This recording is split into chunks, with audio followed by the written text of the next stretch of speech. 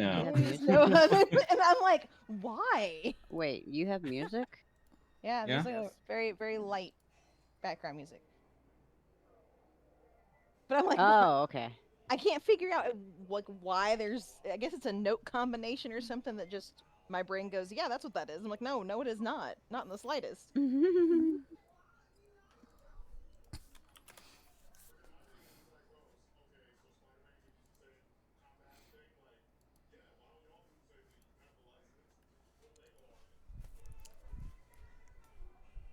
arms are sore from jujitsu last night.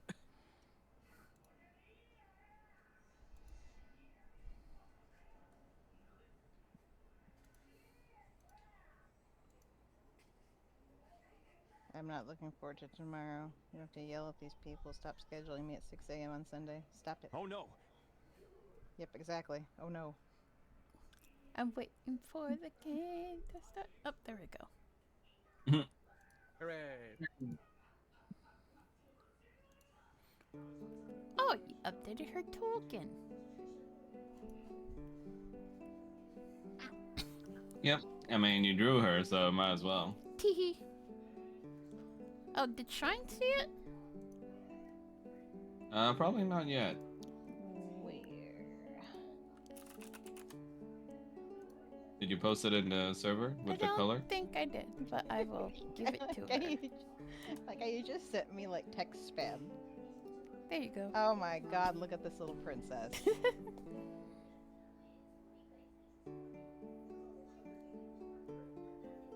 See the Wait, top I'm left spamming you? picture? No, she was talking to me because I spammed her okay. with googly boop.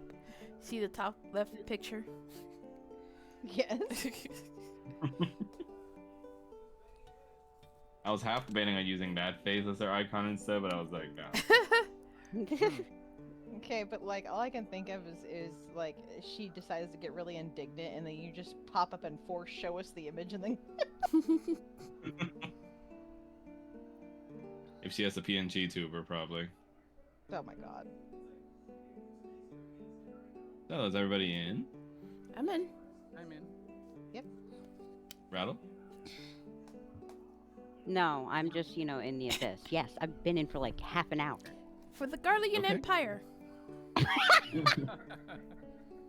Alright. Yeah, I don't know why that's legitimately the Garlean icon. Maybe it's just like a coincidence, but like it's kind of very similar. The lady. But, hi guys, welcome back to Barovia's Hope. Shorter recap as usual. So you guys finally made it to the town of Kresk for the annual winemaking competition, famous in Barovia, where the winner, as far as you know, from the Foxians, or sorry, the Bovines, is that you will gain exclusive access to the winemaking operations of Barovian Red, and also get a first-hand experience in making it. And also some other rewards you probably don't know about yet. But on entry, you guys have already experienced how shady of a town it is. It entirely looks gentrified with iconography for vegetarian food-based places everywhere, along with rather questionable merchants and flyer handlers giving you all sorts of panhandling in the streets. Sorry, vegan With gentrification is killing me. what do you say? As a vegan gentrification is killing me. Yeah, basically. But you guys eventually meet up with the disguised version of Ka, who explains to you that the competition will be starting in about 1 or 2 days, depending on how things go. But that there are 3 factions currently vying for the first place in the competition, because it seems like the rewards are more than you would think they are. You also ran into a lot of sites where it was very clear that the soulless have a very, how to put, servile role in Kresk society, especially with being used as either just slave labor or, at worst, bodily release. And you guys managed to find a room for yourselves as the Harkin family, of course, in the inn, and got first dibs of what room to choose. And after a little bit of tension between Kanan and Irina, you guys went to bed after meeting up again with Barbara, who is disguising herself as the wench of this inn to help give you guys information and serve you. After a good amount of rest after your long journey, you finally managed to stir awake, especially first with Roger and Paul. You guys hear light knocks at your door, and then you hear the hurried sounds of footsteps walking away.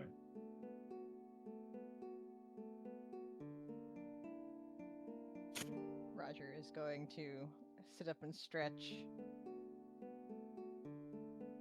and look around for a second and then be like, oh, that's right. We're here. Okay. Just gets up butt ass naked. Brushing feathers off of himself. Yeah, I wonder what you guys did last night. Started some rumors. Paul said yes anyway. Yeah, let me know that you guys are still disguised as the the son and or what the son and the mother. So this will start some rumors. Roger's like, it's fine, don't worry about it. Yeah, Roger's just like brushing feathers off of himself, like, okay. Just like, Paul. I do believe that was our wake up call. Paul is face planted in the bed, his wings just kind of everywhere, and he's passed the fuck out. Just gonna go over. Paul. Just nudging him. Hmm. I think that was our wake up call. I didn't hear any yelling. It was a knock. Is there a mirror in this room anywhere? No. Okay. Roger's gonna stop for a minute and sort of stand there and look down at himself and just be like, kumquat. He wants to see if the clothes are on or not. The clothes are on, yes. He just stops for a second. Okay, so hold on a second. If I want, I can run around butt ass naked and nobody in this place would know. Logistics.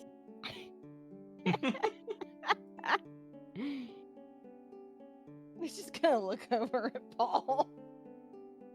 Paul is going to slowly drag himself out of bed.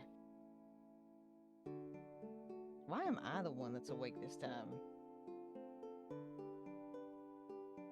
Huh?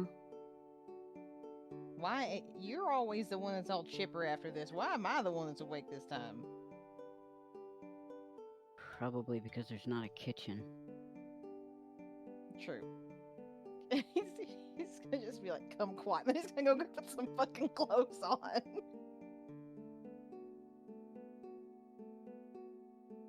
Paul is tired enough to not even realize he's naked and he's not in disguise, and just kind of go over to the door. What are we waking up for? I got no idea yet. I guess we're gonna find out. He goes to open the door. Darling. Take a look down for me, if you will. He looks down and immediately wraps his wings around himself. Yeah, I figured you probably wouldn't want to do that. So, I mean, if you want to stay naked, apparently you can say the word and you'll look like you got clothes on. Wait, what? Yeah, look, say the word for the disguise. Watch what happens. Kumquat? Your disguise comes back on. fully dressed. Yeah, you're fully dressed in the glamour, but you are still naked underneath. You know you're naked. That's kind of unsettling. I know some people that would have loved this back at the brothel. Just gonna say that much. Paul looks over at him. What? You? No, not me. I don't want to walk around. I mean, like, if I'm at the brothel, I'm walking around naked for a reason. I'm advertising.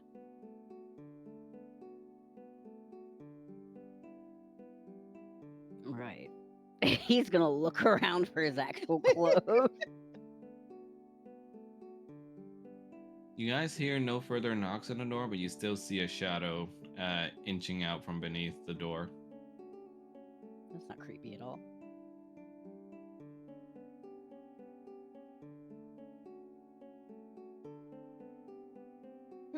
Roger is, now that he's got clothes on, he's gonna kumquat, put his disguise back on, and just crack the door open, like just a little bit, so that they can't see, Paul in the background. And, stick his head outside his cassie and just be like, "What is it?"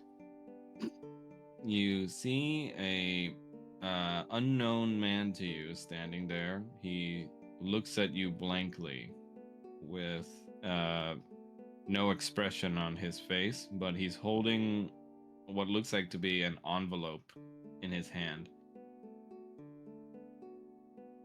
Roger's going to take the envelope and slowly close the door. Mm-hmm. Do you read it? Yes, he's going to read it, but he's going to basically take the envelope and then slowly close the door and read it.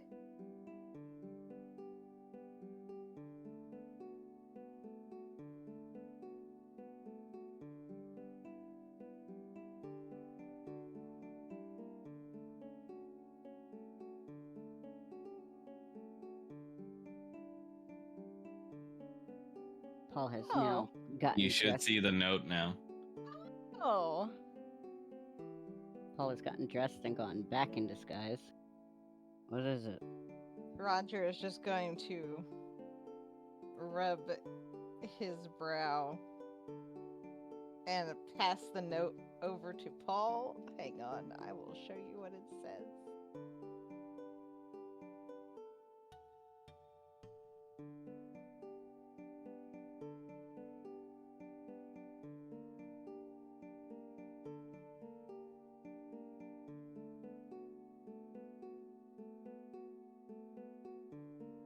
Ha! So, at this point, since they're both in, so Roger's gonna open the door and just be like, "So what are we gonna do with him?"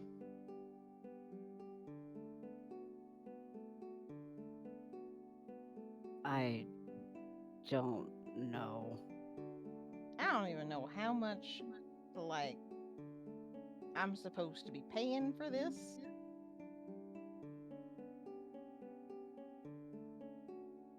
Well, it says give coin. Well, yeah, it does, but I mean, like, I don't know what they were charging her before. I don't know how much to give them. I don't know how suspicious it would be if I just sit in it. They were just saying, "Oh, the usual," and I just kind of rolled with it. So either I gotta guess, or I gotta send a note back saying that his services weren't needed. But that is gonna make things even more confusing. Okay, well, when was the last time these guys even visited? Well, I mean, it wasn't busy. I don't know. Like what, when the Harkins Because came here? maybe she just forgot what the usual is. Maybe. Might be able to swing You see the that. soulless man still stands there, lifeless in his eyes as he seems to await orders. Roger's just like, I don't understand how anyone can like this. I don't get it.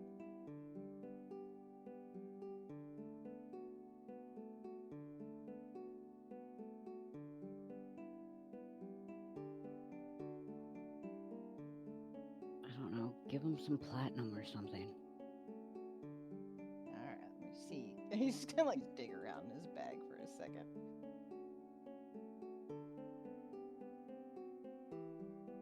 He's just like, you know what? We're just gonna, and he's just going to like, parse out like 300 gold, basically, because he's like, I don't know how much to put for this, so. Okay, you put 300 gold in a pouch and put it in the soulless man's arms. He's just gonna pat him on the shoulder and be like, good job, your work here's done, you can go back home. Or back to, whoever's in charge. You see, he only walks away in a drone-like manner, back downstairs, holding the pouch. Roger slams the door shut. How does anybody like that? Upon hearing that door slam shut, Falmouth, you begin to stir awake. Not that I wanted to wake up.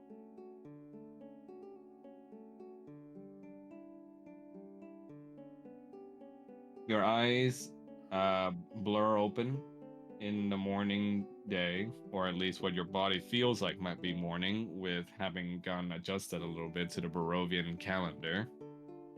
You see Era as the sword still lying next to you, thankfully. And there seems to be some kind of noise that had occurred across the hall for you to wake up. Wonderful. What are they up to this time? Well, they were quite loud last night. You can hear while in a sword form? Or Oh, they I don't. across- Oh, I don't exactly sleep, so yeah, I suppose I heard some things. Well, probably best not to mention that to them because otherwise it'll just make Paul feel very self-conscious. Why not? It's good for them. I honestly think that they make a good couple. Oh, no doubt. But I feel like if we mention that you heard them, then it'll make Paul feel self-conscious again, as I said. Says, oh, that man must have more self-confidence in himself. He wields the power of the stars in his hands at all times. Yes, but he's... Oh, dear. Hell yeah, he does. Anyway, But it is a good opportunity to wake up and meet the morning dew, perhaps walk around this town a bit. It has been quite a while since I saw the town of Kresk. It is quite different, as Lady Irina said, from what I remember. Faunus is going to stretch and start to dress himself. Then again, most of my time here was mostly spent partying.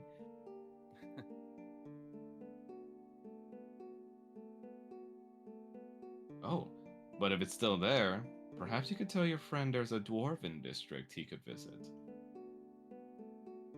Sure, but that also depends on if the vegetarian or whatever who hasn't stamped it out. Oh yes, I am quite curious about what dwarven vegetarians look like.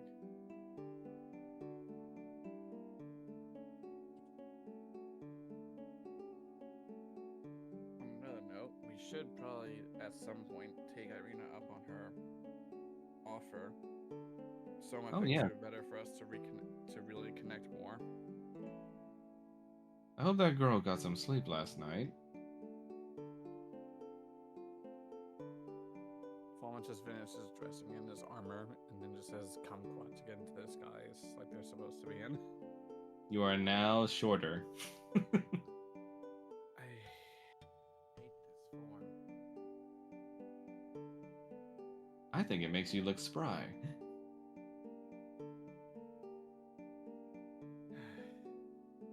I lose 20 inches of height. I don't like this. And the glasses make you look intelligent.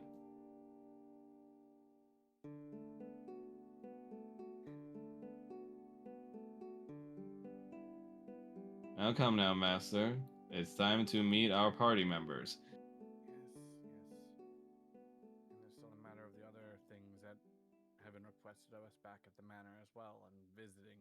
that temporary pass or whatever. So much to do in so little time. Such is the hero's life. Meanwhile, Kanan, you feel little pats stomping on your chest.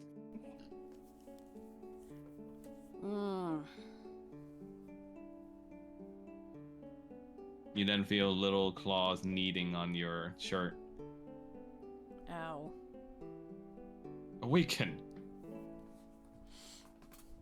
He opened one eye. Awaken, I say. You are to be my caretaker. You must be up as early as I am. Kids. He will very slowly sit up and yawn. Your breath smells awful.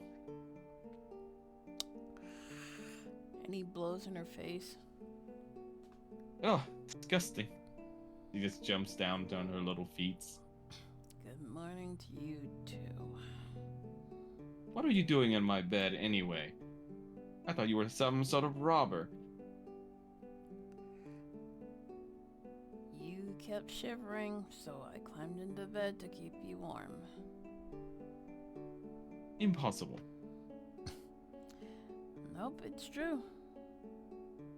I am a white dragon. I do not shiver. You were last night, and Irina already took the other bed, so... She said, Irina? You mean that woman? Yeah, She's not in your other bed. well, she was last night. She looks at you and just goes like, well, she is not there now. You must simply keep better track of your servants. She's not my servant. Whatever she may be. You need to learn how to stop talking like that. How am I talking? Like you're haughty royalty. How dare you? I do not sound haughty. Yes, you do. Well, Loosen you feel up. that way, then I shall have breakfast without you. Do not leave by yourself. I'm You know, coming. you see she tries to jump up a doorknob but can't reach it. He'll stretch a few more times, like hearing some bones crack before he puts on his shirt. She looks at you and goes like, break this door down. Please. Give me a moment. He says that stupid word, kumquat. And he will pick her up and put her where she was before.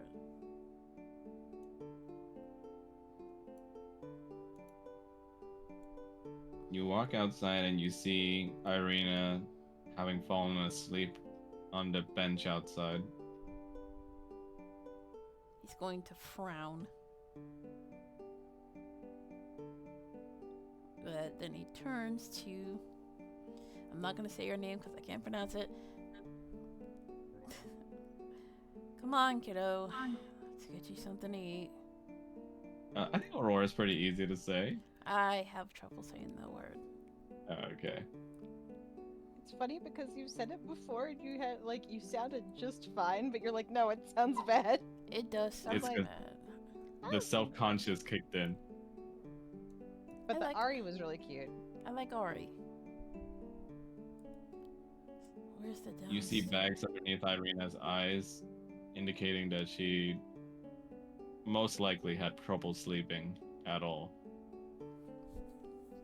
He's gonna nudge her. Yeah. That's you. Time to eat. If you want to eat.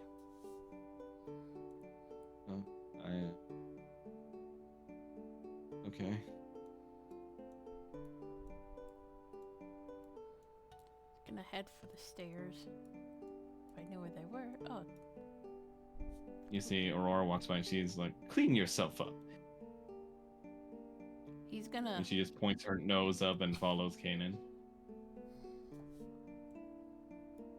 Is this the downstairs? Yep. Okay. Yeah, he's gonna walk downstairs. Kanan, you walk downstairs and you see the sight of a soulless man handing over a coin purse to the same shady merchant that you ran into from before. He counts the coins and forces the soulless man to stand there while he counts. And when he has a good count, he simply smiles and starts dragging the soulless man away by the collar. Is that really necessary? Yeah? Oh, if it isn't, the Harkin family patriarch. Hello, sir. Good morning to you. It's a soulless. You don't have to manhandle him. Oh, it's not like he's gonna tell me otherwise. What's he gonna do? Like, complain? Just don't yank it around, please. Understood, sir. To be honest, I didn't know you were such a sympathizer for these soulless.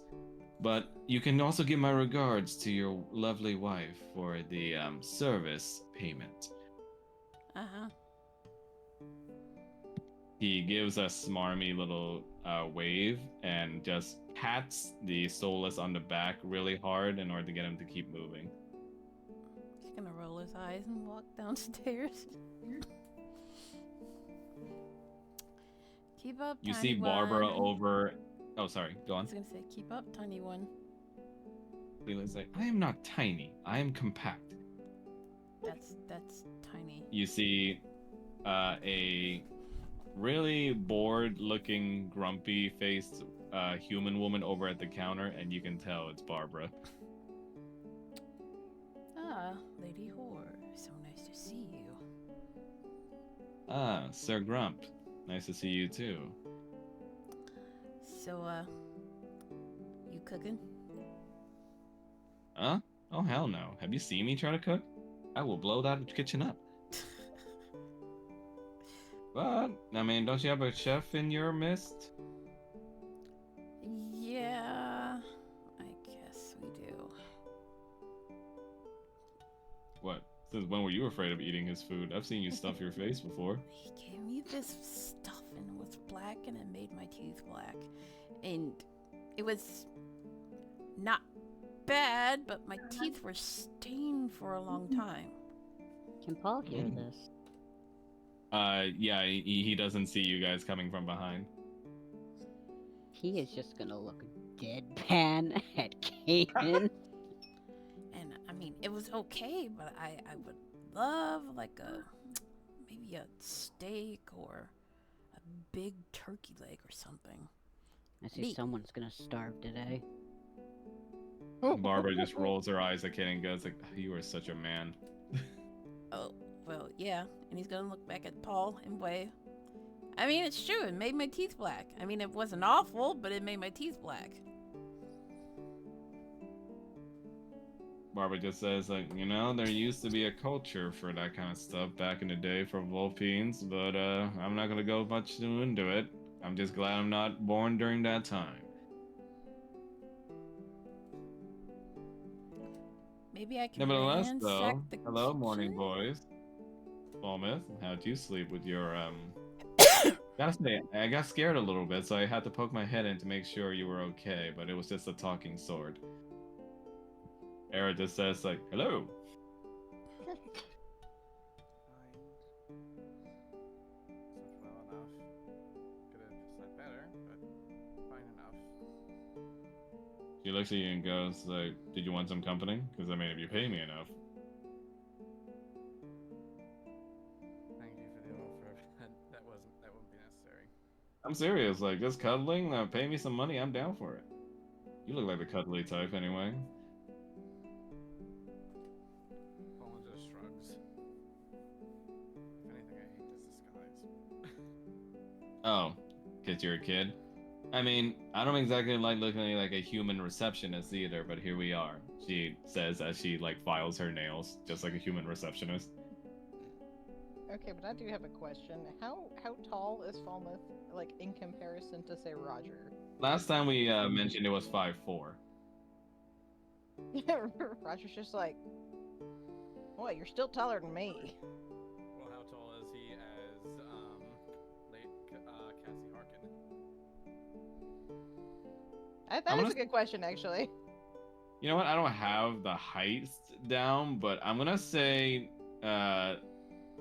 like just a little bit shorter than Kanan's disguise as Butch. Butch is like 6'3", so Cassidy is like 5'9", I think. Roger says that and then stops because, I mean, you know what I mean. Usually. Yeah. Paul just crosses his arms and just looks at Roger. I'm gonna say also Jesse, aka Paul, is about 5'6". Amazing. Roger's also gonna be like, I found out something really interesting this morning. What? Well, you can, if you, he is going to gesture to himself. If you don't happen to have this on, and you don't have anything on underneath it, Oh, yeah, you talking about being naked underneath your glamour thing? Yeah, that's a thing. yeah, Yeah, surprised you guys didn't know. I had no clue. You weren't Not gonna mean- until tell this us? before. I mean, do you always assume I'm always clothed when I'm talking to you all? Oh, we had Lavinia, and now we got you too. She smirks. Well, I could be clothed, I could not. You will know. At least I trust her more than Lavinia. I do trust you more than Lavinia, yeah. That's not high bar. Speaking of, she's been coming up with some interesting potions Don't based on what drink she that. got off you guys. Beg pardon? Yeah, she told me to give you this little flyer advertisement. And if you look in the Discord server, underneath the channel that says Lavinia's Experiments, you will see all the little flyers she made regarding the potions she made off of specific things she got off of your body. For half of a second, I thought she was still you were still doing her when you said if you look at the Discord server. I was like, wait. No. Paul's eye just twitches. We are getting magic locks for our rooms. I just love that from a lock of Paul's hair. Don't worry about it. Mm. Kana's gonna go into the kitchen to look for food to cook. Barbara grabs your hand. Hey, not so fast. What? I'm hungry, and I gotta feed the kid. You see Aurora just jumps up on the counter and goes like, yes, who are you to stop him, woman? Kanan is going to pinch. You see Barbara just raises a brow. Kanan is Excuse going me? to pinch Ari's ear and drag her to him. Ow! How dare you manhandle me? Teach your elders. Treat your elders with respect. Oh God, am I an elder now? That's terrible. Compared to her, yeah.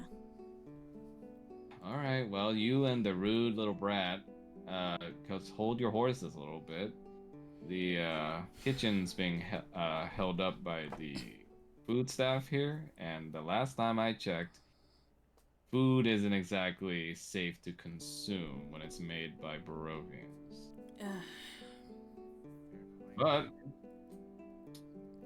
me and the girls, and also some of your bird friends, came up with a little secret base for y'all.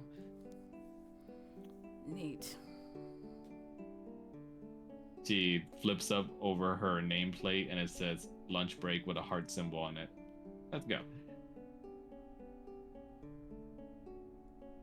He looks confused. She takes you over to a little supplies closet. Well, come on, move. Meanwhile, Irina finally saunters downstairs with a groggy look on her face.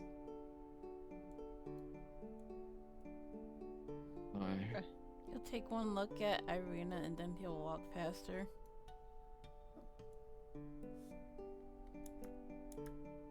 Roger's just gonna look at Irina and just be like, yeah, doing alright? Peachy. Paul's gonna grab Irina, pull her into a hug, and just like walk her along with her to try to keep her upright. Thank you. You see Barbara takes out an accessory from her earring and it acts as a tiny little key, and she puts it into a little hole in the supply closet wall and opens up a secret entrance. Oh no. You don't just have these everywhere, huh? Yep, kind of how we Vulpines work. No, come on, downstairs, downstairs. She's got deep pockets. I mean, she She's- is what? She is what they call what? Shinobi. I think that would the name was what Zazen used. You bet your ass I am. She slaps each of your asses as you go through the door. Hey. Just making sure you're awake.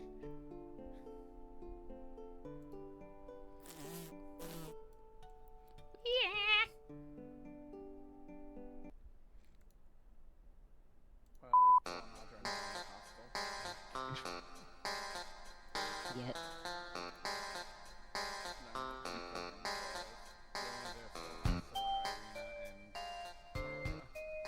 Yet.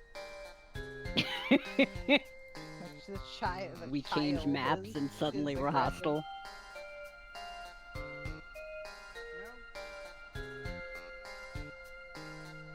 You see she pops out of your coat. Aurora does, Kanan, and just goes like, oh, what a dank place.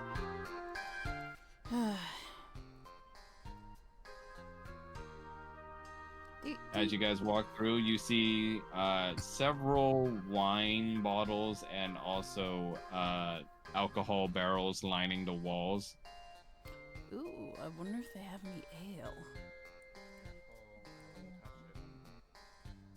Barbara just goes like, I don't know if those are filled or not, but you're free to check. I mean, we just put them there in order for set dressing in case anyone found this place. Kenneth's gonna try and open like one of the corks that are like attached to the barrel. Roll for luck, which is D100. Okay. Let me see here. Sharp. 1D100. For some reason, I can't. Oh my god. Is that a 9? Yeah. Oh, okay. But so you open the first keg a barrel you find, and out comes a little bit of oil. Oh shit. And he's gonna close it. So he looks at it and goes like, looks like the stuff that was on those weird worm things you fed me. It's oil. Don't. Nobody breathe fire. Irina just sleepily goes over, and you see she tries to drink it.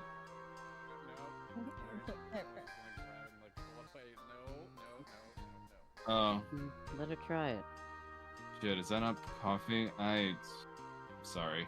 It's oil. Don't ingest it. He just takes a seat over in the barrel nearby. What's wrong with me? You know what? Tonight you're sleeping in the bed. I'll just sleep on the floor, not in the room. It's fine. Oh no, I'm already rooming with Kanan. It's just you know my problem. Is that why you left the room? She looks at the child you're holding. It's my sleepwalking problem. She gives a knowing look to you. I forgot that's an issue. Barbie just goes like, wow, that sounds dark and personal. Anyway, let's go. I'll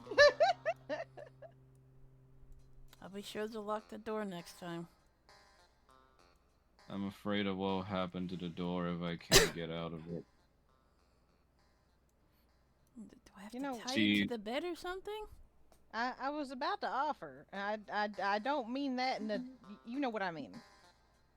I don't even want to ask how good you are at doing that, Roger. Well, I mean, if you do it wrong, you cut off blood supply to your hands, and you can lose your hands. So I'm pretty damn good at it. You see, Aurora said that father was good at chaining people down in ice. Ari. What? He was. He shakes his head. Barbara just goes over and says, all right, now past these sets of barrels. She pushes aside a few barrels to make a little entryway. think all these things have oil in them, because I mean, Like I said, they could have anything, to be honest. I think we just grabbed the most random barrels we could have found in order for the set dressing. What if someone drank that though? Then I suppose they're gonna have a very oily day. Barb, that was bad. She looks at you and goes like, "Yep, I know." Gonna spank me for it? Gotta ask the wife first. Why is she like this? All right, here we go, boys. We look, it's part and tried as parcel best. with the job. What you say? Oh, he said, "Why is she like this?" And he goes, "Look, it's part and parcel with the job, all right." Barbara just goes like, "All right, here you go. Sorry, Paul. I know it's not exactly fancy as the one we got back in the manor, but we did our best." Where's From the what Paul we've is- heard, this competition gets pretty vicious, and sabotage is pretty common. So, secret kitchen. Paul is gonna perk up and be like, "You should have seen some of the ships I've been on." You really should have. So I do love work stories, so tell me and Helena sometime. Roger's gonna pause and just be like, "Okay, at what point do the barrels stop being set dressing and start being actual ingredients?" Well, those Why? ones that you're standing near, I know are actual alcohol, because, you know, this is the actual place where you're gonna need to make some alcohol. All right. So, I know that you guys aren't exactly winemaking experts, but even then, it would behoove us to try and win that competition based on what Zazan says. And he didn't exactly say we had to do it nobly, so if you need me to do a little bit of, you know, shinobi work, let me know. I have no idea how to make wine. Don't pretend he didn't hear that last part. Barbie just goes like, well, I don't know. You guys have all had alcohol before, right? But yeah, I don't know how to make it. What's the best alcohol you've ever had to memory? Paul is just gonna stare incredulously at Kanan. What? I don't know how to make wine.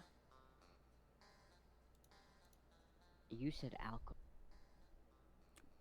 What? Okay. You cut out, by the way. You said alcohol. And? How do you not know how to make alcohol? Not everybody was raised by dwarves. What he Well, that's said. the first problem. Okay. Barbara just puts up her hands. Right. Whatever. But, okay. Again, the question is, and she looks at Kanan first, what's the best alcohol you've had in your life? He's gonna cross his arms. And if you Think. look at the server, I make channels Yeah, based I on saw your that. guys' I saw that. experiences with alcohol. The best tasting drink I've had was called the Dragon's Glow. It's like a Fancy sounding.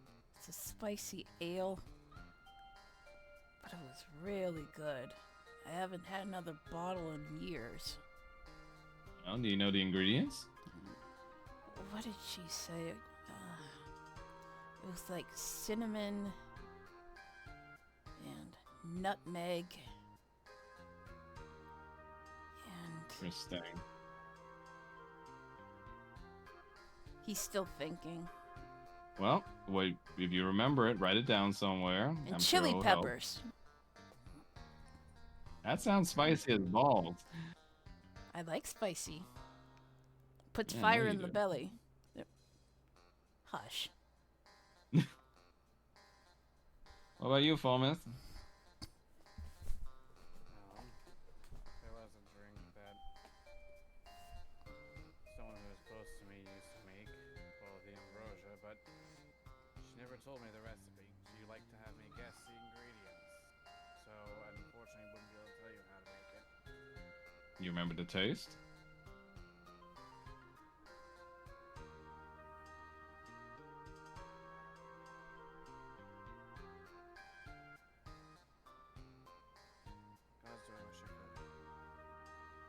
Well, I mean, we do have a mysterious girl that could help you with stuff like that.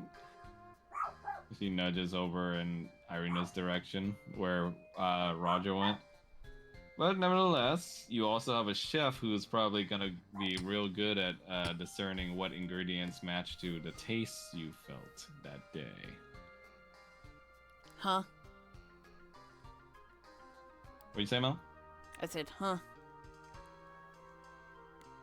It's like, she looks at you and says, "Are you awake, Kanan? Keep up."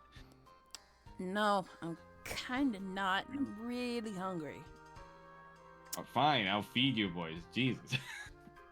He smiles. And she looks over to Paul. I mean, you've got to have like a crap ton of that dwarven ale knowledge in your brain, right? Mm-hmm. It's not the same as wine. It probably not, but you can probably do some kind of hybrid if you want. But if we're talking about wine, Roger, What? what are you doing all the way over there? Well, if we don't know what's in the other barrels, What is with I- you boys and what's in these barrels? look, I think it would behoove us to poke around a little bit, find out what's in some of the barrels, because it could be Okay, useful. fine. You can play around with the barrels all you want, but first let's get this out of the way. So what are you calling me over for? What is it? Look, being someone from the same line of work, you probably had to share a bottle or two of some of the good stuff with your clients, right? Yeah. Well, was a lot of it wine? Well, there was a lot of wine and alcohol in general, of course. Well, now we got someone with experience with wines. Most of it was elven wine. Not really my favorite thing in the world, but Oh, elven wine is strong. It's really fortified. Considering these folks are fine drinking drugged up wine like Barovian Red, I'm sure the strong stuff is probably what they like. names are all fancy too, you know. Let me think here. The one And that since- I Oh, go ahead. Sorry, Shrink. Go. It's like the one I always remember was the one that Lauren like was at Tears of Dawn stuff. It's bright pink. She looks at you and goes like, "Lauren, Yeah. Well, one of my You- customers. say that again." Sorry. One of my customers. Oh, okay. Interesting that you knew him by name. Roger just sort of kind of clears his throat a little bit, like. Paul is just gonna kind of glance over at Roger. Well, I mean, you boys can put your heads together and make something, I guess. Paul, you'll be busy, and Kanan's tummy is rumbling, so I guess I'm gonna have to make some food. Not just me. So he looks at you and goes like, "All right, what kind of sandwich do you want?" Oh, You should make him a panini. What the hell is a panini? Paul is just gonna stare at her. he's gonna look. Is there any bacon? He's looking around, looking for bacon. There's pork, yeah. Now, what about eggs? Yeah, few eggs. Could you make me an egg sandwich All right. with Even that? some? Not even I can do. Irina just pokes in. Does someone say eggs? Paul is gonna look over at Irina and then look at Barbara. Let her help. Egg sandwiches are so delicious. Yes, her. Yeah, I know how you feel about eggs. Irina smiled and goes like, "I'll make the eggs, Kanan." He's gonna shoot. He's gonna shoot Roger a dirty look. Roger just grins. All right, while I'm doing this, I guess any of you boys want something too, or is it just Kanan? Make a little sandwich for Ari too, please. All right, so it's like, what is a sandwich? It is food that is between two slices of bread.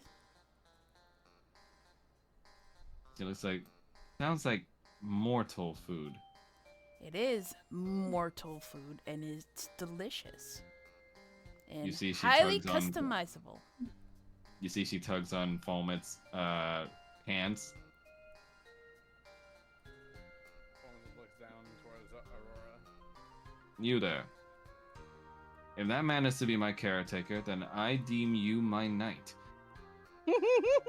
Ganon's gonna roll his eyes. Foamet just raises a brow. Just humor her. And as my knight, you will hunt down for proper food for me. What, you don't think this is proper food? Who slaps on 2 pieces of breading between meat that you can just chew on? Well, do you want to know why? There's a reason? Yeah. Very well, tiefling, what is it? Alright, well, you may not really be too much aware of this because you are a dragon and you usually go around all fours, but people who stand on their hind legs like the rest of us, he's just gonna wave his hands, you usually want something to eat that we can just carry. And that's an easy way to carry without making a mess.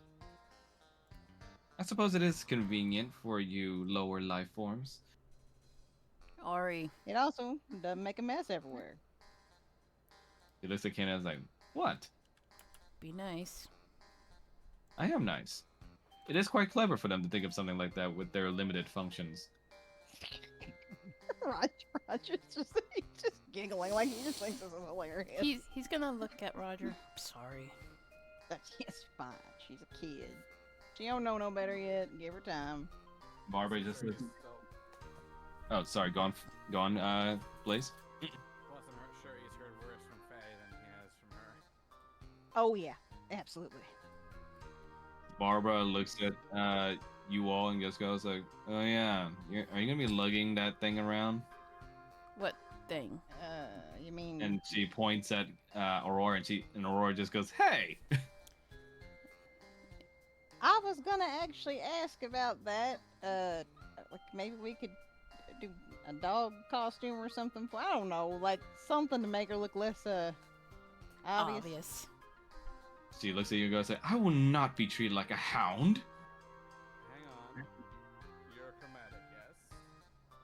Yes, proud. And don't tip. And isn't Tiamat her domain triggering? Yes, she is the cleverest of all dragons.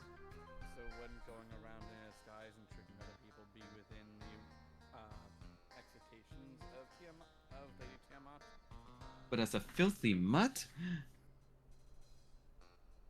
But I mean, you know you're not a filthy mutt. Of course I'm not. And if you happen to get in a fight or something, then you can scare living daylights out of somebody. Roll for persuasion. You say this to the person who can't roll below a 10. There's always a chance of a nat 1. I don't know if I like the. I don't know if There I again, like the. mhm. I don't know if I like the idea of her going around scaring people on purpose. Understandable. I'm just saying that if the opportunity presents itself and she needs to scare someone off, so she doesn't have to get in trouble or hurt. Irina just says, why not? I don't know your fox people magic, but any chance you could make her look like a little girl?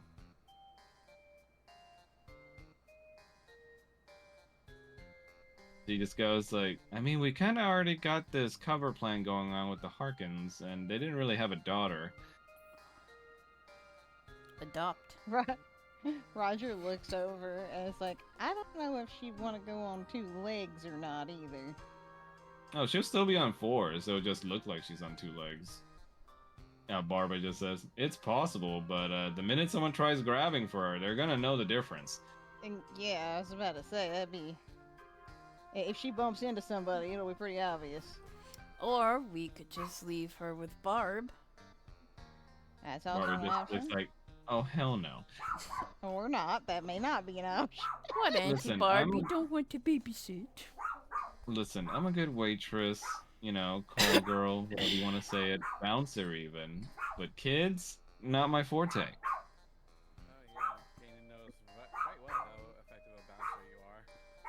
Yes. I Think hope he of it- does. Think of it as a new job experience. Yeah? And you gonna pay me for this job? Sure. How much? How much you want? Alright. She just goes like, he said, about 300 gold should do for the brat. Done. Or I just goes like, I will not be sold off like some auction. You're not being sold off. I'm hiring a babysitter. I told you I will stay by your side to judge your worth, and I will. It's kind of dangerous, and I need you to be somewhere safe. Just for this time around. Irina just looks at the kid and goes like, doesn't feel nice, does it?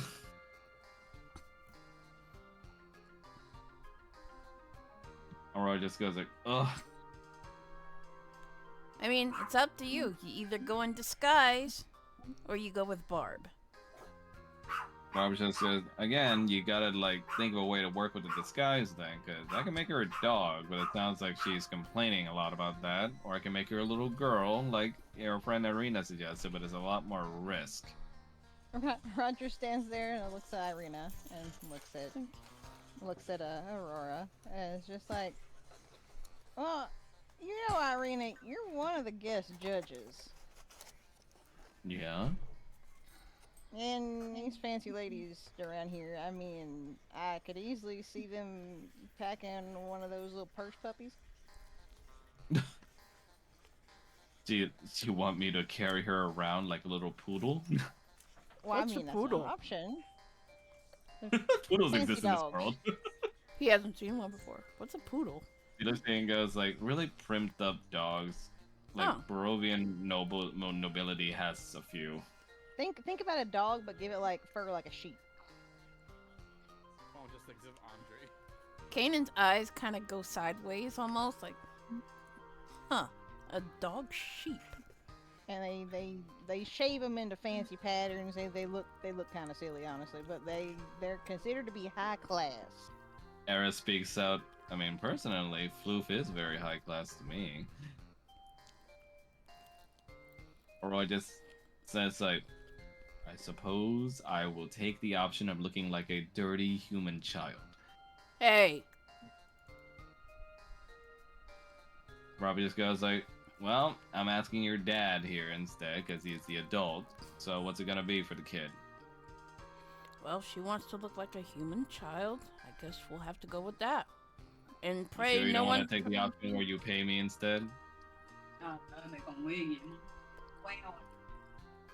No, I would much rather pay you to babysit her, but she is very adamant on not leaving my side, so we're gonna have to do with the human. She stomps her leg and says, I don't want to be left alone.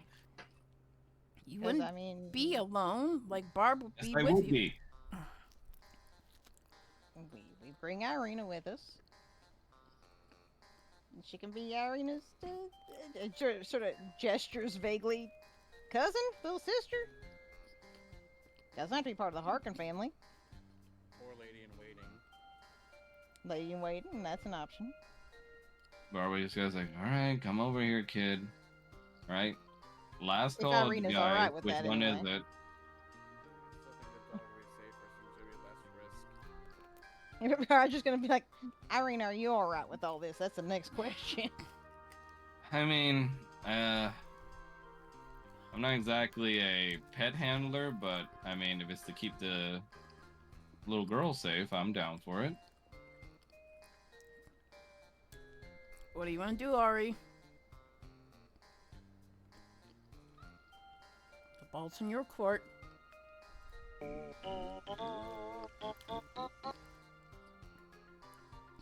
He stares at you. Would you really have preferred selling me over to that woman? I'm not selling you. I'm paying her for her services. You are not being sold. Roll She for was just persuasion. taking care of you, darling. Until this competition is done, and then you be under my watch. You have your advantage thingy. Oh, okay.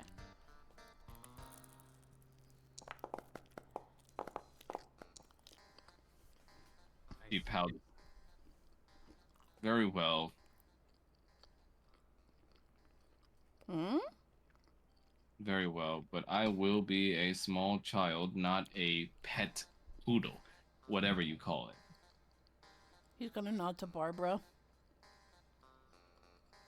With her magic, she puts on a little talisman on the girl's back. And she is transformed into a human girl with white hair and also blue eyes. Blue Eyes White Dragon? I mean, She's dressed in like a modest little outfit, just like a simple little dress you would see small girls wear in Barovia. This feels strange.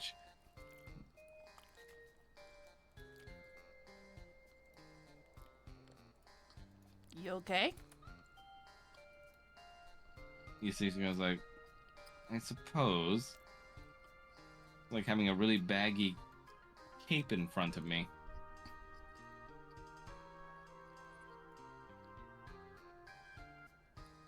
You see, she starts walking around with the disguise, and it kind of looks like she's limping a little as she's trying to learn how to make it look good. That's why a quadrupedal one will be easier.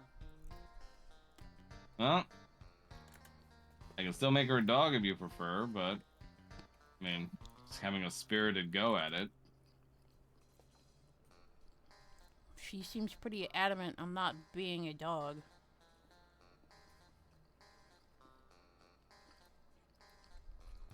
Probably just goes like, all right, well, But whatever you guys want to do with her now, up to you, but don't blow your cover.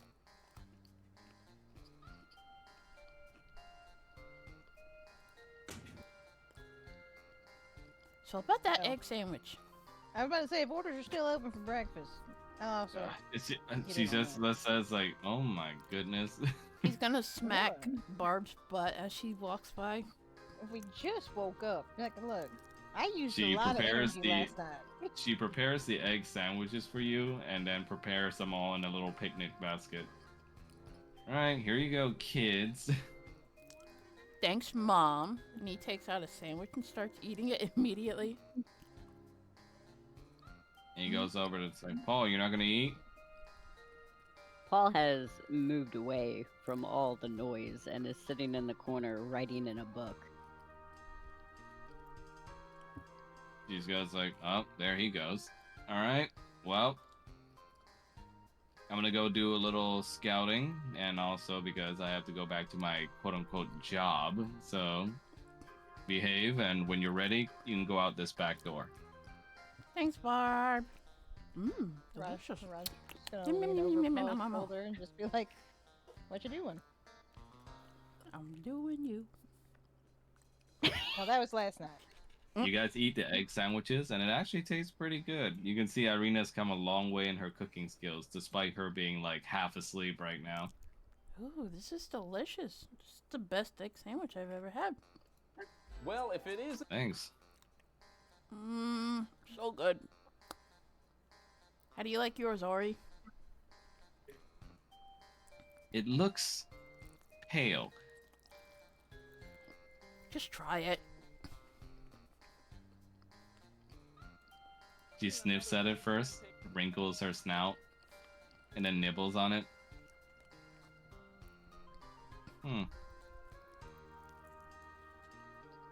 Well, Not bad for chickens. Didn't you say that you prefer food as pure white anyway? So wouldn't the lighter red be to your palate? The bread is fine. It's just the yellowness of the eggs. It reminds me of that old man. Drakshara? Yes, whatever his name was. Just eat the damn sandwich. He was always trying to nag me. Probably just trying to protect you. Wasn't he banished centuries ago by Tiamat? Yes, I was but a small little whelpling back then. Aren't you She goes like, and? Is there a problem with my age, Sir Knight? The math isn't adding up. She looks at you and just Don't goes ask a girl like, about their age. she looks at you and just goes like, nevertheless, you always told me I was a growing girl. Never understood what that meant, but Lady Tiamat always was annoyed by his presence. So I've I mean, is heard. there like some difference in dragon years or something? She looks at you all, it's just like, I do not know. Father did say the way that time worked in this plane was quite strange, though.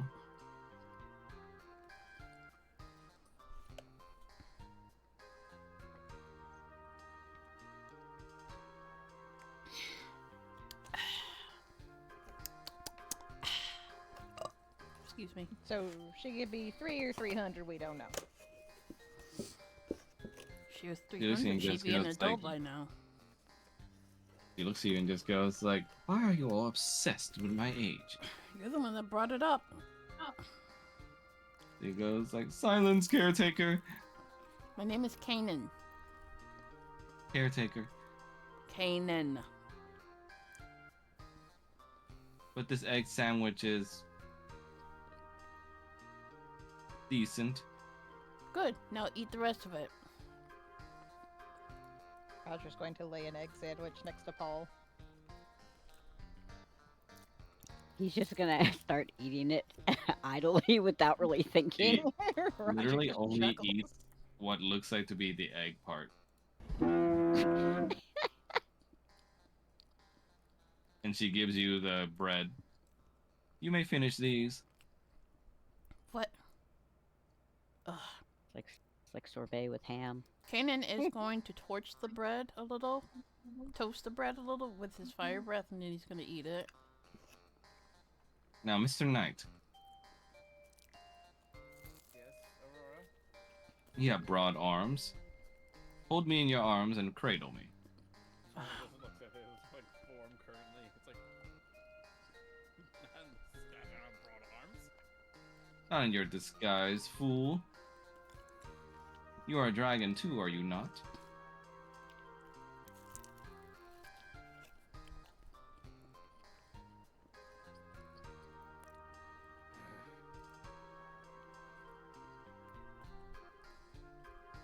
Almost is going to take Conquan and just like dispel the disguise for now. Excellent. Now sing me a song, Kanan. What? Sing After you- I eat, Father always sang me a song so I could sleep.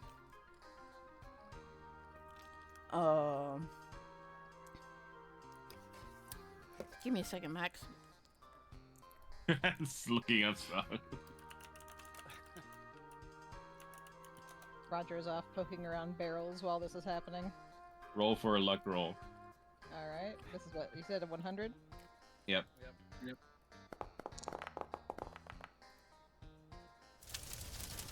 Ah! Of course, Nice. Roger rolls 69. Of course you would. Nice. So you open up a keg, and some liquid comes out of it, and you give it a little taste with your finger, and you taste that it's ale. Oh, well that's alright.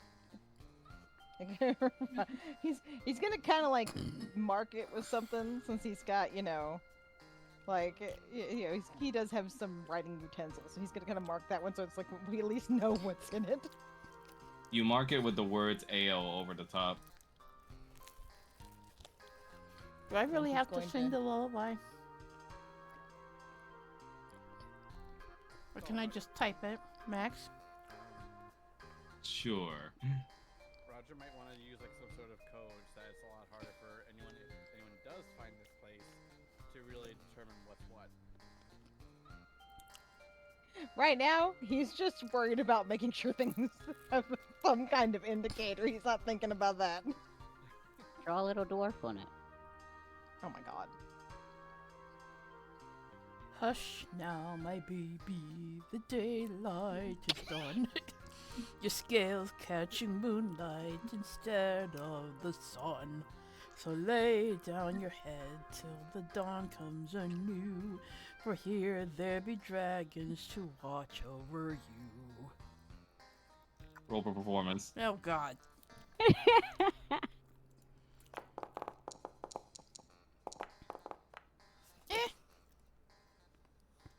She says like, you're off key, but it will do. And she falls asleep in Foamet's arms.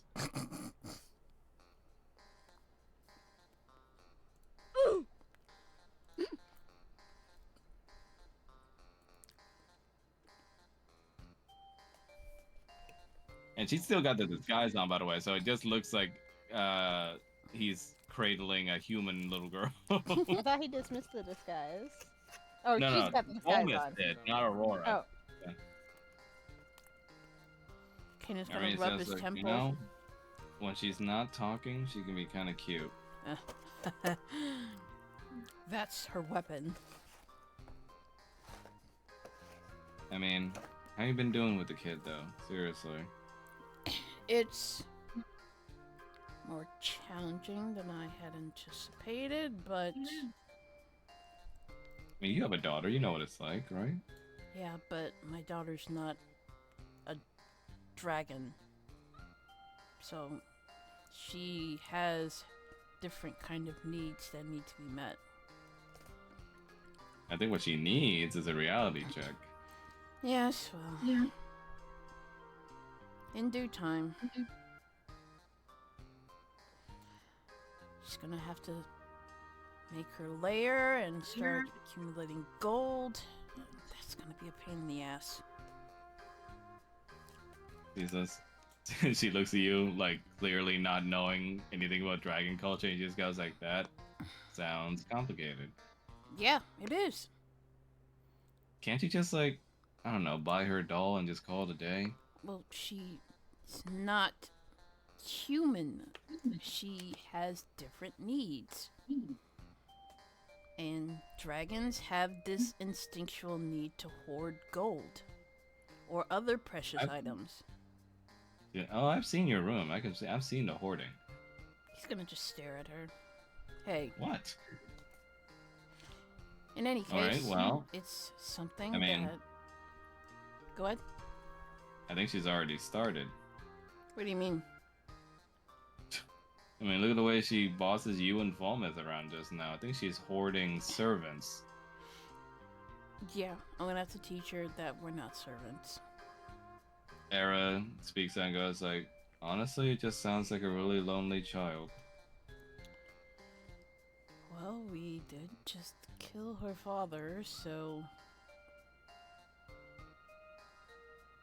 Era says, I will never apologize for ridding the world of an evil dragon, but I do feel guilt over the fact that it was a small child's father.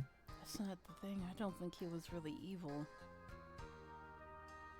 I think he was just doing what my mother commanded to do. True, but... And don't forget, he did kill that griffin's young. It's complicated. Like I said, it's complicated. Fucking... I do not judge you for your blood either, Mr. Kanan. I know sometimes one cannot help that.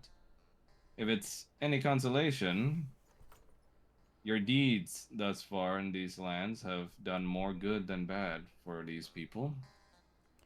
One day they will be grateful for it, even if they don't show it now.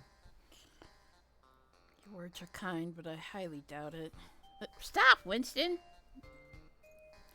I don't wanna pet you. Anyways. Soma speaks out from your mind and just goes like, the boy speaks truth. However, gratitude is not why we do this. We do it because it's our job. Nothing more.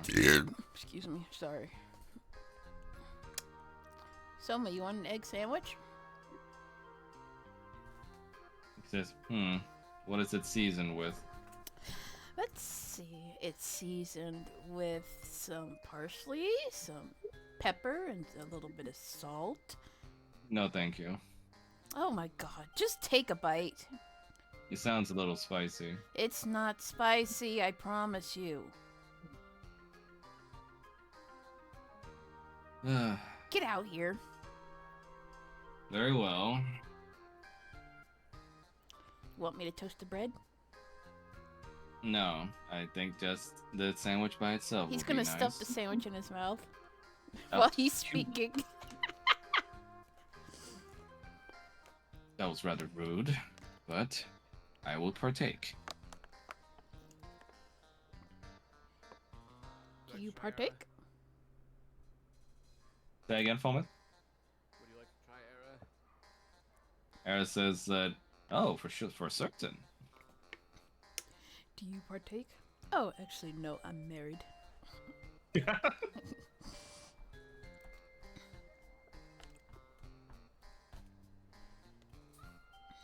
When Era appears, you see little Aurora grabbing both the sleeves of Soma and Era. And you see she mutters in her sleep, saying, Papa? Oh dear. And the two white dragons simply look at each other in awkwardness. I'm gay, but I'm not gay. Era looks at you, Falmouth, and goes like, boy. He certainly doesn't make it easier to remember what we did.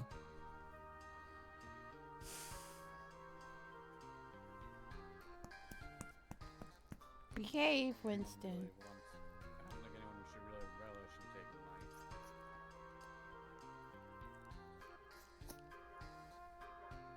life. Soma looks at you and goes like, one should always relish eliminating evil from the world.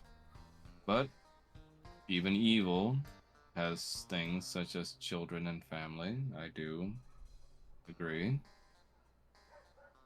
But with the right guidance, this child will grow to be better than what she was born to do.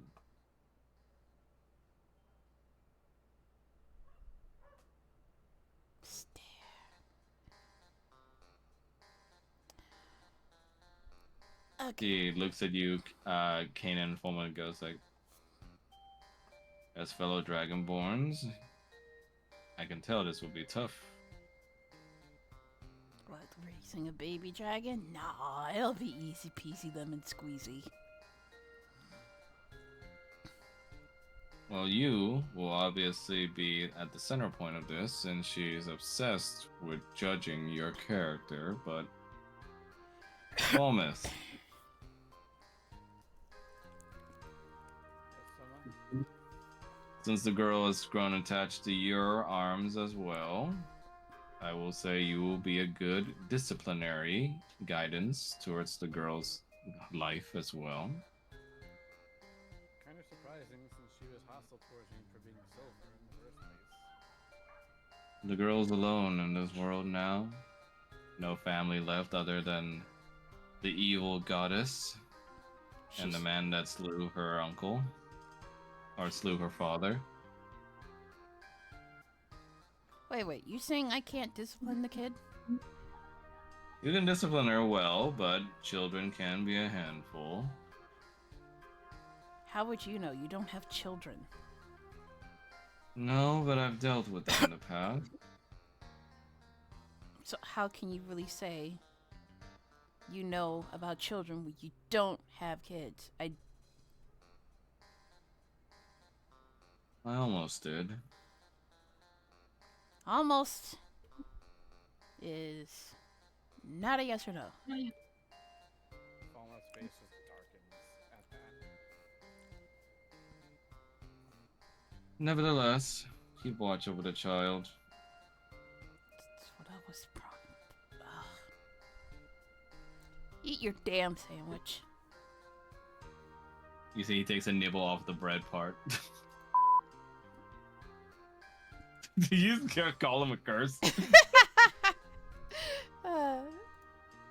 You love me. Meanwhile, over in Paul's corner, what is he ruminating on? He is currently working on a wine recipe. I come up with a new recipe. Literally. I would have loved his food. What, Ignis?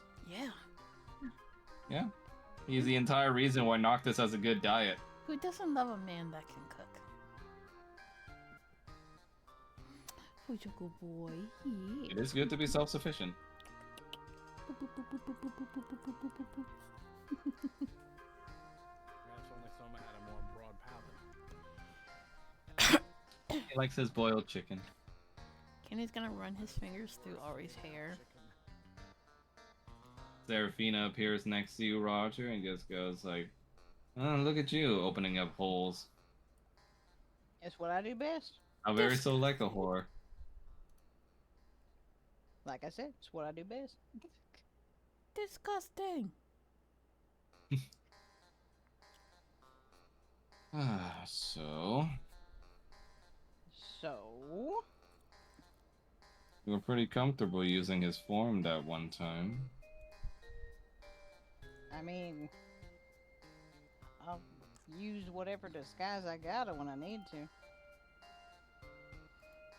Your mom has a history with him too? Apparently so. Apparently, in fact, he's going to sort of gesture at himself. Oh my god, I hope you didn't hear that, Max. What, you fart or something? No. Okay. That's suspiciously specific to Niall. You see Seraphina goes, "Alright, well, we've been on this journey for a bit. Yeah. Pull out the fucking footrest, yes. You see she grows increasingly more frustrated in her expression, almost as if what she's about to say annoys her to no end. While she's doing that, he's gonna uncork another barrel.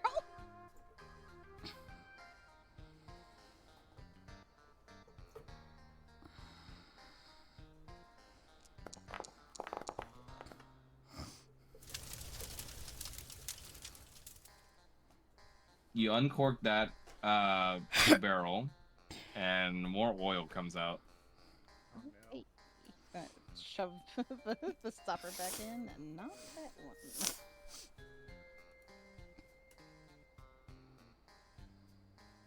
He was He's a just gonna- grifter. I mean, I figured that much. His name's Trouble. It's fun getting things to trouble. He went to a lot of my performances in our tribe. We were war dancers back then. Bitch bust a groove to kill people. Ceremonial performances for conflicts to raise morale, embolden spirits, that kind of thing. Makes sense. At first I thought he was just some scruffy nobody. But he went to enough shows that I started remembering his face, and he...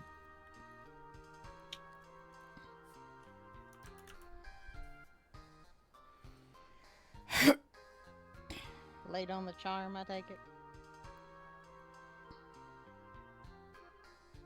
We told him smoking wasn't allowed in the performance venue. And that smoking was bad for him, and he told me that she rolls her eyes at herself.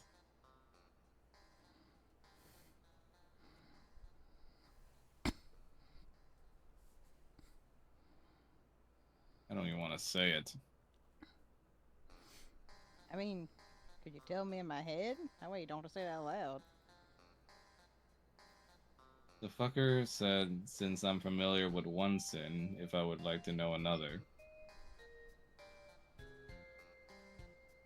Ah, I see. It's the dumbest, corniest thing ever, but I guess it worked. I started talking to him. Trust me when I say I know a thing or two about the dumbest, corniest things ever being said.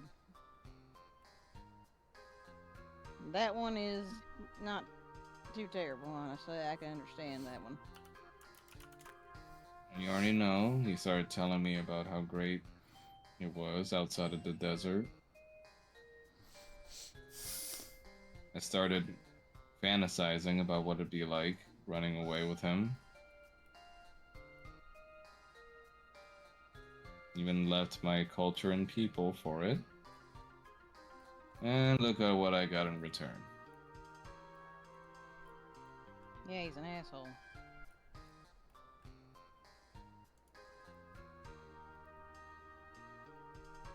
So that Lauren fellow then. Yep. You love him? I thought so.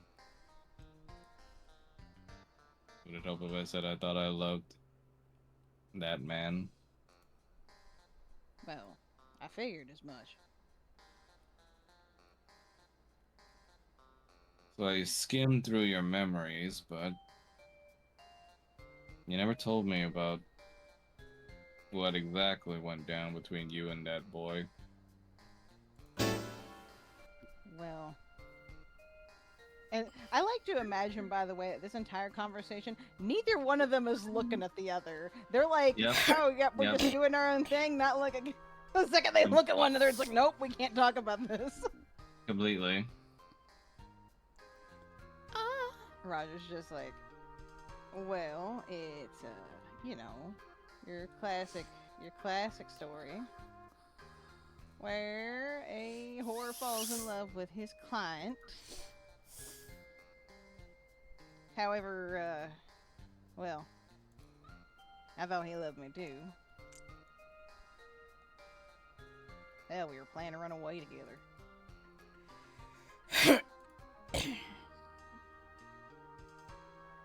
All he's saying is he's just gonna uncork another fucking barrel. It's like taking notes. Destiny has a fucked up way of working, doesn't it? Oh! Yep. Oh no. You become a little emotionally distressed as you start unveiling that story about yourself, and you accidentally got some oil on yourself as the barrel sprays all over you. Lovely. He's just gonna stopper that one back up and just press the digitation a bit. Press the digitation! So, thing about this wine cellar, unknown to you two, is the sound really carries. Oh no. So as you and Seraphina are talking about this, pretty much Kanan and Fometh, you realize that you can hear them.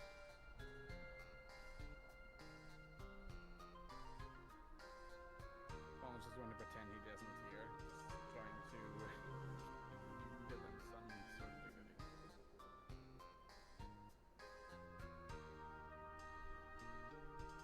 And what of Kanan? Too busy taking care of the little babu. Okay. The little babu. He's not even listening. Because it's rude to listen on private conversations. The baby. I could have stopped any of you guys before. Paul, meanwhile, has stopped writing and is glaring over towards Seraphina. I mean, to be fair, he's just glaring in their direction because they're like around the corner. Around the corner. Stares through the wall. You see, Seraphina just goes, okay. Well, your story and mine's have the same middle point, but what about the ending? Well, you left because he told you things and got you to want to leave.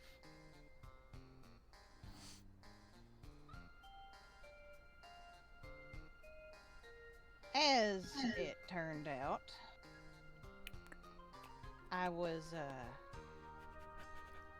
he wasn't the only client I had from that family.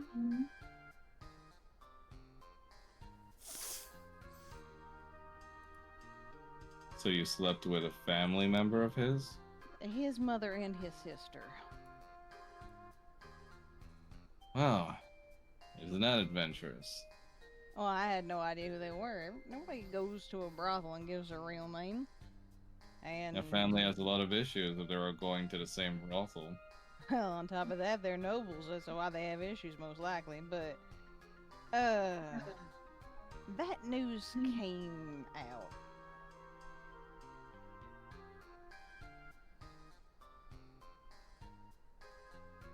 I do remember seeing the image of that boy ousting you. Yeah, his pa did not take very kindly to, any of it, obviously. And, Lauren decided he was going to do, gonna side with his pa. So he left you dry. More like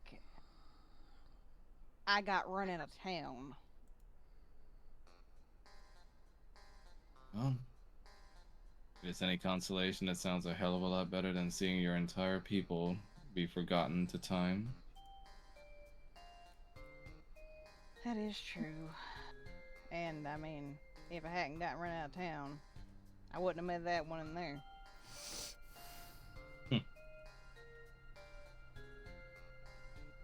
And Feel you like an trust idiot him for that that much? sometimes. It's easy for you to trust in someone again that much? I didn't think it would be, but I guess so. Just to be honest with you, I'd rather burn the next man I see down that tries to talk to me like that. Well, I mean, we cannot hear you if you're saying something. I was like, damn, even if he feeds you?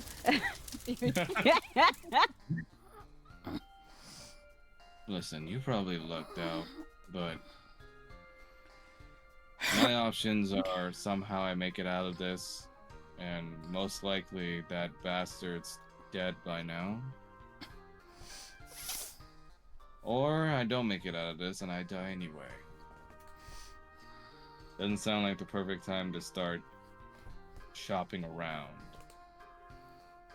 I mean, just gonna say, it seems like a pretty good time to start shopping around. Well, my past two candidates for shopping around a little didn't exactly work out either. Well, maybe you were looking You- in the wrong place. Era whispering next to Fulmus like, I thought we were okay. Probably just gonna pop open another one of these barrels. You open up the barrel and more oil comes out. And stop that back up. It's just like, okay, so we have ale and a hell of a lot of oil. I'll just give Era a hug at that sort of You statement. see, Seraphina looks. It's like these damn barrels you keep checking out. Yeah. You find some ale once in a while, but if most of it is oil, then what's the point of keep checking? Because You're just you gonna get never yourself know. dirty. Yeah, you're never. Well, one, I'm not, unaccustomed to that. But two, if you don't check them, you don't know. Well, if I check them and it's bad, then what the hell am I doing that to myself again? Learning a lesson, learning what to avoid.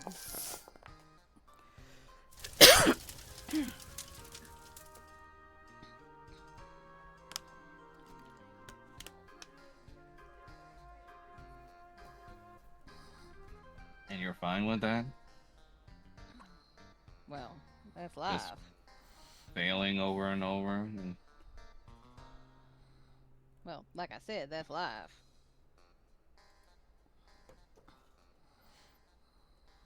You don't get better at anything if you don't try it.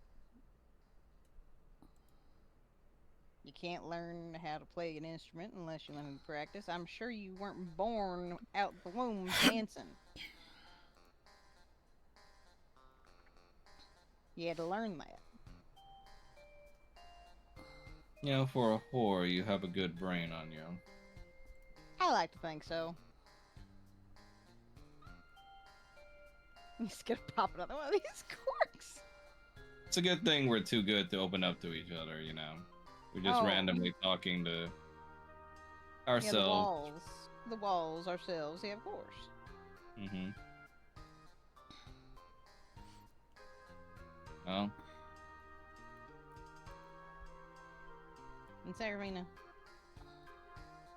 Mhm. ain't stupid for loving somebody. sure feels like it when he screws you over that hard. Yeah, I'm sure feels You saying like you it. don't have regrets over that Lauren boy? I mean, like I said, it sure feels like it when he yells that he's paying his whore in the middle of public and throws money at you too, while sicking guards on you. So, I get it. Trust me.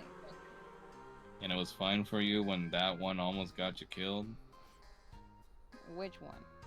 What? You Paul? nudges her head towards Paul's direction. Well, after I talked to him and found out why. It's not like it was something that he was trying to do. I'm starting to see why that sloth likes you so much. He stops and is like, wait. That's right, you would have seen the sloth. She was like, of course I do. I'm in your head. Why didn't I think to ask you that? Because you're stupid. Sometimes, yes. A lot of times, yes, but I suppose that stupidity has its own kind of luck. It also makes me charming, let's face it. He just kind of grins at her. He just slaps your face and just goes back in your head. and in his head, he's gonna be like, yeah, Serafina. Hmm. I ain't gonna be like him. You best hope not. Damn right I'm not. You'd best be watching out for your sister, then. What do you mean? Your sister based her whole life around her mother's affection since she couldn't get it from your father. What do you think is gonna happen now that your mother's back around? True. But I'm just talking to the wall. Oh, of course. You're just talking to hear my head rattle. Meanwhile, back at the kitchens, Paul, you writing up the recipes, and you feel a poke on your back. Hmm? Paul, you got something cooking there?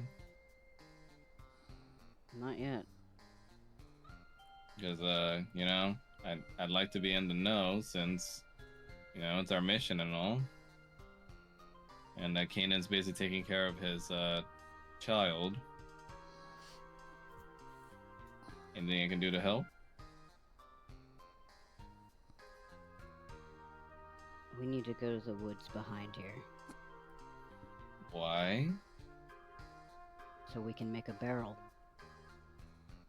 Can we just use one of the ones we have here? No. She just jumps a little bit from your nose, like, right, jeez. It needs to be the right kind of wood. Does it matter? Yes, it matters. Oh, okay. I'll defer to your judgment. What kind of wood? Well, the best kind that's closest, it seems, is going to be the spotless wood that is apparently behind the town. So you want to go to the woods to get some special logs, but I mean, what kind of tree? They all seem to be the same tree, which is weird. But if it works, All right. I mean, trees, huh? We can do that. we are also going to need clay. Clay? Mm-hmm, for the wine. Well, I don't know where we're gonna get that, but I thought I heard earlier that Era said something about there being a dwarven district in this town. What? Yeah, maybe they have clay or something. Paul is immediately gonna get up. Where? I don't know. Ask Era. He's gonna immediately go over to Era. Well, Irina says, I guess I'll go get the logs. Where are the dwarves? Era just goes like, hello, Mr. Paul. You look quite intense. Where are the dwarves? You mean the dwarven district in town? Mm-hmm. Should be over to the left of this inn if we keep walking down that district. Are you curious? That's also assuming that with the new management of this city, they haven't just torn down what made the Dwarven District distinct. Oh, come now, Master. Aren't you a little bit curious about what vegetarian dwarves look like? Paul is just gonna kind of visibly shudder just a tiny bit from that. Soma, in the meantime, calls out the cannon. I will go with the girl to make sure she doesn't get herself killed. Wait, you're gonna what? I'm gonna go with the girl to make sure she doesn't get herself killed. I thought you couldn't wander off too far. Not too far, but I have certain methods. You two, like, metaphysically chained to each other. I have my ways. Fine. See that nothing lays a scale on her. I mean, this guy's like, I'm not a child.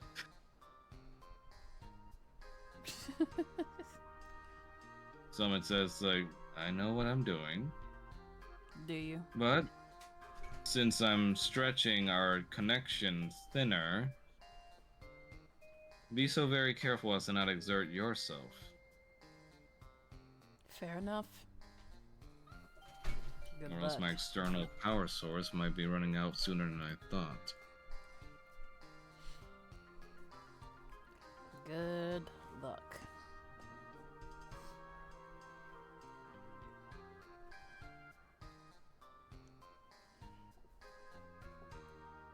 Era just mutters over to Falmouth.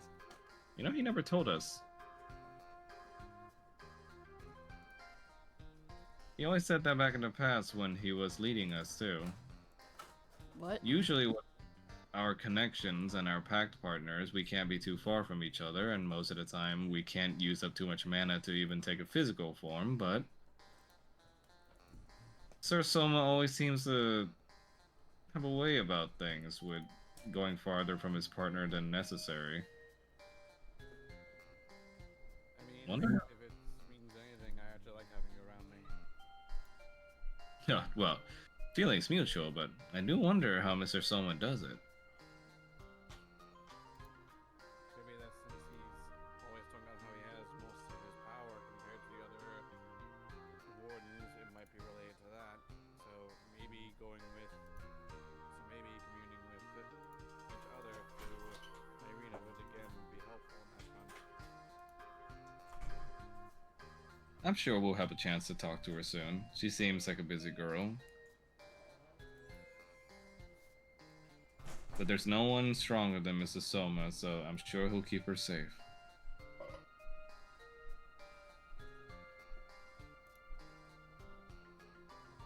But speaking of which, back to you, Mr. Paul.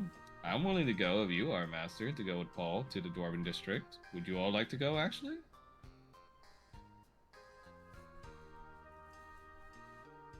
Paul's gonna look around, just be like, "Say yes." Roger's like, just gestures to Paul. If you know I'm going wherever he's going. Well, since you and I can't exactly go far from each other, then I have to go with you.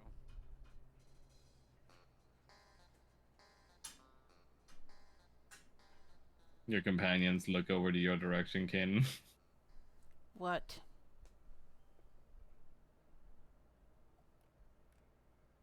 What?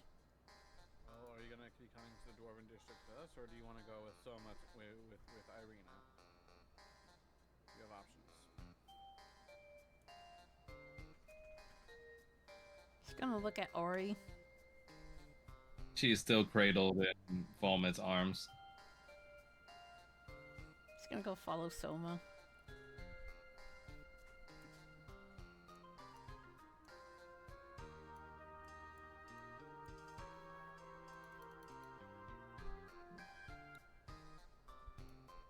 Alright, just goes, well, with that then, let us be off.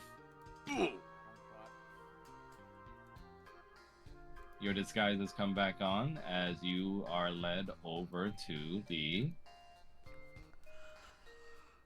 Dwarven district of town. Kanan isn't here, so I'm gonna have to use a camera for Kanan.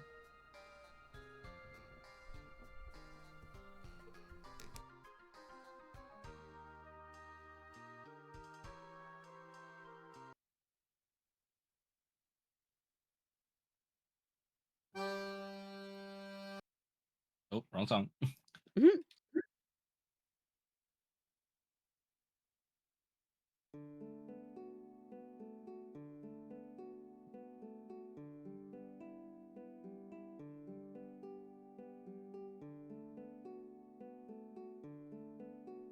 With a short walk over to the left side of the Kresk district, you guys are brought to the Dwarven district of town. And even in the distance, Paul, you can recognize Dwarven-styled structures for the houses.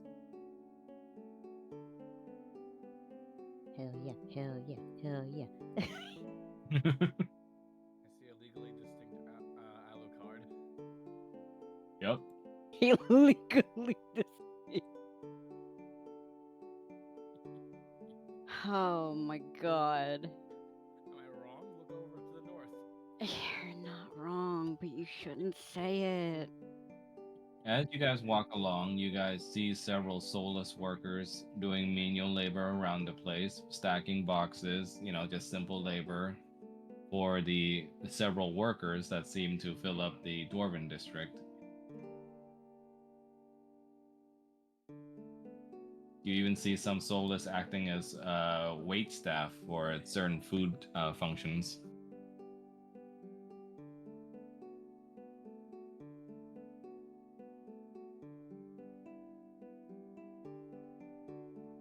Paul is considering where to go.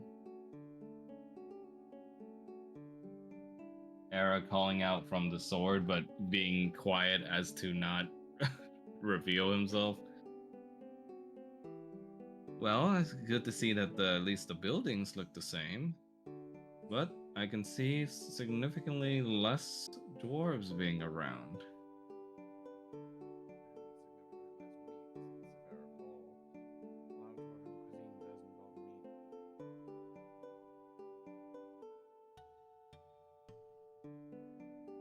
Are there any dwarves anywhere that any of us can see? Roll perception. I gotta pull up my sheets. Hang on. Beep.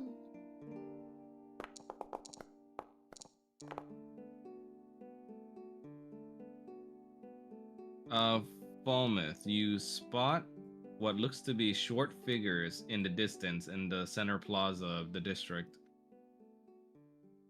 Across the bridge. And across the bridge they go. You see Paul just running off in excitement.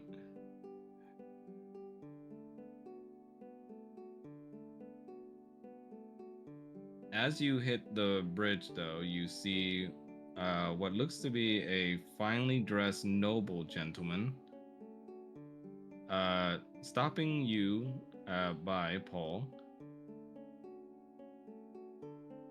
as he regards you with a small bow. Good sir,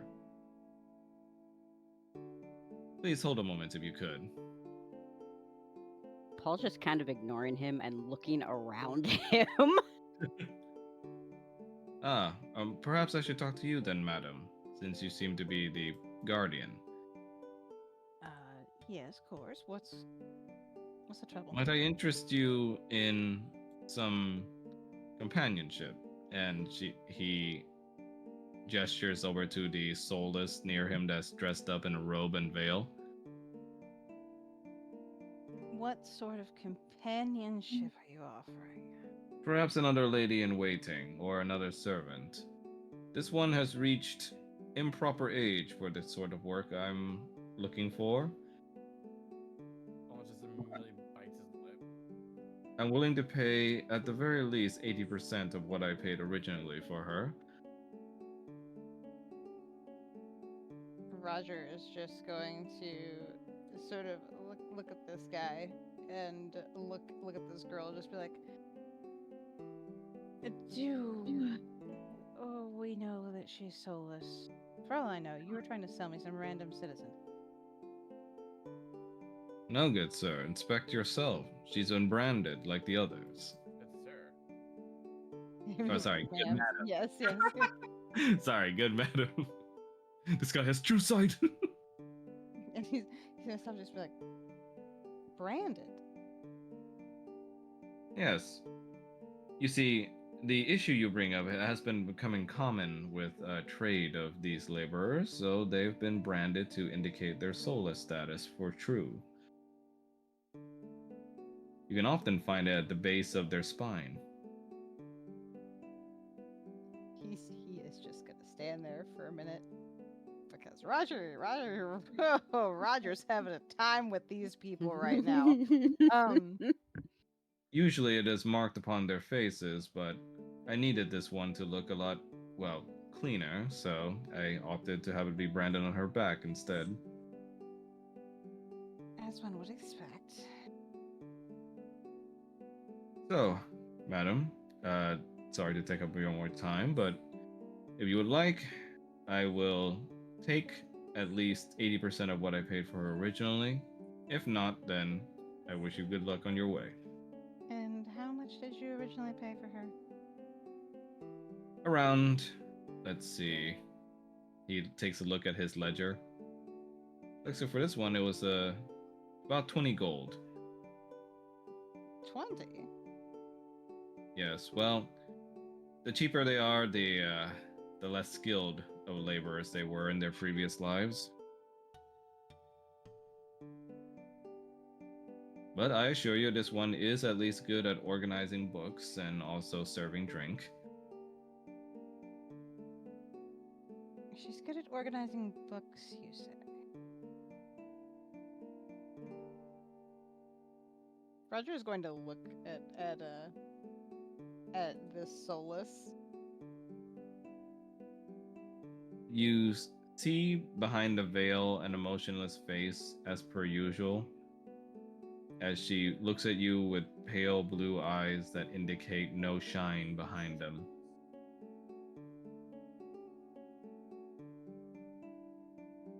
On a whim, Roger's gonna try something. Okay. He's gonna put a hand on the lady's shoulder. Mm-hmm. And he's gonna cast a spell. What are you casting? Just to be safe.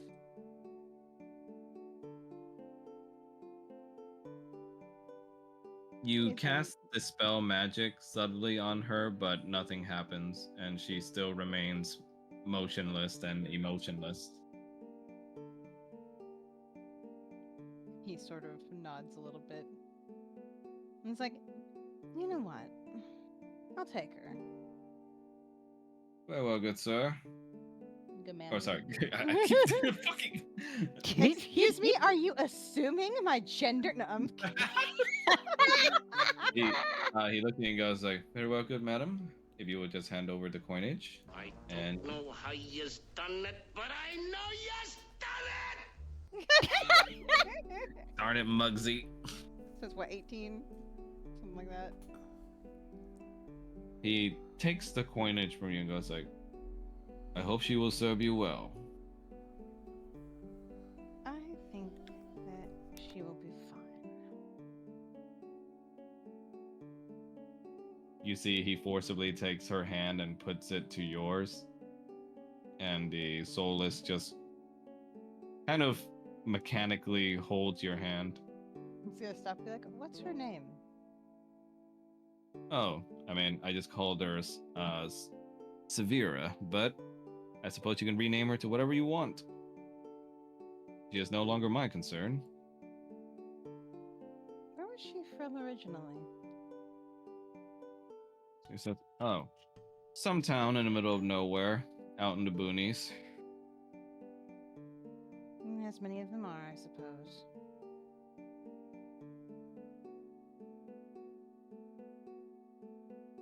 And he's just gonna be, come along, like to her, like.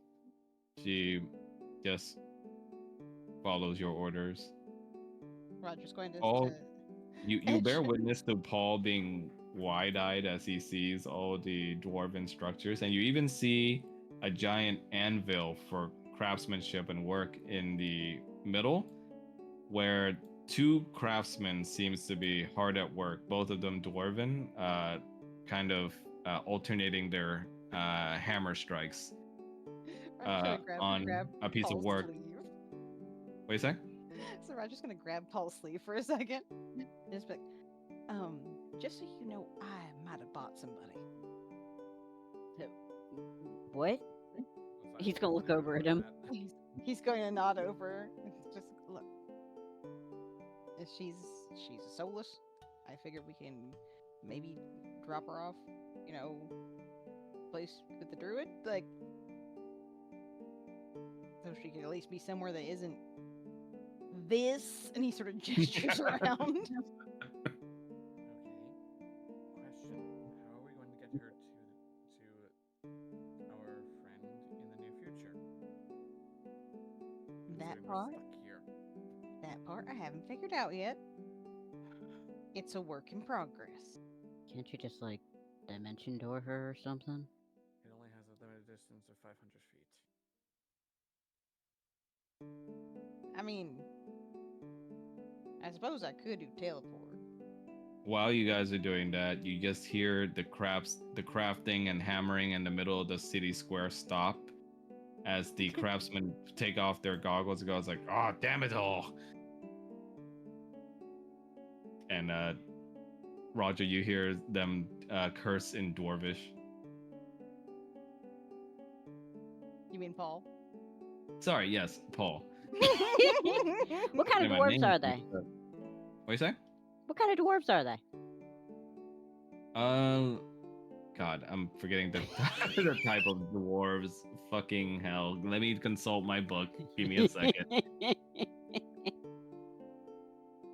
Because normally there's no dwarves in Barovia. Yeah. As you can see, they're quite rare. And also, you might have a good idea on why there aren't a lot anymore.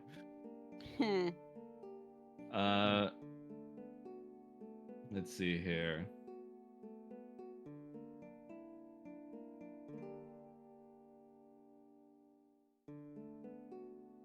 You see, they look like gold dwarves. Amazing. They're quite stronger and more muscular looking than the usual dwarves you're aware of, but they're definitely not dwergers.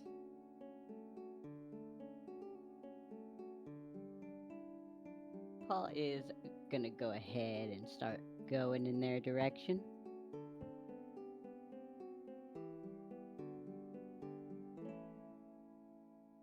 I'm sorry, is that a dragonborn? Yep. Speaking of, Paul's just gonna Well, walk by, like, in well, the You get stopped by the Dragonborn gentleman.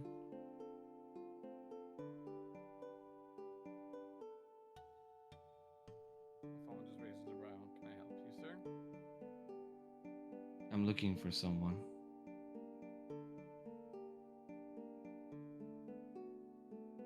You can hear a softer toned voice about them. My apologies. Who are you looking for? Or can you describe them? A red Dragonborn.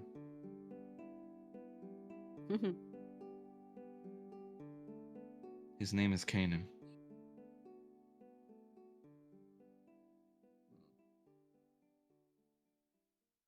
Well, I haven't seen him in a bit, if at all. I don't think I've heard of someone by that name. I see. I apologize. Do you have some history with him? Maybe if I find someone with him, I can pass along a message.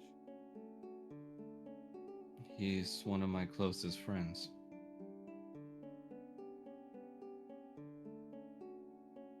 And may I get your name then, to pass along a message if I do see this person? At least I hope I'm still considered one of his friends.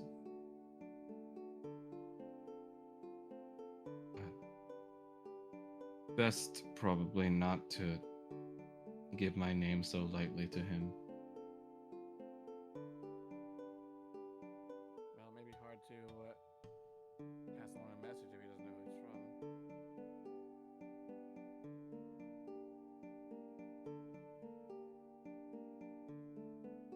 Tell him that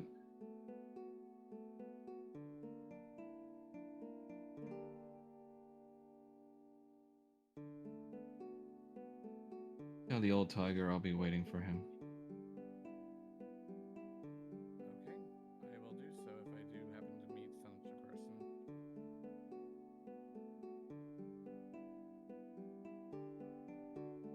You approach, and the craftsmen seem to be stroking their beards and looking frustrated. It goes like, "Damn it all! Conditions are too cold. The heat's not keeping up." Paul is going to go over to them. He is completely forgotten he is in disguise. And he's just gonna pretty much be like, "What's the issue?" He looks like, "Oi, this is where we workers working. Get away from here." Oh, maybe I can help. Roger's just going to look over and be like, "Forgive my son. He has an obsession with dwarven work." The halfling woman nearby, finally dressed in noble clothing, looks at you both and goes like, "Oh, you're here for the winemaking competition, yes?" Yes. Yes. Well, as much as we appreciate your son's curiosity, I apologize. It's some heavy work that my company is trying to do. We were commissioned, you see, to create some structures for the winemaking competition, and every year the mayor demands they be more extravagant. So we've been having some trouble trying to mold it into the shape that his fanciful nature decrees is needed. And well, with the cold weather, it often gets in the way, especially with the meager amount of coal and fire that we're given for our tools.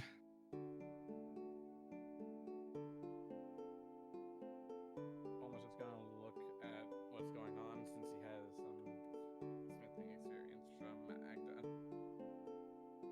So you need heat. Oh, I suppose, yes. Constant heat to keep out this cold, to be honest with you. Paul is gonna hold up his hand and start creating a kind of a miniature fireball. They see you casting magic and they all immediately flinch. And he's like, "Whoa!" He's gonna look at the dwarves and very crudely speak in Rift Speak, which is their dialect. You see they respond to you in the same dialect and say like, "Oh." Were you raised among us? Not specifically gold dwarves, but shield. Ah. Never knew that, well, sorry to say, but a rather dour dressed looking lad like you could, handle being around us dwarves. It's an acquired taste. Well, since you got the tongue on you to speak our language, you got the skills to go with it.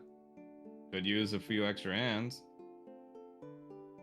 He's gonna nod and grin and be like, absolutely. But probably keep that fire away from us and into the furnace, yeah? You're starting to scare some of us with that fancy magic there.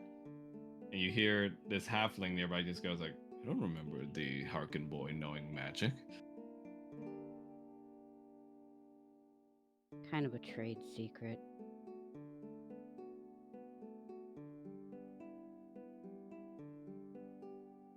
The dwarves then look over to Roger and Falmouth and goes like, well, if your other son wants to join us, ma'am, please feel free ahead. I mean, we don't refuse labor here. And the halfling just goes like, oh, stop it. I'm sure they're just here on a family trip. They don't want to bother.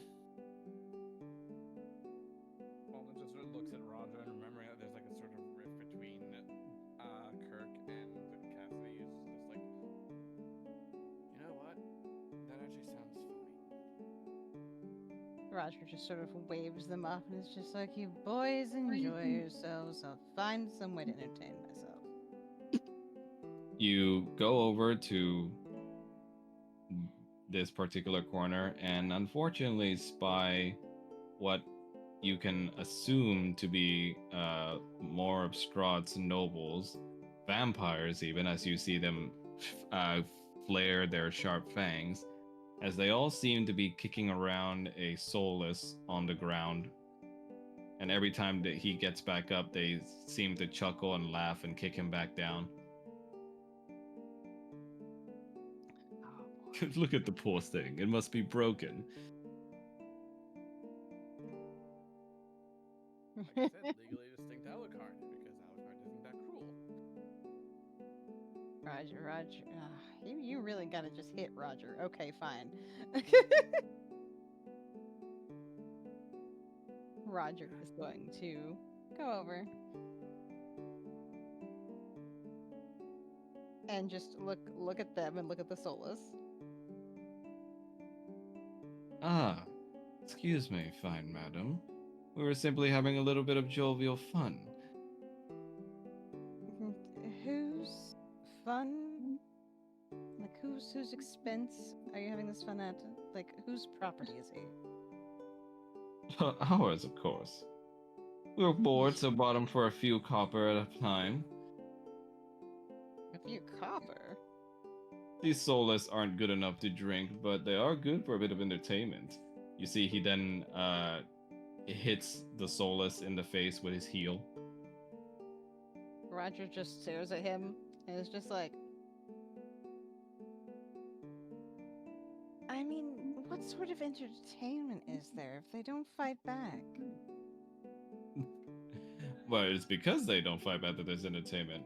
It's like winding up a toy only to see it go drop over and fall again. Sounds rather dull, if you ask me. Well, I wouldn't assume a human woman to know much about that. Well, I suppose I would expect more from vampires.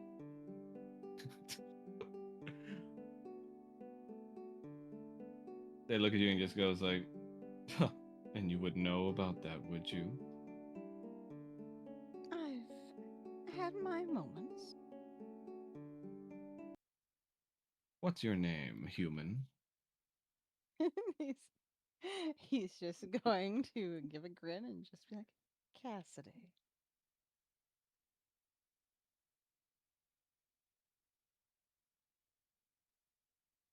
I said, well, Miss Cassidy, since you seem so knowledgeable on our conduct, how would you like to be a vampire as well, then?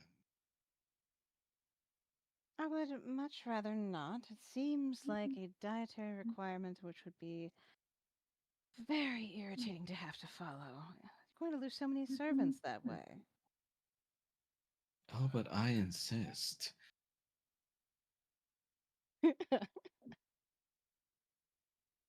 You see, they start surrounding you as the soulless next to you just lies bloodied, trying to scrawl back to his feet. Can Roger kind of nudge the soulless away? Like, You could try. kind of roll him, like with a foot or something? Yeah, you could try. Okay. He's gonna try to do that while he is talking. You try to nudge him with your foot, but it only seems to nudge the soulless backwards a little bit. That's fine. Roger's just going to look at these four, and he's just going to be like, so is it common for vampires to behave in such a low manner? You watch your mouth, woman. We are some of Strahd's chosen elites to share in his wonderful blood. Roger is now like low key kind of walking around, look like studying them. Like, well, I would think that Lord Strahd would keep better company. He is the lord of the land, after all. Roll for a dex saving throw for me.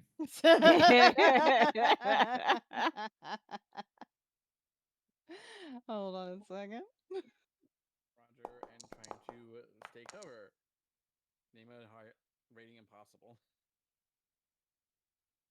You see, he tries to slap you with uh the top of his cane, but you manage to dodge in time. But you see, he was doing it with like a lot of enhanced force from his vampire strength. Wow, what a vocal woman you are. Well, Well, perhaps we can teach you some lessons about that.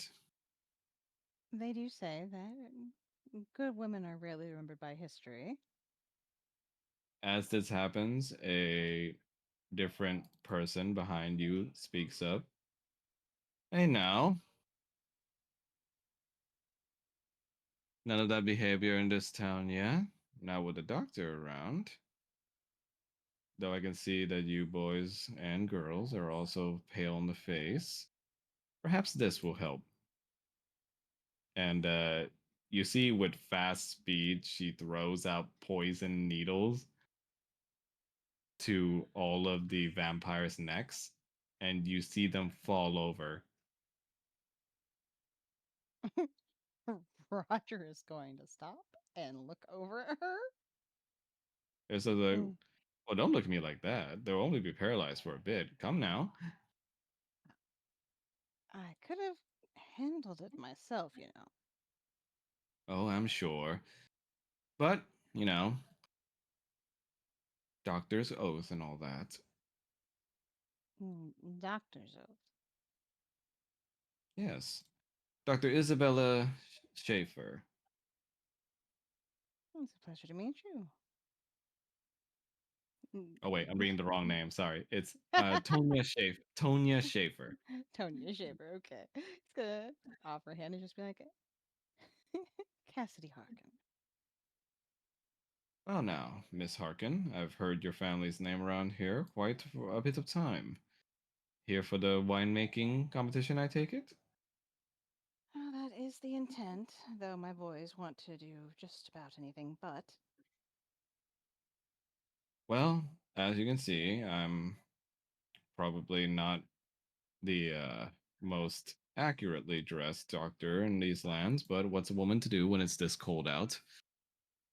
Exactly. But I Oh try to do my no. best. I just looked across the. She looks at you and goes like, "Is something wrong?" Nope, he's just gonna keep on walking with her. She looks at you and just goes like, "I try to do my best for this place, especially with them abusing those poor soulless so often." It's just low class. Yes, well, class aside, I just think it's an awful thing to treat those soulless. I mean, I personally think they should be given the time to recover just like everyone else. It's practically an ailment. It would make more sense. Unfortunately, even as my best efforts can go, I can only keep them out of harm's way for a time until they find their ways into the hands of another slaver.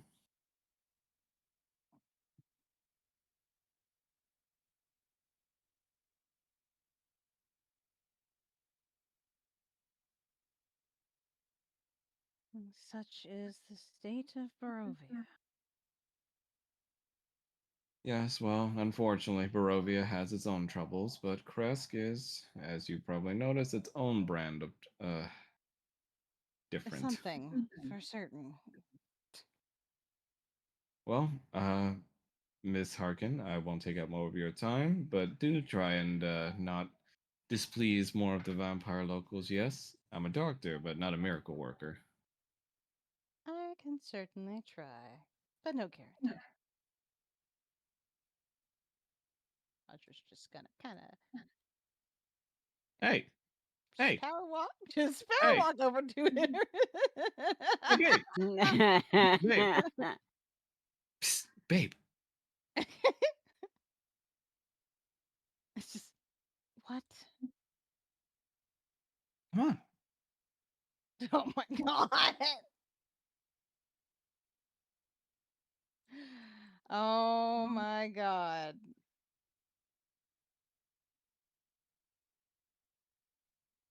Hey, they're beautiful, but yeah, what the hell was all that? Yeah, I thought I just saw you trying to talk to those vampires. No, I was. Well, that's incredibly dangerous. You know they're Strahd's people. I'm very well aware. There's gonna be a hell of a lot more of them once the competition gets going. And you know my people are gonna be pretty stiff competition. I'm sure there's a lot of things about you and your people that are stiff. Oh, I love it when you get clever with me, baby. But still, you promised we'd mess around a little bit before the competition starts.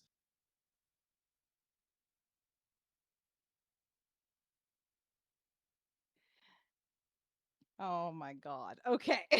I can give Roger a second on this one.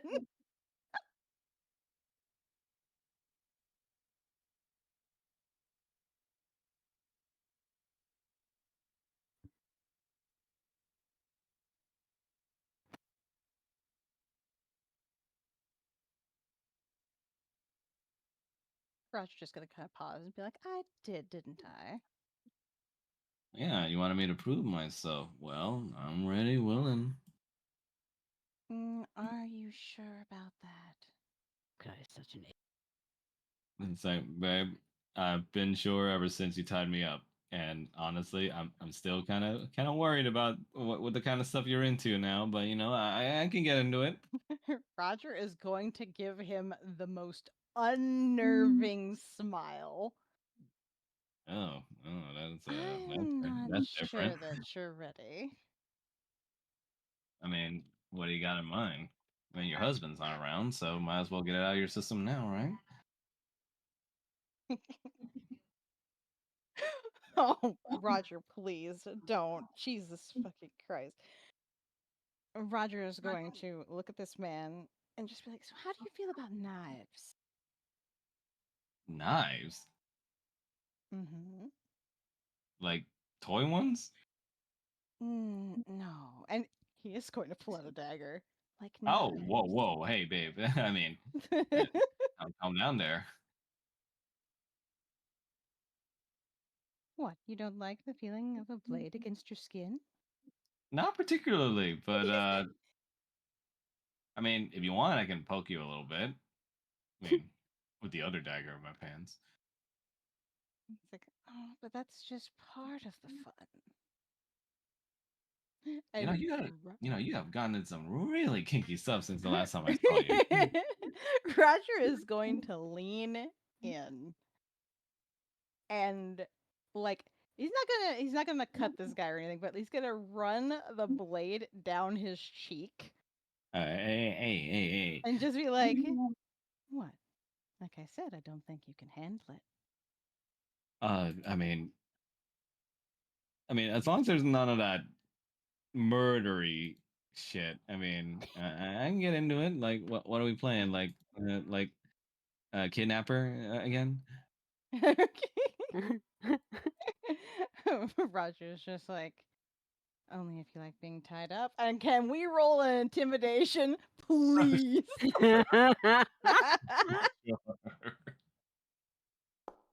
Roger's just like, I will out freak you, bitch. He just goes like, you know what? Maybe we can take like a little bit of a chill pill until then. Uh, but you know what? I'm gonna keep I'm posted on this. You know, maybe less knives, and maybe we can just do the dirty talk like usual. He's he's gonna be like, I'll consider it. And Roger is going to lick this fucking knife before putting it away. He looks at you and goes like, you know what? I'm a little aroused.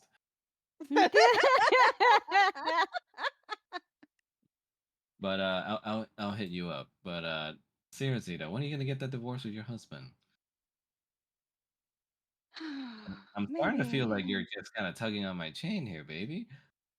You like me tugging on everything when it comes to you. You know this. You see, now that's the kind of stuff I like. And he's just gonna be like, let's see how things go after this wine. And he's just gonna gesture a hand. Festival. All right, fine. But you know, eventually I'm gonna want an answer. I know. Eventually, I'm going to want an answer about those knives. It's just going to like tap him on the chin. He goes like, all right, fine. I suppose you should get back to your kids before they get concerned. But you know. Roger's going to lean over and By the give him. way, what's this I'm hearing about you and one of your kids? What? I mean, I'm not making any assumptions, baby, but I'm hearing some rumors about you sleeping in the same room as him. Well, he is known to sneak out and to cause trouble, so somebody has to keep an eye on him. It's just that there was also word of you being half dressed in there. Well, it's not like he hasn't seen it before. And he's He going to looked, pat him on. he looked at you and just goes like, I don't even know what to say to that. He's going to pat him on the. He just looks bewildered, like Jackie Chan face at you right now. Back to Paul and Falmouth. You guys have a good time using your smithing skills, helping with the crafting, and eventually you help them make like a top section of an archway. And once you finish, they all wipe the sweat off their brow and just goes like, "Oh hells, it's good to finally have some proper help for once." Real Cassidy Harkin is going to murder me in my sleep. You know, you got some pretty good arms there for a human lad. I've I heard that usually say that too. occasionally. Oh, sorry. He says that to Falmouth. Well, it's not. Well, there is a bit of technique involved to this. Well, boy, if you ever want to become a dwarf, you're about halfway there to our size. Paul is going to try to keep from snorting out laughing. The dwarven woman looks over to Paul and just goes like, "Seriously though, we appreciate the help. Anything we can do for you?" Do you know where we could acquire amber and somebody who knows the vineyards around here? Oh, amber. Oh, that's some tough material, but we got some lying around, I think. Well, we can get you some of that. You looking to get into crafting? No, I need a couple of wine bottles made. Ah, I see. For the winemaking stuff. Well, As far as the glass work goes, I think we can point you over to that gentleman over there. And you see he points to a very familiar looking half orc gentleman you know.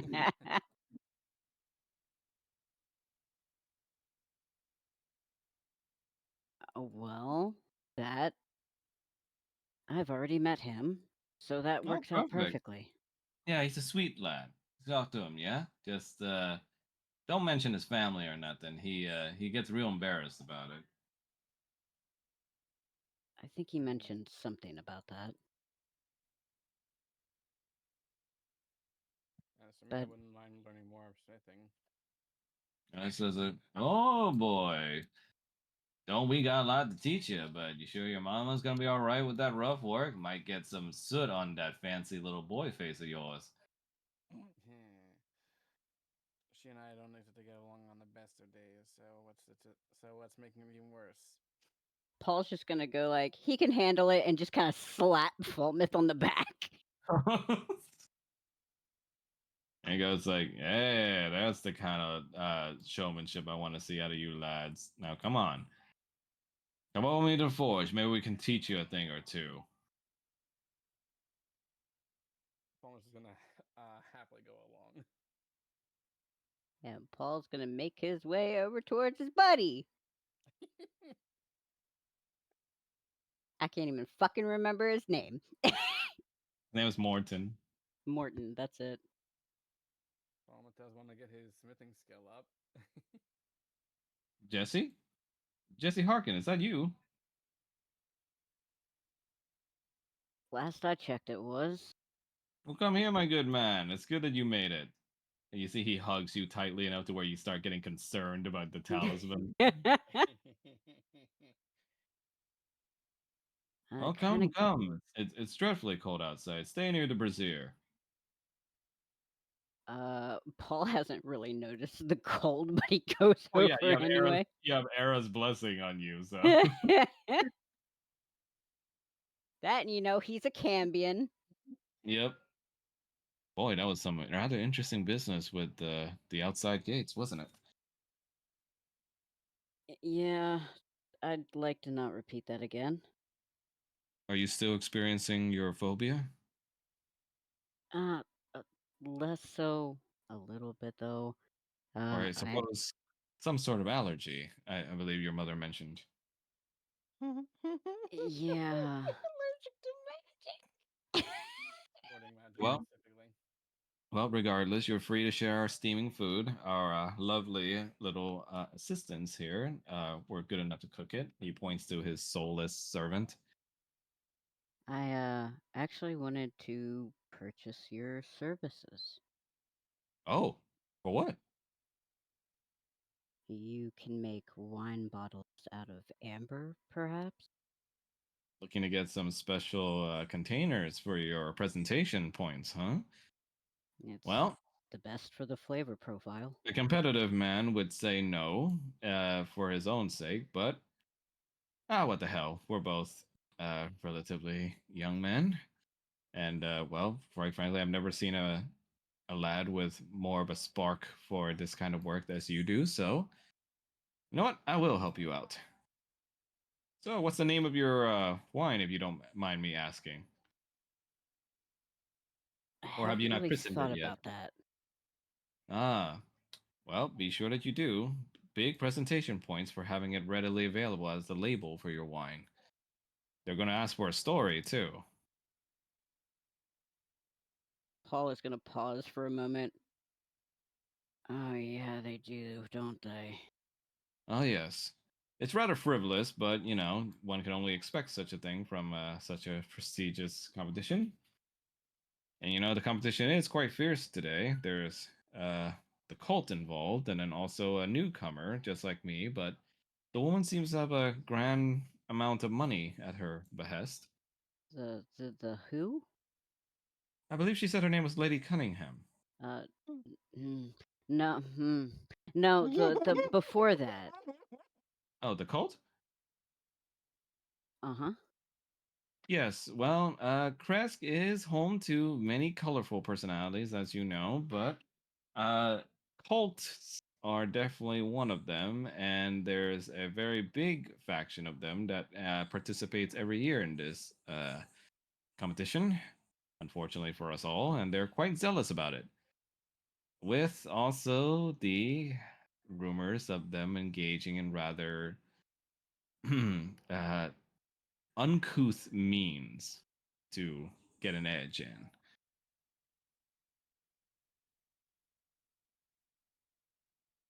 Hmm. I don't mean to scare you away, of course. I mean, quite frankly, I mean, I'm glad that you and I are in this competition, but I mean, if anything would happen to you, then, well, I mean, I did warn you. I'll be fine. What can you tell me about Miss Cunningham?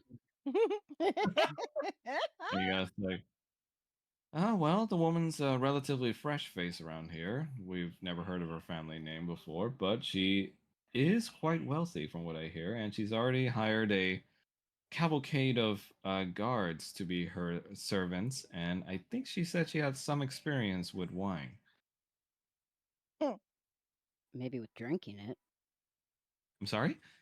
Nothing. Nothing. And he continues to say, like, well, nevertheless, people like you and I must try to make our honest effort in winning without a grand sponsor, I suppose. You don't really need a brand sponsor to make good food. Of course, and that's my policy too, but unfortunately, the judges might not feel the same way. I hear one of them is even a special girl from Barovia this year. Special? Yeah. Actually, yes, I believe she was at the bar with us, wasn't she? Yeah, but I don't think I caught her name. Oh. Well, I think she's famous somewhat around these parts. I don't remember for sure, but something with an I. She's famous around here. Wouldn't you know? I'm somewhat of a newcomer myself, as you remember. Not exactly a big named craftsman around here, especially with being a half orc. I honestly think I'll lose a lot of sway with the judges just for my race alone. Paul's gonna kind of bristle at that. But like I I don't think said, that's gonna matter. I do appreciate your sentiment, my friend. But knowing the things I hear about Barovia, that might not be so true. But as for your request, you have my services if you require. Just tell me the specifications you need, and I will make the bottle for you. Perfect. Also, Yes. do you happen to know the vineyards around here? Sorry, say that again. Do you happen to know any of the vineyards around here? Oh, yes, some. The most famous being the vineyard where they create the famous Barovian Red, but it's guarded around the clock from what I hear, so I doubt that tourism is appreciated there. And a few other handfuls of vineyards around the place. Why? We're trying something new this year, and I need to find the place with the best grapes. Ah, sampling, I see. Well, if you don't mind, I can show you some great places for that. That would be phenomenal. Perfect. Do you mind going now? Absolutely. And he's gonna follow right after him.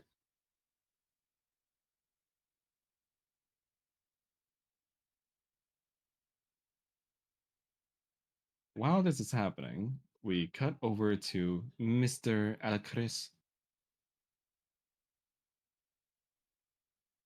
Give me a second to change the map.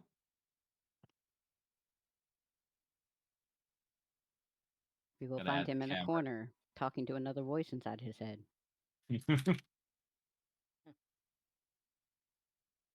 Now we see the voices outside of his head because Soma's walking with him. Oh, that's true.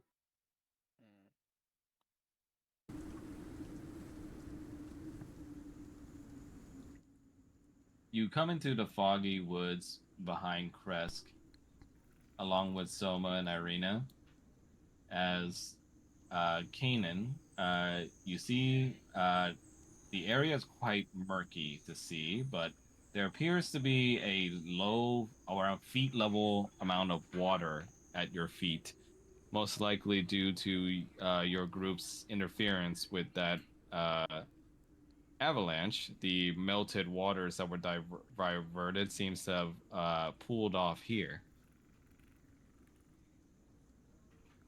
What are we doing out here? Irina says, like, well, Paul said he needed some special logs from the trees in this place in order to make the wine, so I guess we're doing that. Goody. Come now, Kanan, show more excitement for the task. I don't do winemaking, man. Well, no one's asking you to make the wine, but simply to create the logs. So, let's get some. So you want me to do manual work for stupid contests? Yes, if that stupid contest means ridding this land of poisonous wine that poisons the mind of its people, then of course.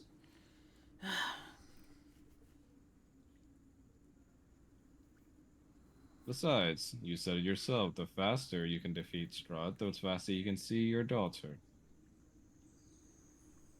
His eye will twitch. I'll go with Kanan, Selma. Say it again? Irina says, I'll go with Kanan. Suit yourself.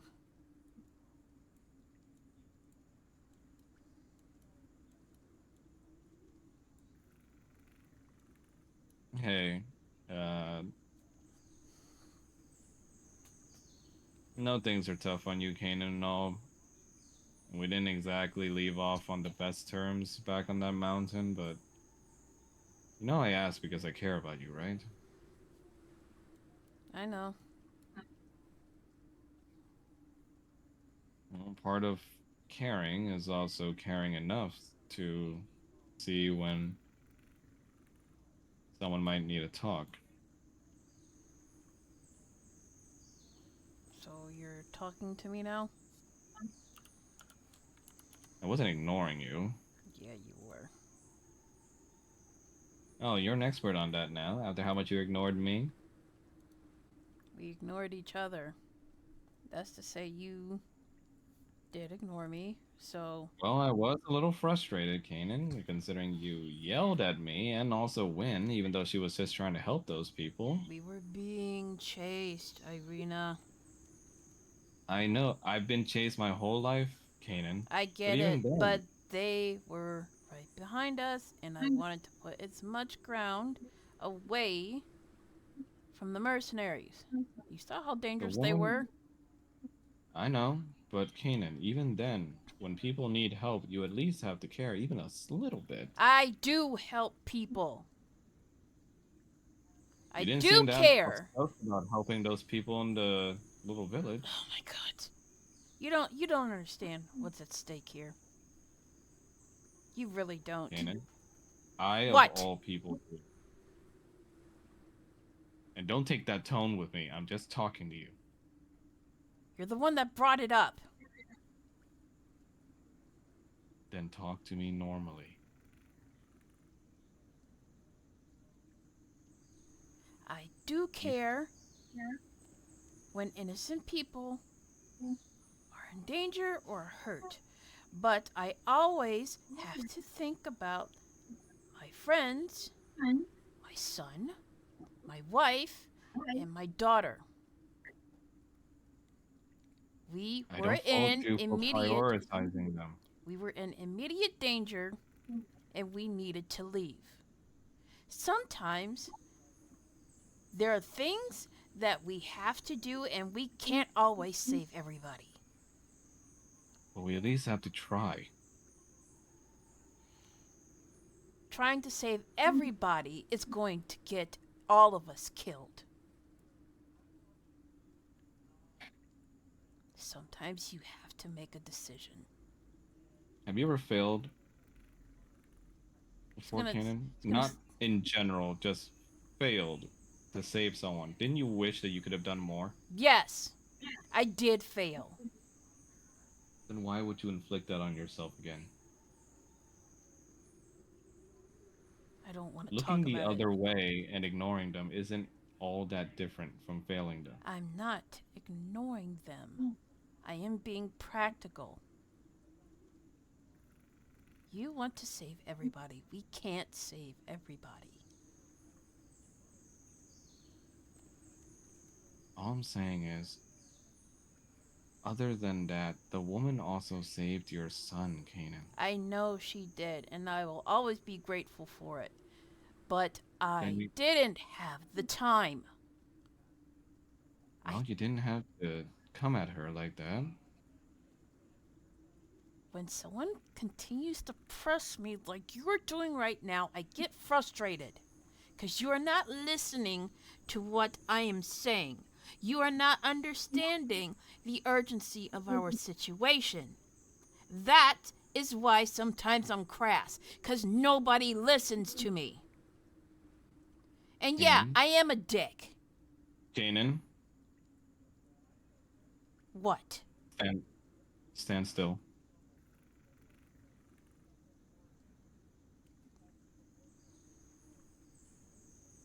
Roll for perception, Kanan.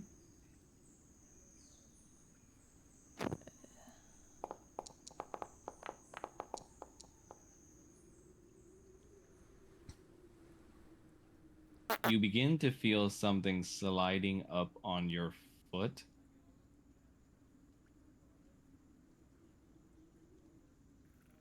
He kind of kicks his foot immediately. No, don't. Can't. The minute you do so, the lurching feeling on your foot increases until it completely overtakes your foot and starts to drag you across the watery ground. Oh. Fuck! Roll for a dex saving throw. I ain't even here. Oh, excuse me.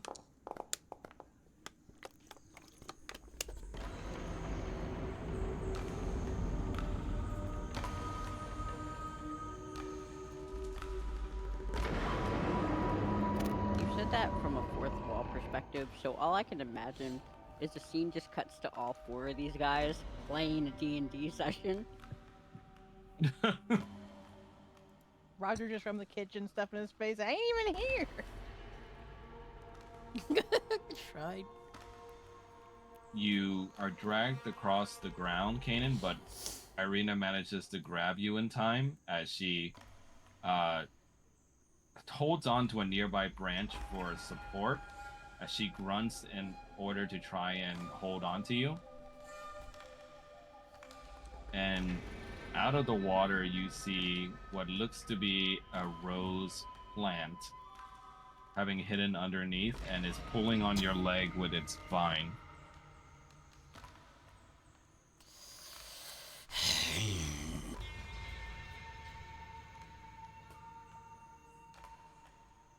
I take out one of my swords to try and cut the vine that's pulling at me. Roll for the attack. Roll for the attack. Okay. Let's see here.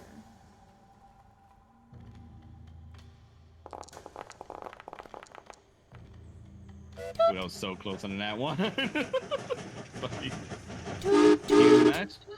You managed to cut the vine and thereby damaging the rose at the same time as it shrieks out in pain over the vine being cut, and you land back onto the watery floor. I am so not in the mood for monsters right now. Irina gets you back up on your feet and just goes like, come on, come on. He stands back up, like using his gotta go. sword to pull him up. When you try to leave, more roses seem to appear out of the swampy waters.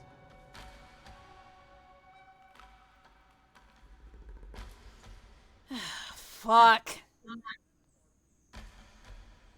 I ain't here. Roger, all the way I across the cannot world. assist you. Roger, yeah.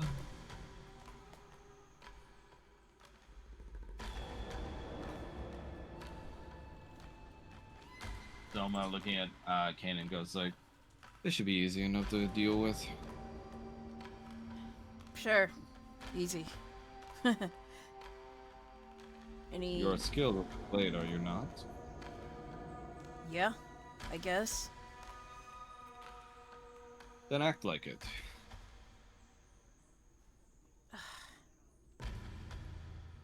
Yes, He Grandpa. goes back into your body. And roll for initiative. Nah! All I can think of is in the heist game where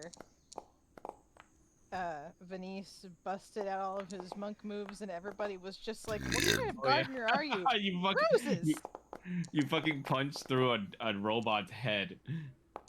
What The gardener are you? Roses! Fucking Rose got a nat 20. What kind of lame ass shit? Well, I mean, that's you. No, that's not me. Is it? You're a 30 on the. That's you. Oh, What are you I talking thought well, we're using the same dice set, so get off my back, you dingleberry. I was like, what are you talking about? It's you. Eat my ass. No thanks. That's gross. All right. Let me get this combat started. Why is it not letting me start the combat? It's not starting the combat. Okay, there we go.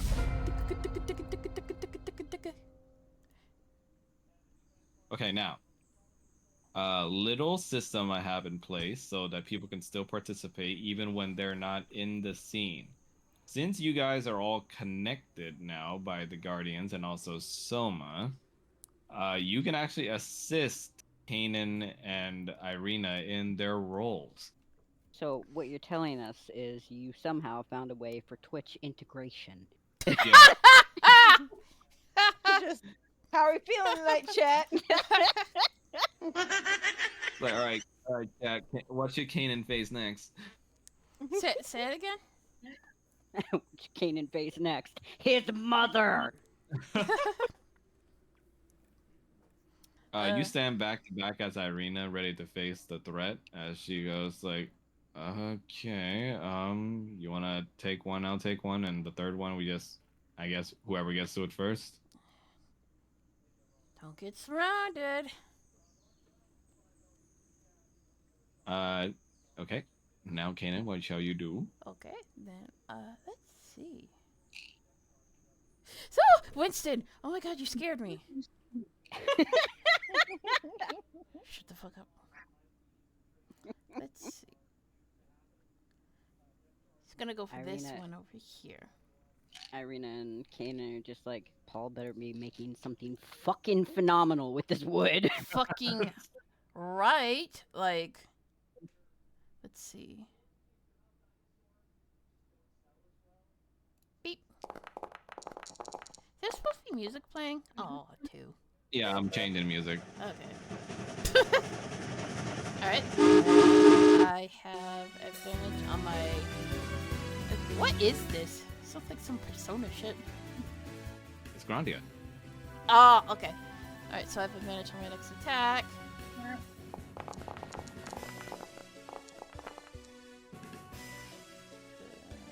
That's a hit.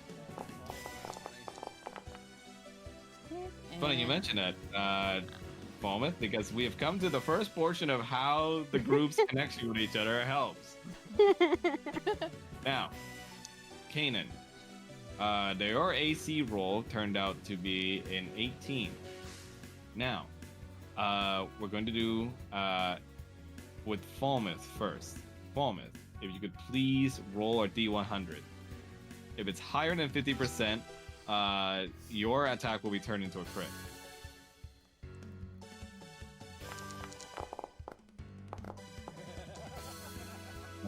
Definitely higher than 50%. So it turns into a nat 20 instead, dealing double damage.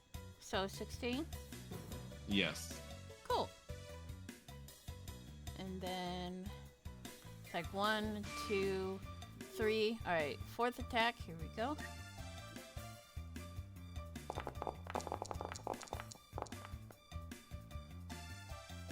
That's it. And number 5. Number 5 is alive. Is that a hit? Yep. Alright. And number 6. Come on. Push. Please. It says I have no uses. Oh my god. Let me fix it. Is Which it sword supposed... is it? It's midnight. Is it supposed to have uses? I think whoever did the Foundry version of these items just, for some reason, just added like some weird uses on these. Hold Okay. on. I think I got it. You got it? All right. Yeah. That's a hit? Yes. Alright. So he missed 1. So, Chromatic Prince. 1d6.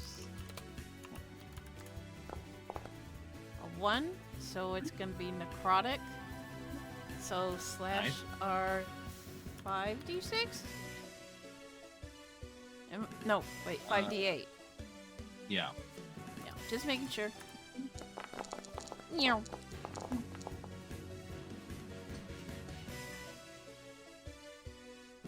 That is definitely a dead fucking Sanguine Rose.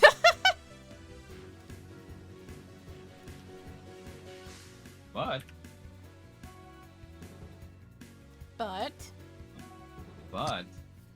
upon its death, you see some spores on it starts to fly out. Oh no. Situation. No, no, no, no.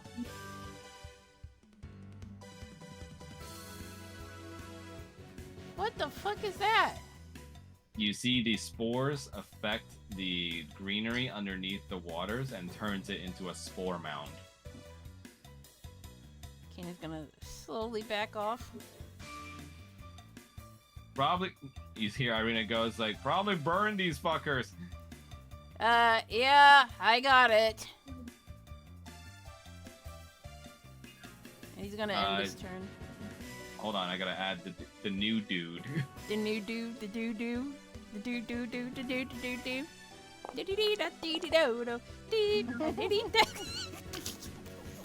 Since you walked away from him too, opportunity attack. Yep. How dare you? Ha ha ha. That's a no! Damn.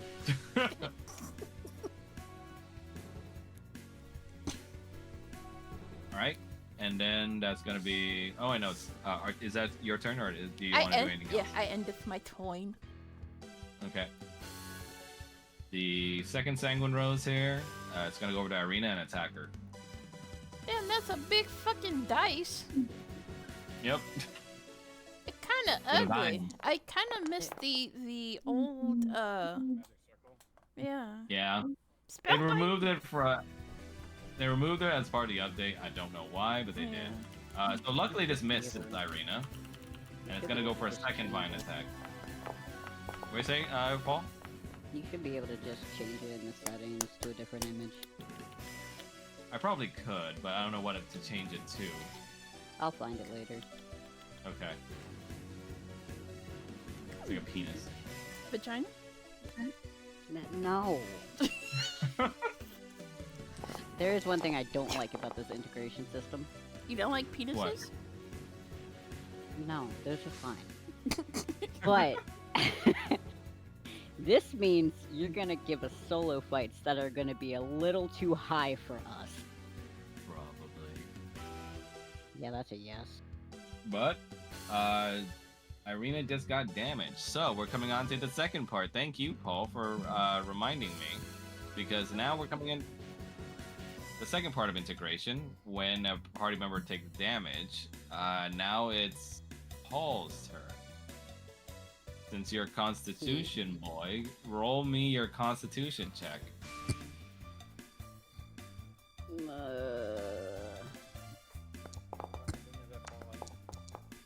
Oh no!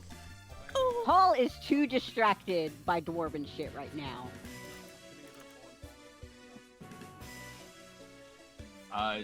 She tries to rely on her bond with Paul, but then she just remembers Paul ignoring her. So that damage is not going to be reduced. So next character, Floormound, is going to lurch over to Kanan and attack him. Oh no.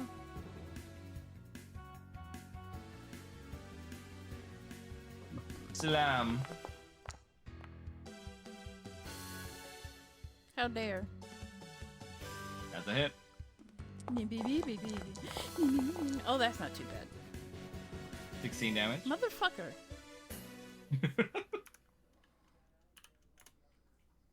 You were saying? Shut up. And another slam. See, you just had That's to it. say something, Rattles. You just I didn't say had to say That was something. Paul. You just had to say something. You just had to say something. Dealing 15 damage to you. Fucker. And then it's going to use its bonus action to try and use infestation. And now we've come on to the third part of our integration, Mr. Roger. When a saving throw has to be done, you come into play. It's a beautiful Oh, day boy. in the neighborhood. So Mel, roll for a con saving throw.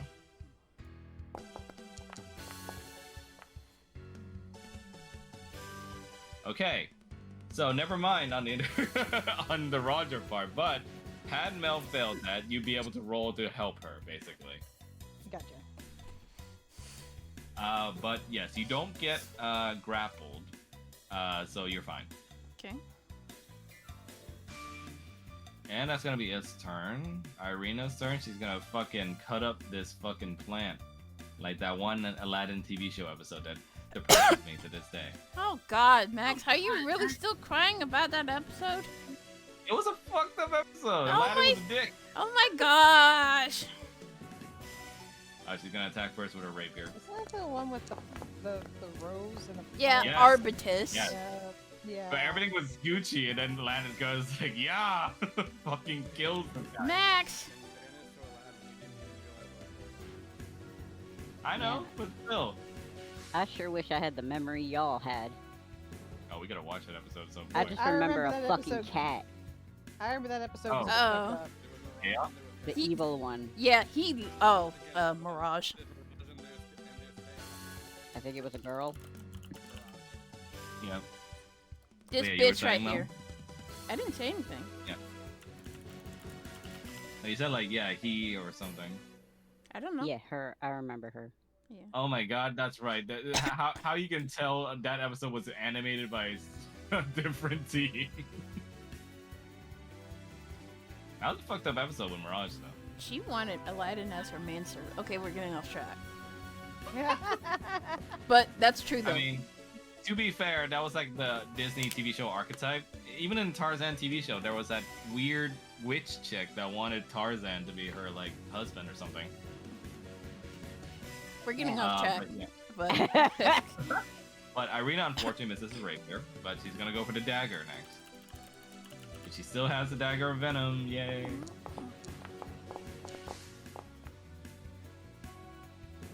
That's a hit.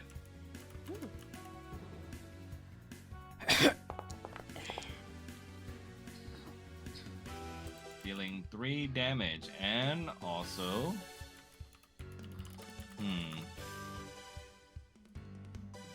Well, she already used her action, so she can't use the action again to cause the poison. So yeah, that's just gonna be 3 damage to the rose. Next attack with the rapier. That's a Strahd. hit. She forgot about the cat. I Yeah, forgot about Chaos. that cat. Chaos is my favorite character. Oh, I remember that one. That tracks. that track so hard. The weirdo fucking Cheshire style cat. He plays cards with fate. It's funny. No, that whole episode was a D&D session for him. Oh yeah. Alright, so she dealt damage to the Rose, and that's gonna be her turn. The other Rose is gonna try and shamble towards Kanan to whip his ass. Excuse me? Whip him. No.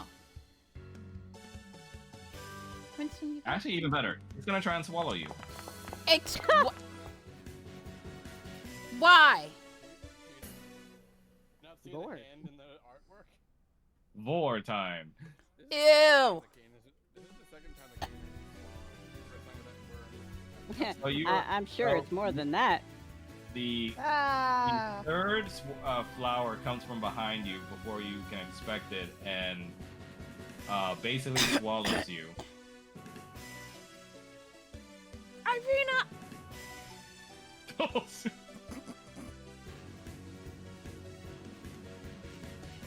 Let me put a grappled thing on you here.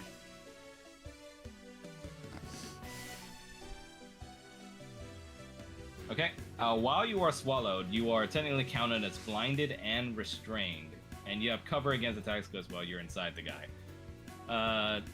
And you take 1d6 bludgeoning plus 3 piercing damage plus 1d6 piercing damage at the end of the Rose's turns. Just roll the damage. But if the Rose takes more than 10 or more damage in a single turn, it spits you out. Okay. I mean, Kane did 99 damage in that one round, so... Damage.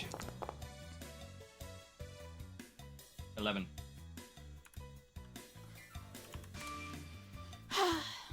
Get bored, fool. What the fuck is wrong with you? Wait, but follow requires that you grapple first. One target grappled by the Oh, you're right. I thought it grapples him automatically. No, he swallowed. We'll run with this.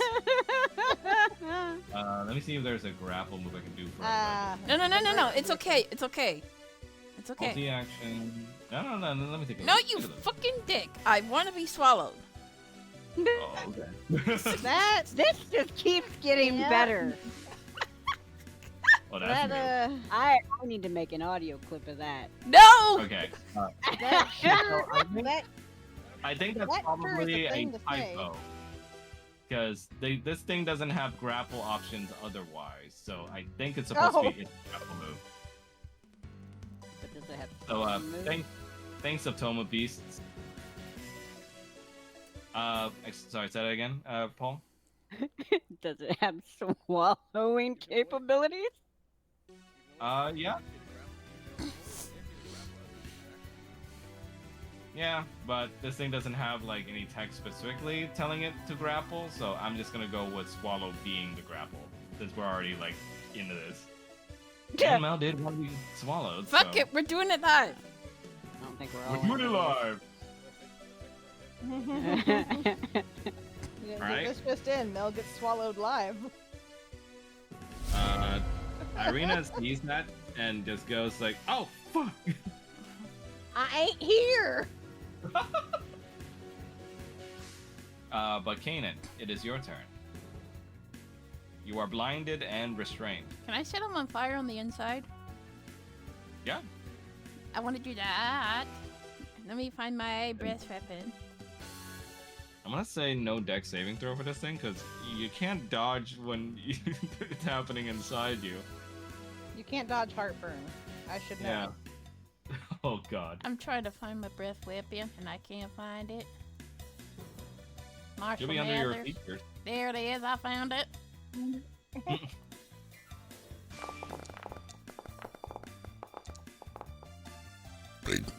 Yeah, so that's straight up 16 burning damage to the thing that it's just gonna eat and set on fire. And since it's more than 10 damage, it spits you right out.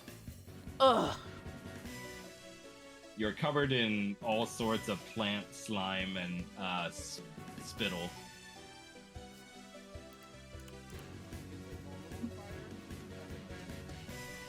let's check, shall we? Yes, it is.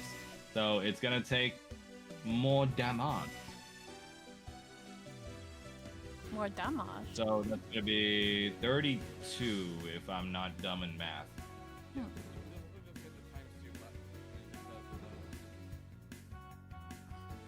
Oh, you're right. All right, let me do that.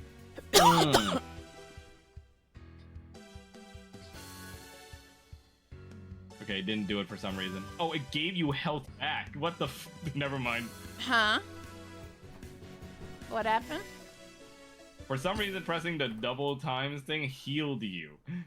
Ooh, go ahead and heal me. I don't mind. No. I don't mind. But I'm just going to reflect the damage on the flower as 32. So let's put that in there. Extra. Wait, did you take out my HP? Did it heal you or damage you? I don't know. Okay, so give yourself back 32 health just in case, because I think it might have damaged. Because I was at like 100 something, and I was down. Then I was down to 80. Okay. All right. Now, what else will you do now that you are free? So that was an action. I'm gonna do an action surge. Because he feels Spider thing. absolutely disgusted. If I can find Disgusting. it. I can't find it. There it is. So let's see here. Breaking my limits. Gonna move here. Here. I know. Opportunity. Yeah, go ahead. Go ahead. From both of these fuckers. You know what's funny? On seeing the hand in the mouth of that thing, I didn't initially think, like, ah, yes, That's a it hit. is swallowing somebody. No, like, my brain went to, oh, it has a hand growing out of its mouth. Like that yeah, that's perfectly normal. No, it's one of those hands in Zelda. Uh-uh. I hate Right, and love those things. They're dead hands. It hit. It's you for 17 poison damage. Okay. Yeah, I always think of floor masters and wall masters. And guess what, Mel? You are grappled. Really? Who's grappling me? Swarmound. Ugh. Yep. Well, fuck it. He's gonna be in the line of fire. Quite literally. And then also the rose will attack as well.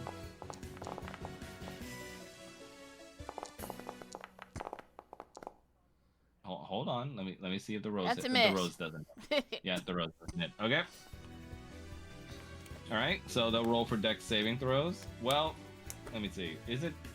Do I need a dex saving throw for a guy that's grappling you? Huh. I'm gonna roll for the dex saving throw for the flower first, because I know he has to roll it.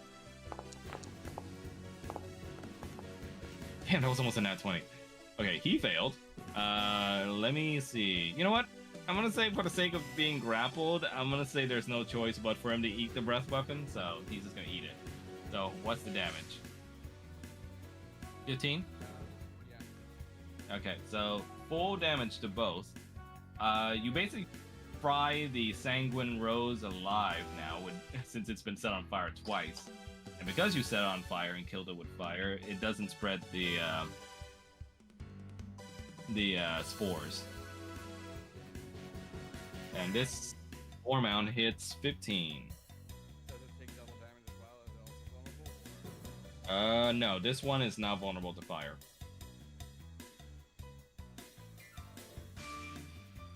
Okay, I am my It turn. used its reaction already, so I can't use the other reaction. Damn it. Okay, I am my turn. Okay. The other rose is gonna keep whacking at Miss Irina. Actually, you know what? She's gonna try and swallow her. Dude, come on.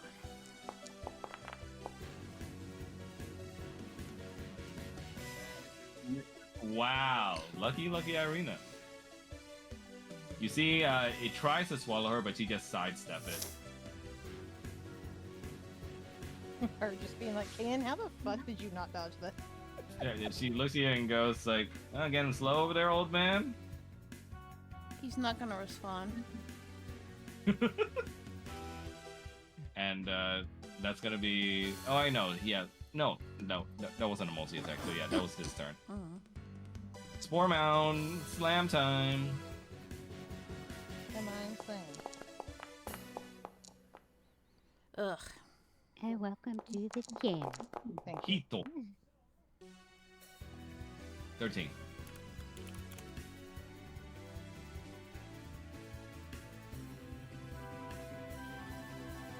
Second hit. That's a miss. Wait! I got something say? for that. Oh, okay. Go ahead. Let's see. I know it's in here somewhere.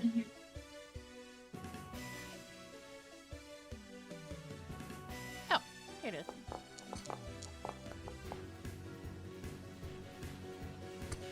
Hey, nice. So you deal 4 damage back to the mound. Spin How about The you what? have activated it? You have activated its reaction. Wait, what? Shared pain.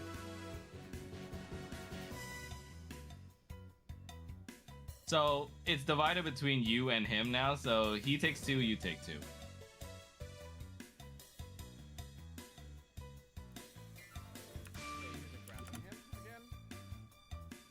Yeah, it didn't break from the grapple. Kanan just breath weaponed him.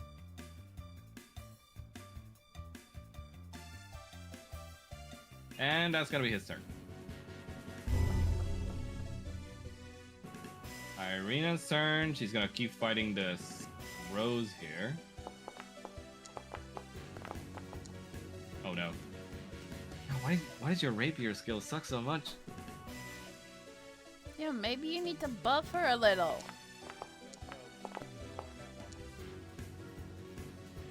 Oh no. You start to see Irina start to struggle a little bit. She seems still pretty tired from not getting enough sleep. And you see she starts to trip over herself a little bit. And she's gonna try again with the rapier. Yay, we got 1 hit in. Now, Falmouth, the integration thing kicks in here too. Roll for a D100 for me, please.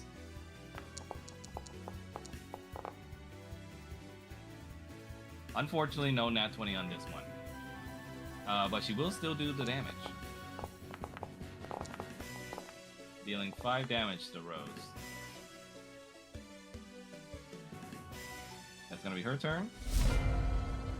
Kanan, your turn. What do I do to get out of the grapple? You can do a strength saving throw.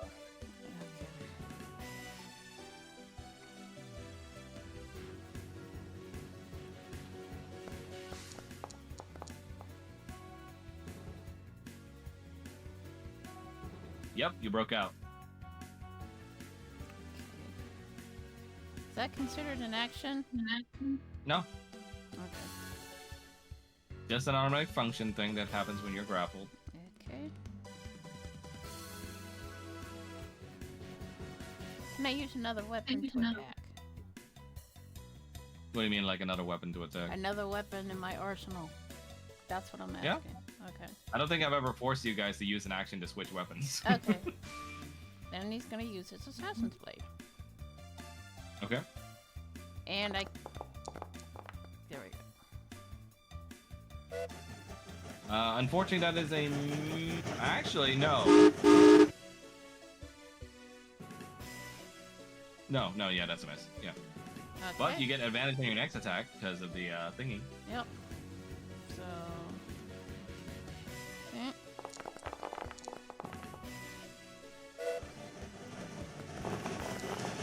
That's a hit.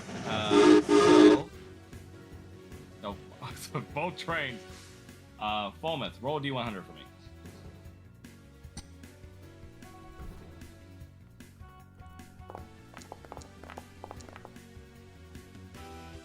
Yeah, that's a nat 20 instead, Mel, so that's double damage.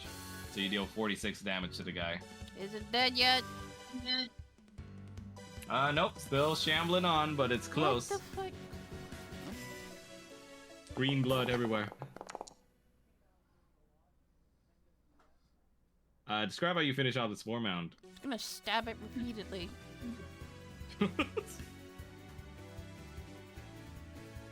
She sees you stab it repeatedly until it's already dead, and Irene just goes like, I think you got him. He's gonna screech.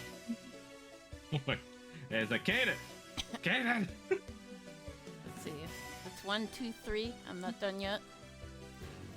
He's already dead, bro. I'm just gonna move here in my turn. And he's gonna get ready to use his fire breath, so I'm ending my turn now. Rose is gonna try and slap Kanan. I ain't in the mood for this shit. Yeah. Oh, that's a miss. Yeah. Yeah. That's a miss. God damn it. What? Oh wait, Mac. Alright. So riposte, you use riposte, right? Just make Yes. sure. Yes. Okay. 'Cause it's So a new he turn. takes 9. Okay. Oh wait, Mac. Looking at Yeah, the what's up? description of Vine, if the Vine hits, it grapples. Oh, okay. So that was the grappling thing. Okay. Now we know. Which I guess works anyway, because technically Kanan did get hit with a vine first. Okay. So, Kanan, since neither attack hits you, you do not get grappled. But, another integration thing, since an enemy missed all their attacks on you, your friends allow you to do a reprisal. Meaning Pick a party member. Paul. Paul. You fucking would, Tom. Paul, use a level 1 spell of your choice. A level 1 spell. Yep. Doesn't use up a Fucking slot. magic missile. Yep, cast it. Don't use up a slot. How am I supposed to cast it without a spot? You can, when you cast it, you can check Ah! place one at a time. Let me explain it. Nah, I already got it. When you cast it, you can uncheck the box that says use a slot. Man, that was a delay. So that's what I need to do for when I cast Force Blade. Yes. Now roll for the damage, Roger. Sorry, Paul. Fuck it. Yeah. I'm here. What is it, 84? Or wait, 64? Well, you Yeah, casted it's it only at just- first level. Yeah, So- so it's 64. Yeah.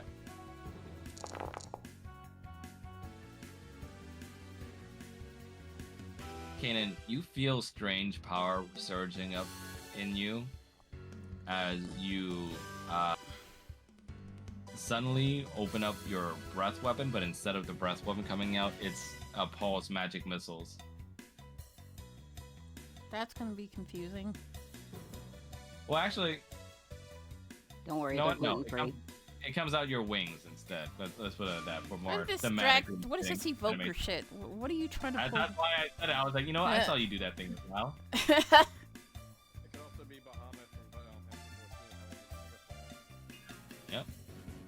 But yeah, he eats 18 damage as you then realize what you just did. What the hell? Part of my role as the leader of the Guardians means that you get to draw upon their strength and companionship when you are in need. You know, it would have been nice to know that earlier. Well, if you killed it faster, you wouldn't have to have known. Eat a dick, Soma.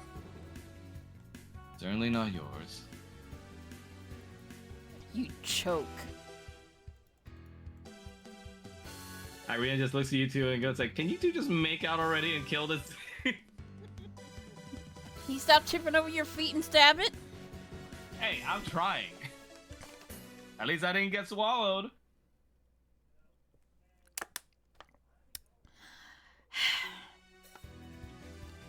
And So many let's things see. to say here. That's gonna be his turn. Irina's turn. She's gonna try and kill it. Try and hit it this time. How you say that and then She looks at you with a cross face. Damn. And gets angry enough to do a nat 20.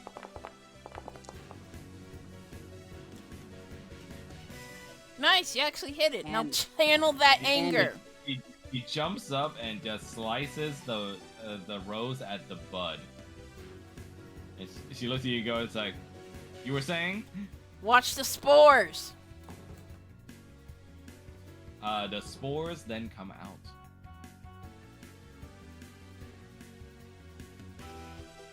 Ah. I know, How's that going for you? What? And she just goes like, "Oh, come on. I Just told die you. already." Oh, set it on fire or something. I can't do that. And she's gonna use her remaining attacks on the creature.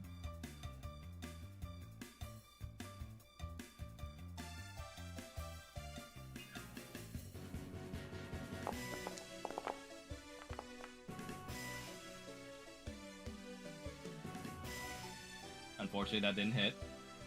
Oh, where did all that gusto go? Getting She looks at you and tired? goes like, "Oh," and she was like, "Oh, you know what? I hope you get eaten again." Oh, you would like that, wouldn't you? It's funny because not even Paul and Kanan quip at each other like this. Special brand of sassiness towards each other. Oh yeah, I gotta roll for the fucking spore mound. Ha ha!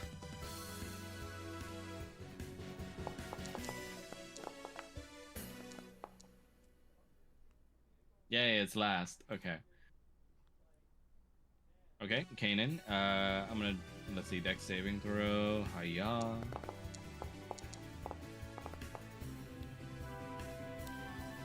It succeeds, unfortunately. So it eats half damage, so 12. And my turn.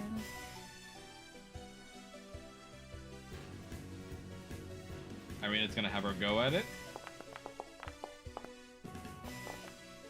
Being angered again by your by your ribbing, so she does another nat 20. Ooh, look at Miss Irina actually putting effort into her fighting. Yep. And she just looks at you and goes like, "Yeah." And I noticed that little flame breath was looking a little weak there. You getting up there in your years? At least I can do a flame breath, human.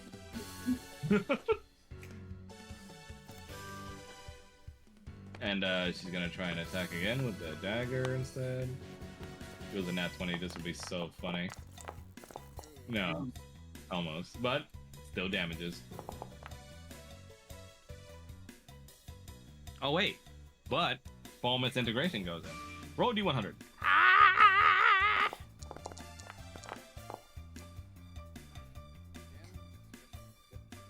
Okay, it still does damage.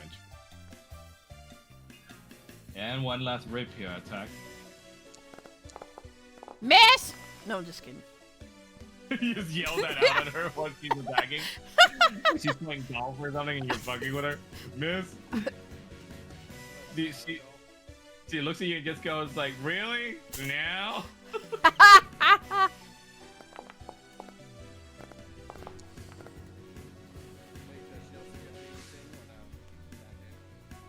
The integration? No, I'm restricting it to like one per turn.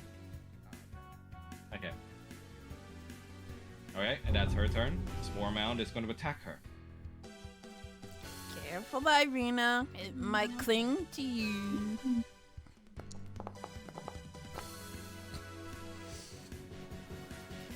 Oh 17. no. So that's a hit. And she gets grappled. I just fucking told you! That's why they call it non-stick! That's why they call it non-stick. She gets grappled and just goes like, still less clingy than you are with your wife. At least I have a wife. What do you say? I ain't saying nothing. Ouch. She said, no, Wow. no, no. I want you to say this while I'm near death. How's that little crush going with that captain lady? Wanna She goes like, be in between her legs? A little. Yeah, yeah. I bet that's what you care about, Kanan. I bet. It'll be the first time you actually care about me. Ah. And where's the grapple? Yeah, there we go. Oh. And she's gonna get hit again.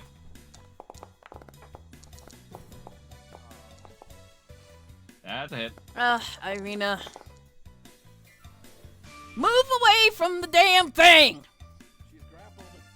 He looks at you and goes like, what the fuck do you think is happening right now? Oh my god! Dana's turn. Yeah.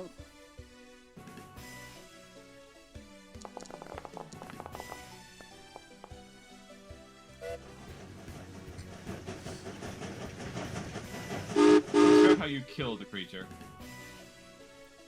It's gonna stab it repeatedly to make sure it's dead, making very conscious effort to stab it. Stab it. Stab. Stab. Stab. You stab the creature to death and it lets go of Irina as you both kind of sit down in the muddy waters next to each other, being all bloodied. Yes, Paul, exactly like that.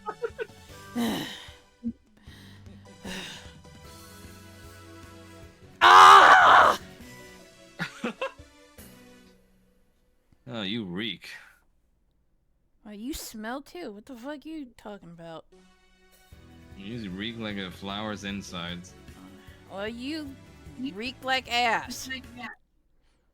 When's the last time you bathed? A couple of days ago, same for you.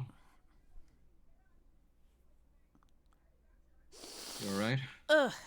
I'm fine, just my nose is crying. Very much crying. Someone just goes like, good battle, young one. This is how Cannon finds out he has allergies. Ugh. Ugh. Ugh. What's wrong with you? Eyes are watery and my nose feels runny.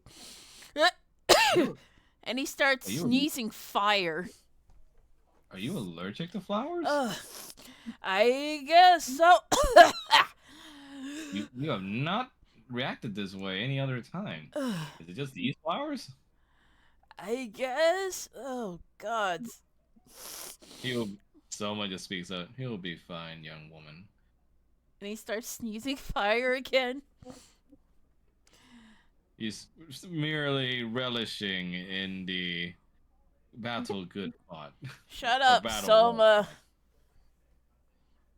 Well, no, You should be feeling this too. I am, but I'm stronger than you mentally, so... Oh, bullshit.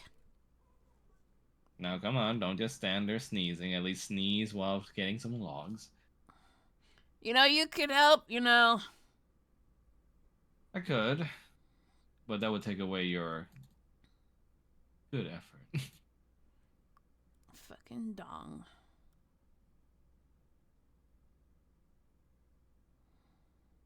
He sighs, though, and then appears. Very well, since my pact partner is busy sneezing, I shall assist. Ugh. He looks at you and goes like, bless you, young one. I wish. And he's gonna sniffle a bit. I'm still mad at you. She looks at you like, who are you talking to? I'm talking to you. Ugh. She looks at you and goes like, mad at me for what? You know what? Kanan, What? before we got cut off, we do listen to you, but you fly off at the slightest little thing on a handle. You have a very short fuse. You must know this. I'm a red dragon. We have short fuses. You should know this by now. Well, again, doesn't excuse it when it comes to your friends. At least trust the people around you to be listening. Do trust you, but I have so much riding on the line that I am easily set off.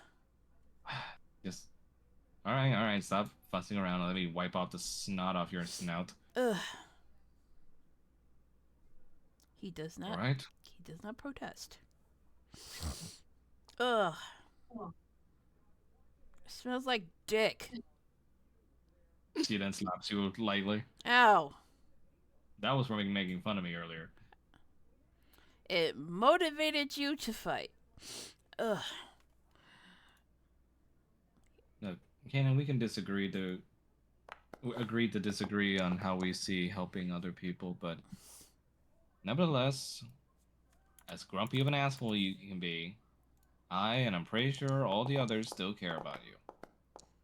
Oh, I know. I'm just...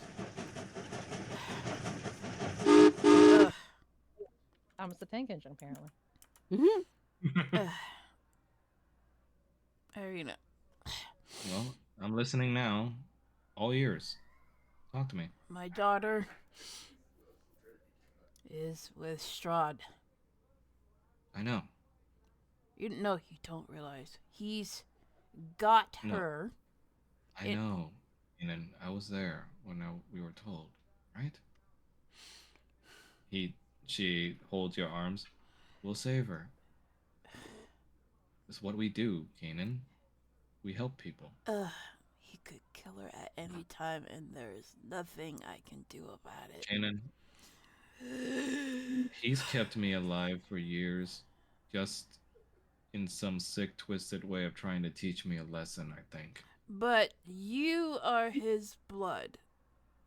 And she is also your blood. And, well, I mean, take it from a girl who's been toyed with all her life by him. He's not gonna throw away a toy he likes that easily.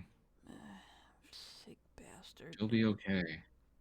And honestly, it's almost as if he kind of has a kinship with you in terms of fatherhood. I don't know why, and he just stabs the tree in front of him in frustration. Oh, I hate Barovia.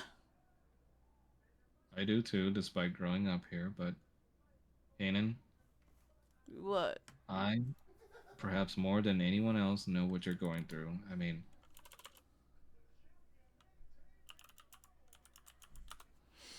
hell, Kanan, you know, I'm practically made of a bunch of dead, massacred dwarves and people.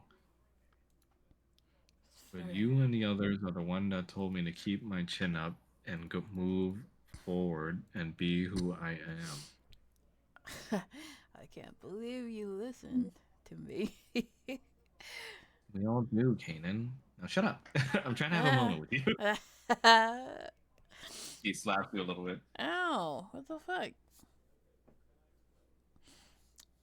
We'll save her. I know. And even if we have to stop once in a while to help some people, it's not gonna delay us. 5 Roger children. that. 5 children? Why? Are there children around here? What happened? No. I'm gonna have to raise 5 kids.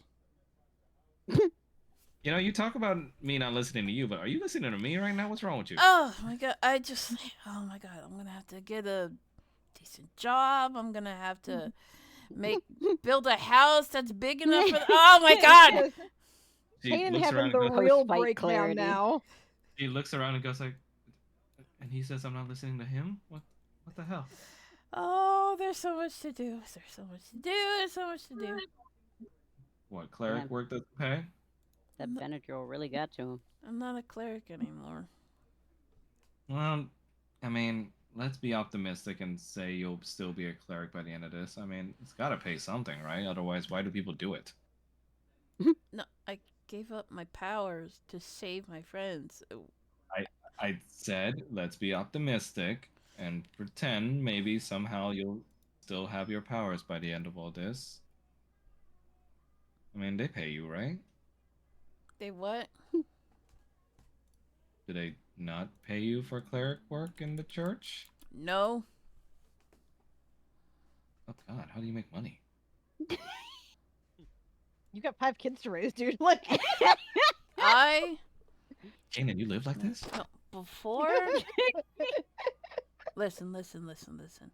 Before my first wife died, I was a merchant and I peddled wares. But when that incident happened, I was with my daughter on the road, living by the day out in the woods until the clerics of Bahamut found me. And I've been living with them before this whole tomfoolery bullshit happened. So, no, I'm gonna have to get a job.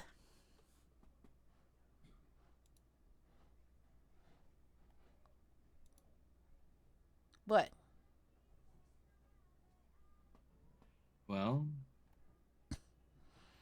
you want to work for me? How's the pay? Well, I mean, I still have, assuming we all make it out of this, I'll still have a good amount of sum from what the burgomaster left behind. I'm planning to use a lot of it to help Falmouth to revive the Silver Order, but Does that know, mean maybe- you're going to Baldur's Gate? Because that's where I'm heading. maybe. I mean, it'll be nice to see the outside world. But I don't know, maybe this place could use a cleric to bless a few things and purify some stuff when it's recovering. I guess, but I don't plan to stay in Barovia very long when this is all over. Well, I'm not asking you to stay, but maybe like a handyman that we call in once in a while. If whatever is keeping us in place allows me to go and leave. Hey, remember, you're talking to me now.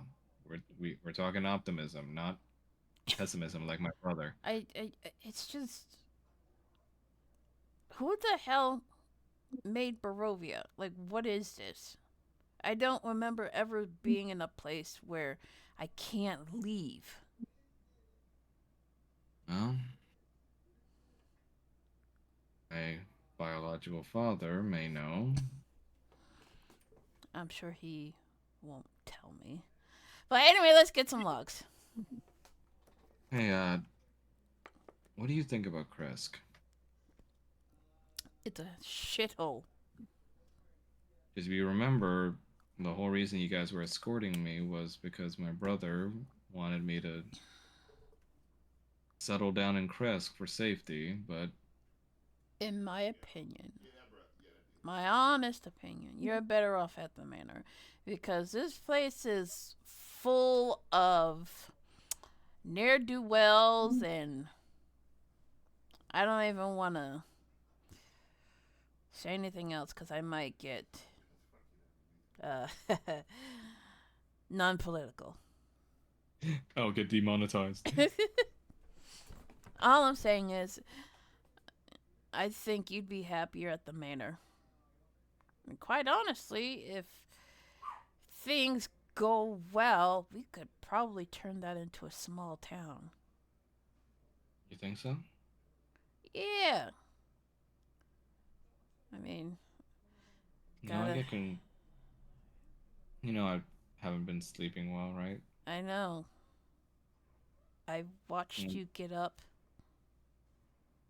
Well, most of it is from, but some of it is also The more people we save, Kanan, the more worried I get that we'll fail them somehow. See, now you're thinking like me, and I don't like that. So go back to your go back to your optimistic self. Don't turn What into happened to me? me. What happened to me being a dumb little girl? You're kind of dumb, but don't. He slaps you again. Ow! Don't don't become like me because you'll be angry at everything and you want to kill everything. In fact, I feel like killing something right now.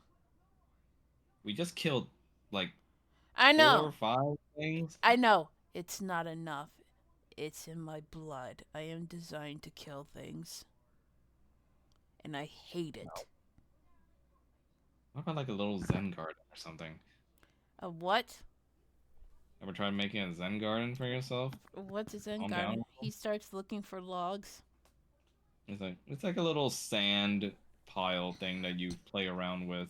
It's supposed to be relaxing from what my father says. A sand garden? Yeah. Guardian of the Sand. I'd rather just make glass. Do whatever helps. All I'm saying is, I mean, you're working so hard to not be what your mom made you, right? Might as well find avenues to relax that doesn't involve having to kill something. Oh, my mother. Don't get me started. I pissed her off, and I So? have to. You don't understand. She Yeah, my father is an almighty vampire. My mother is a goddess. I know. That kind of trumps the regardless- vampire thing. She could wipe us out with a flick of her wrist. And technically, Strahd could come in here and just slice our throats, but he hasn't. It's not gonna stop me from wanting to piss him off. I don't want her to hurt anybody, and I know Look. she's watching me.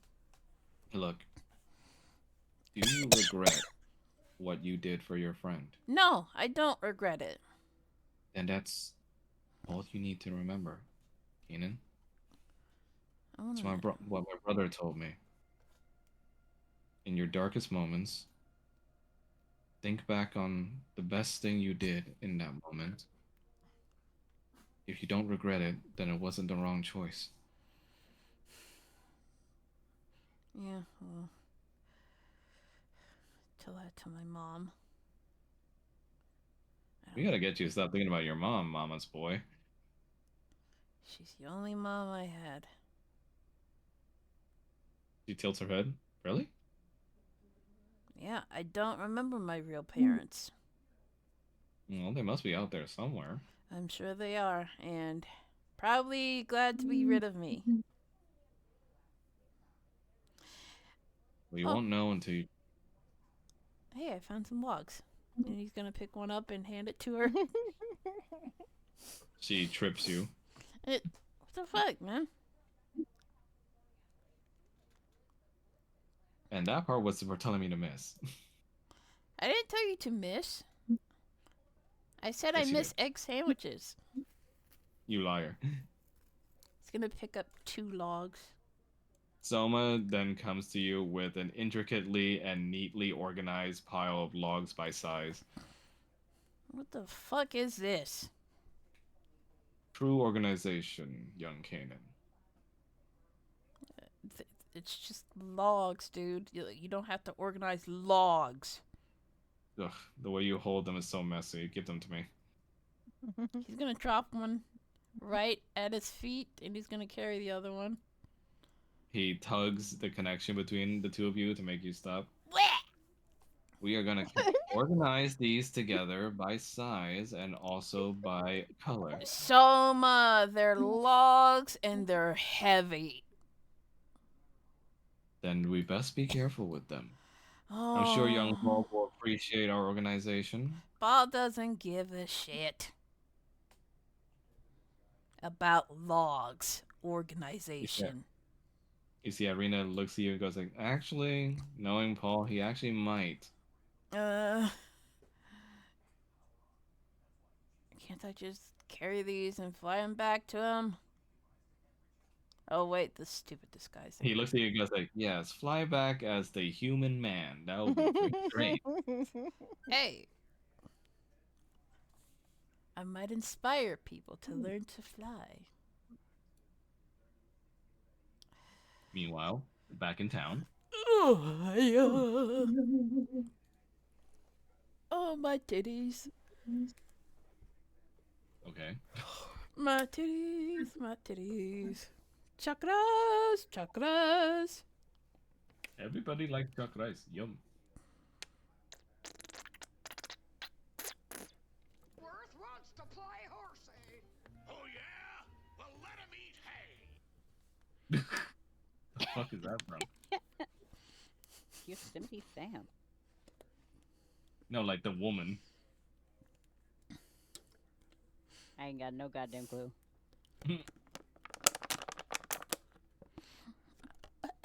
Meanwhile, Back at the homestead, back on the farm. No. Meanwhile, back in the at ranch. the headquarters of Doom. Wentworth wants to play horsey. Kanan, on your way back with the logs, and also the others, on your way back from the Dwarven district, you run into, of course, the assembly that you had heard of from Caw earlier, in which there would be an orientation of some sort. Oh God, more humans. What do you say? He says, oh God, more humans. Irene just goes, it's like, hey. Present company excluded. Well, technically, I'm not even technically human, so. You're human enough to me. She smiles and holds your hand. Ugh. Maybe I do have allergies. What? I'm gonna tell Kyle you're allergic to cooties. What are cooties? Your son told you what they are. Did he? I guess constantly running for my life, I forgot about it. Forgotten about the existence of cooties. The worst thing.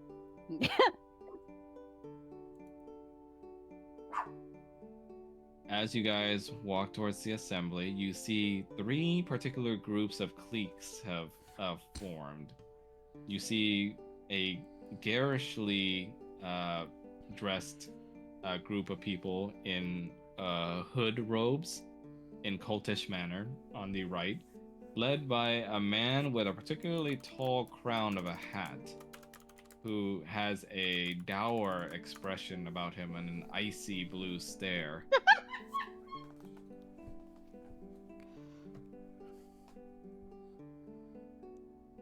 My fucking god, man.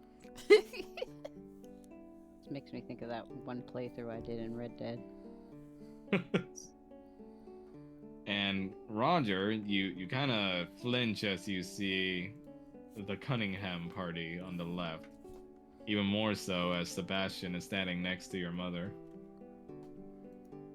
Yep, he's just reminding himself that she can't see him. She does not know who he is. And in the middle, you see just, the disparate groups of people, including Morton's group.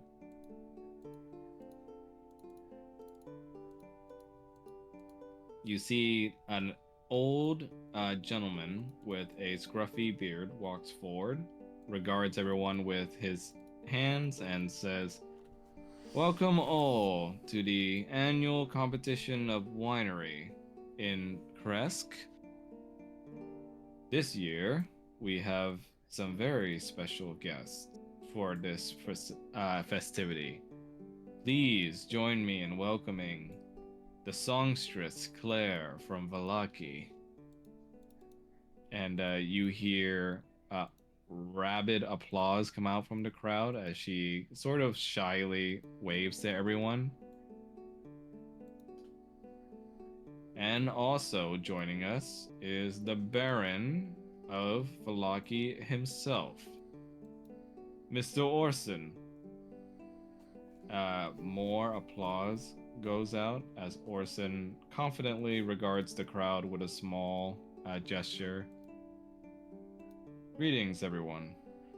I hope I'm not intruding on your good times. 'Twould be remiss of me to not mention that Valaki and Kresk have shared a healthy relationship of trade over the years, as well as our business transactions. Therefore, it would behoove us this year, in order to join hands to help judge the talented individuals we have joining us here today for the art of winemaking. We welcome you back again, the regent of the Drow, Mr. Silas. You see, he only grunts and crosses his hands. And we welcome new competitor in this festivity, Miss Cunningham herself, who comes to us from outside Ravenloft in far off lands. You see your mother giving the famous smile and wave routine she always does in present company, as she gives the polite smile, and also clears her throat and says, I hope for everyone to have a good, healthy competition, and may the best woman win.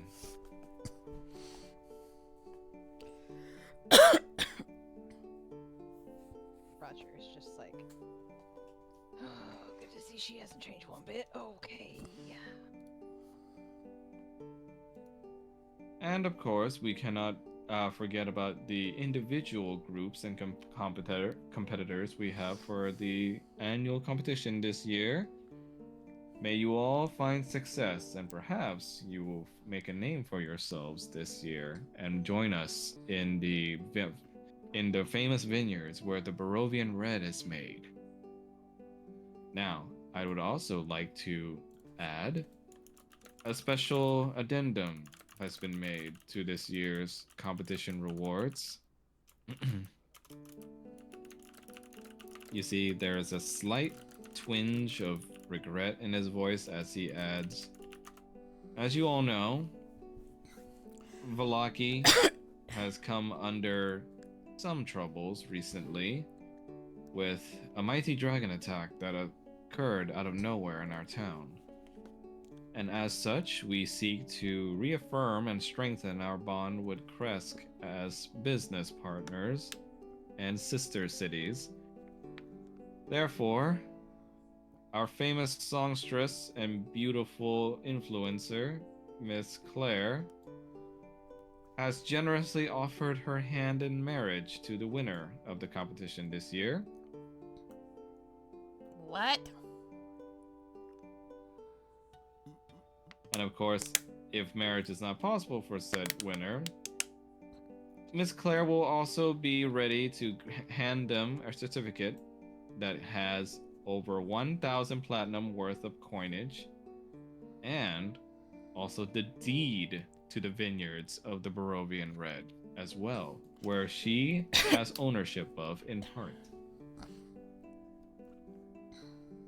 You see, this change in reward causes a stir in the crowd as all of them start to talk amongst themselves. Marry a tiefling? That's unheard of.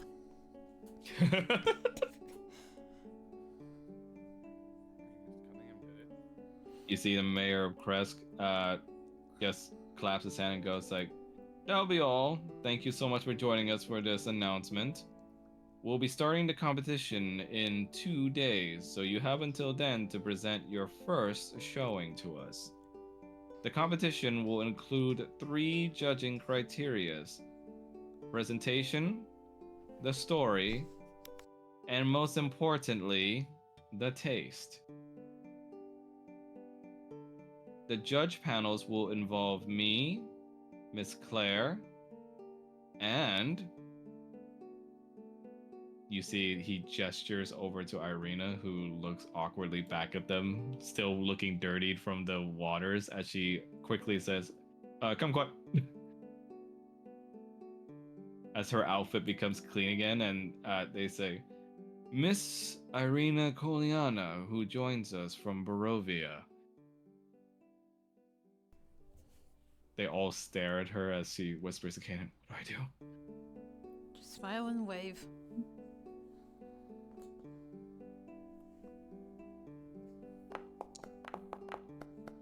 The fuck? She rolled a 17 on performance, so she remembers what Roger taught her, and she just smiles and waves to the crowd. She goes, "Hi all," and she whispers to Cannon, "I want to kill myself." No, no, no.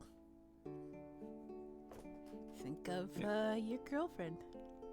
How hard do I have to keep smiling? Very hard. Just think of your girlfriend. Kanan, you are approached by Miss Emma Cunningham. Ah, Mr. Harkin, was it? Yes. The voice. Ah, well, as you've heard, I'm Emma Cunningham. Of course, Miss Cunningham. It is an absolute honor to meet you. And he gives her a very eloquent bow. You guys are all seeing this, by the way.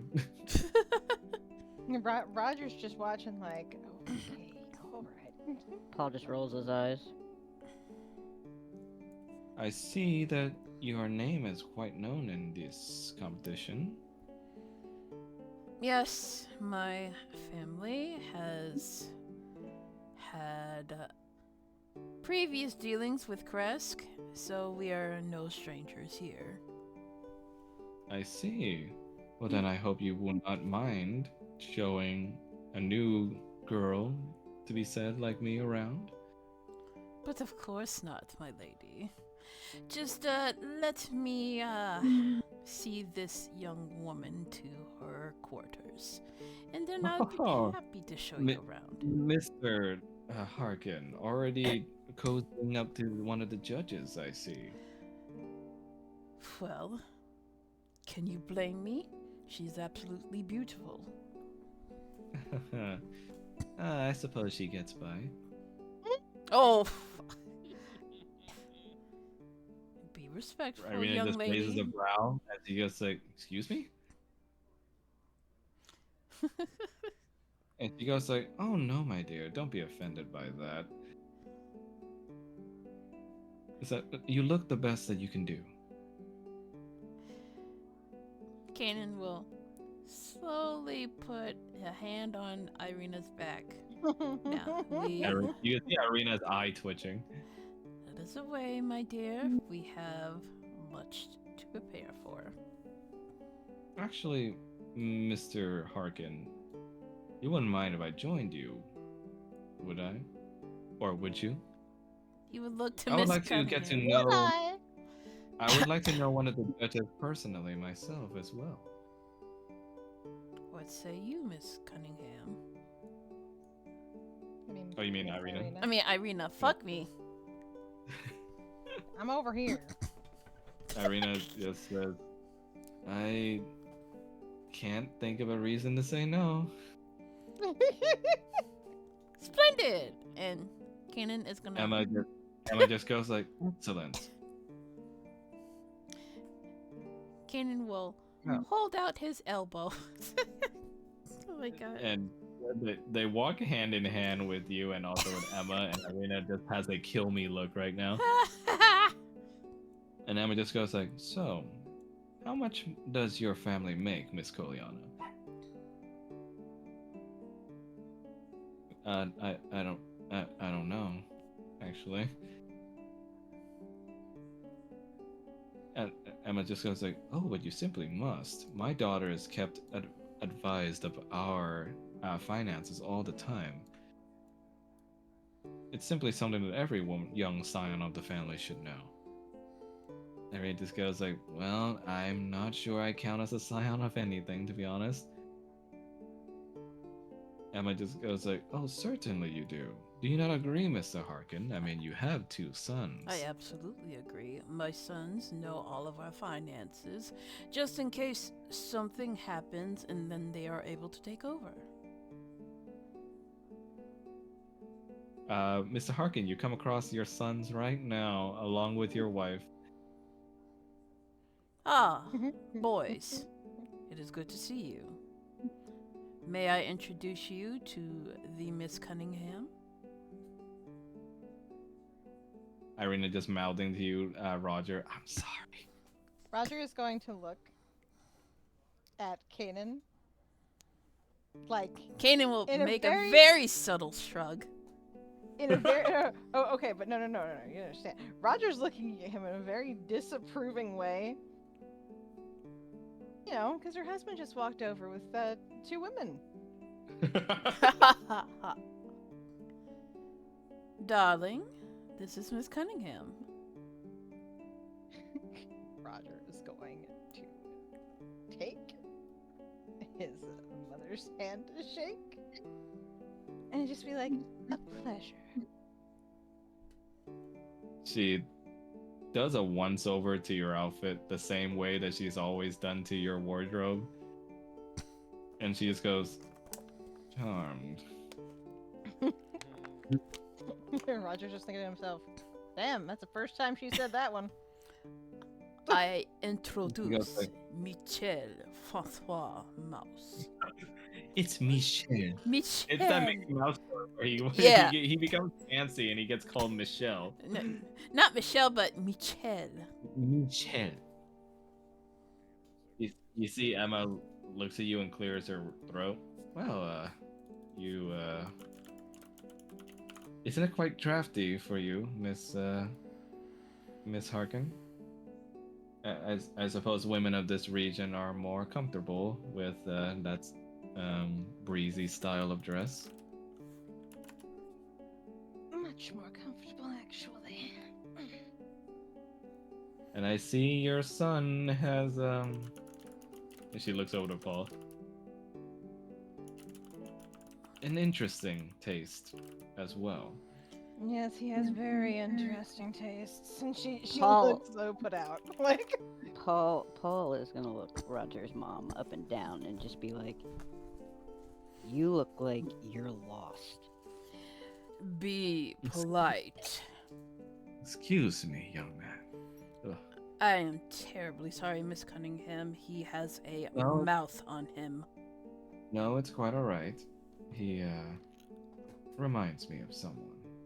Oh, do tell. No, it's nothing important. No one important after all. I understand.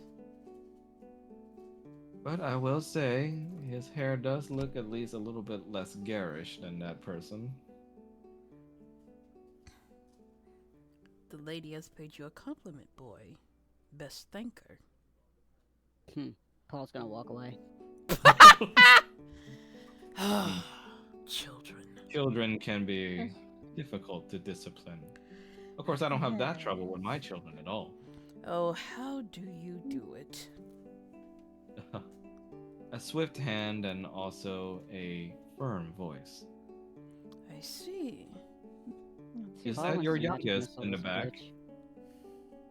Would you say, Paul? Paul so wants the magic missile, this bitch. Roger is going to sort of gesture and be like, "Two boys. You can imagine what a handful." Is that your youngest in the back?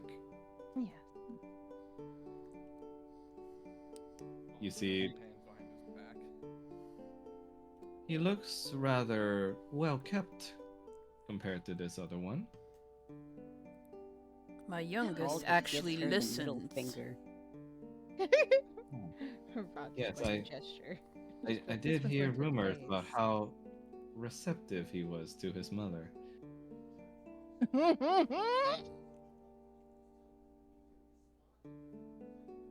Now, come now, young lad. I do not bite. Paul just walks slowly over, like, not so slowly, but like more relaxed, Manny. You look like a well-studied young lad, an intelligent look. There's a part of me that wishes that all of my children would dress the same way. Fallen just nods silently. Silent until spoken to. You've taught him well. Thank you. It was a lesson that had to be beaten, but alas, you see the results. Holy shit. What? Looks at Kanan like I was just adding layers to how fucked up this family is. She looks at you and goes like, Hey, ah, y'all forced him to be the dad. a fan of the stick, is it? Yes. Now, see, I personally don't have problems disciplining my children, so I do not raise a hand against them.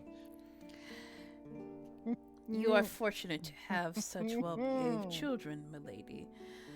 For Of course. I had to instill this lesson many times before my youngest son behaves the way he is now. Well, you can be rest assured one day he will be grateful for it. I'm sure he will. Fallen's remaining stony faced. He's like inwardly storm. You know, my husband is not so much a disciplinarian himself, but he is a good father figure to the children and the family. And he provides for us, of course. Where is your husband? Oh, he is away on business right now. Ah, I see. I would have But loved I to meet handle him. I handle the family and financial matters in his wake. That is such a responsibility upon your shoulders. Yes, well, he trusts me greatly. I see that trust is greatly founded. Kanan's mentally like, oh God, kill me right now. It's like I'm tired. It's like talking to his mother, like trying to kiss up to. The step parents. Mhm. Well, how about you, Miss Arkin? How about you tell me a little bit about yourself? I'm sure being married to a well-to-do man has done wonders for your physique. Roger is going to swallow because he has bitten the inside of his cheek so hard it's bleeding, and he's just gonna be like, "Well, Butch has been known to be an excellent husband, of course. Yes. Naturally. Despite those awful rumors I hear about you two, of course. Baseless. Simply baseless. Absolutely. Always. People of our caliber always have rumors. Yes, of course. Oh, dear, you, hold on. She reaches for your arm and strains you up a bit. There you are. It must be difficult to wear the corset around her a lot of times, but I understand. One of my children used to slouch like this all the time. Roger is going to pause and just be like, Cunningham. Why is it that name rings a bell? Oh, I'm sure you must have heard of us even in this disparate land. We're a curator Oh. for many of art pieces and also some philanthropy work even. Yes, that's right. I do remember hearing about you. And he's going to sort of pause and just be like, oh, let's see, there was the temple, if I recall, that you did donations to, that added the wing. There was a hospital, a few other places. I'll be right back. And real then quick. he's gonna pause and just be like, and of course, as you said, you would know about the nasty rumors. Well, as I said before, like the rumors with your family, simply baseless. Exactly.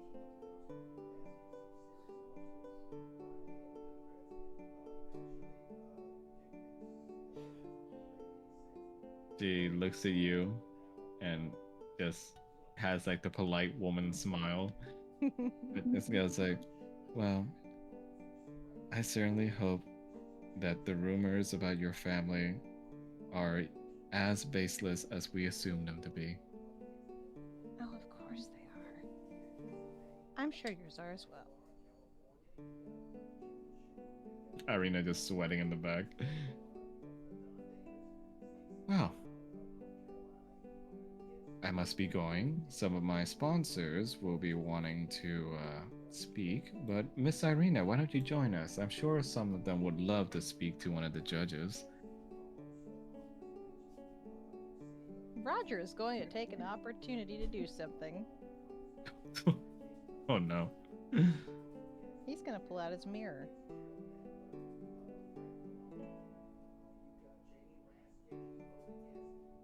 And idly be pretending to fix his hair so that he can focus it on his mom. I'm gonna leave this up to you. What does the world see her as? Well, it would be fairly like saint-like, sort of, you know, angelic sort of lady. But then like it's sort of basically in the back there is a secondary version of her that's Which holding is a the blade. devil? Yeah, basically, it's holding a blade. And he's just gonna tuck that away and just be like, "Yep, that's what I thought. Okay." Irina just goes like, how do I do? Just play nice. I don't know. I mean, how do you deal with that? I can't tell if she's disappointed in me or. She's disappointed in everybody. Just be snooty. Well, Miss Irina. Act like you're better than everybody else. Be right back. Act like my sister. She'll love it.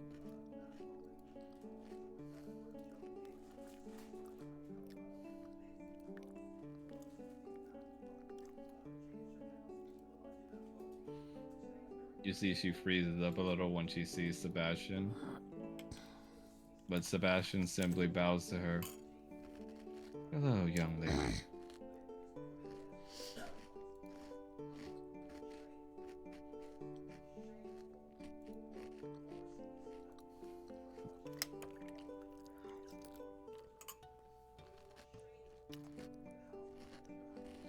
Meanwhile, your group is left to your own devices now. As Kanan, you feel a bump against your shoulder as Silas rudely bumps by you. I say, watch where you're going, lad.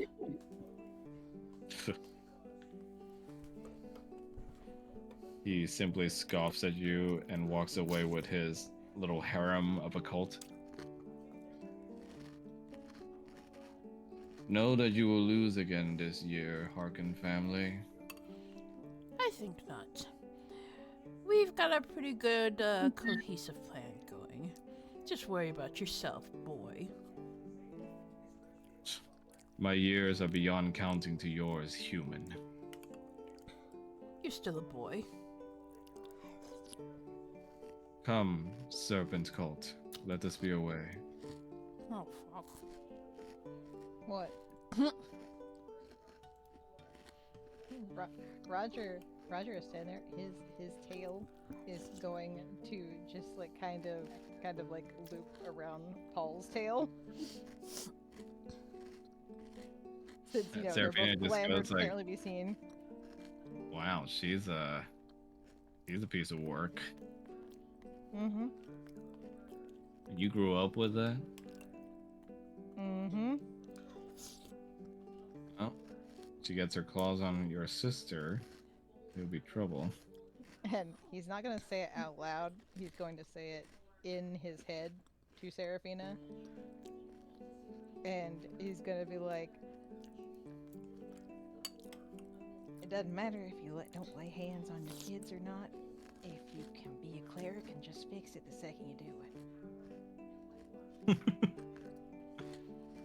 Seraphina just goes like, well, as long as you got a plan.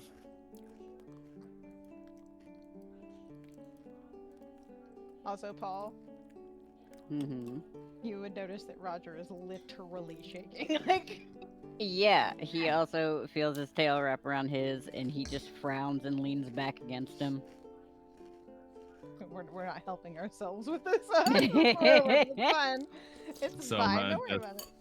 Soma speaking through everyone's mind, since you're all connected right now by the Guardians. This could be trouble. Why? I'm familiar with that cult. Roger, like, it just through this is just like, I thought you were gonna say you're familiar with her, and I was going. No, not It that just- awful woman. Thank God. All right. But the cult. I have expected them to have died off by now. But they seem to have rallied around a new leader.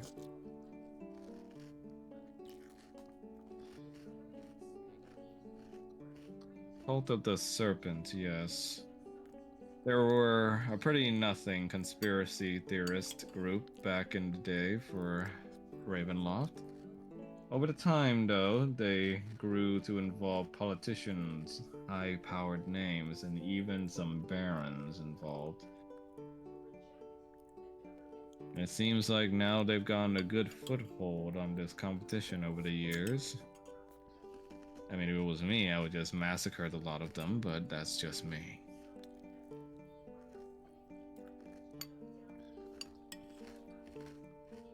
I see. I'm a bit surprised they're drowned. He looks at you and goes like, "Oh, that's not their god of worship."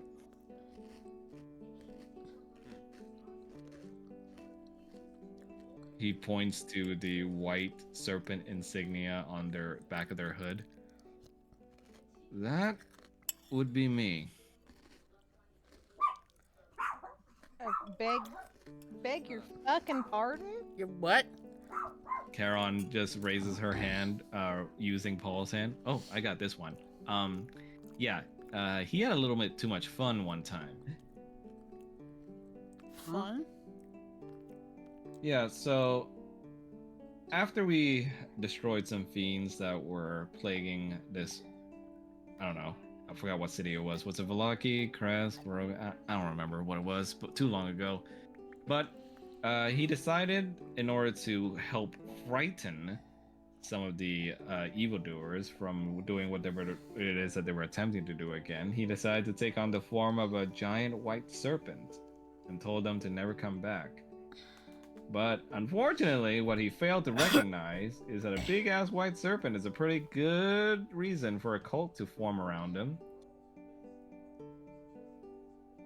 Soma. Best of intentions. So I just sighed. So I've you're tried not to as dissuade perfect as I them. thought. So it's your I've fan tried. club. I've tried to dissuade them from this foolish belief over the years, but Should have just eaten I- them. that's not what I do. But you're supposed to protect the balance. I do. But I didn't expect the scales would tip so far in this cult's favor over the years. I mean, I thought they were just a bunch of lunatics. I mean, I think we're living proof that being a lunatic can get you pretty far. That's what concerns me. He just grins a little bit. Those cultists cannot be allowed to win.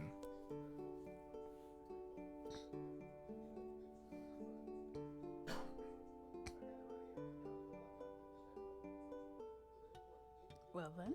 Duly noted. But, young man, the chef, we have gathered your logs. In order of size and color, I will say. Paul's eyes are gonna kind of widen a bit. Wait, really? Yes. Huh.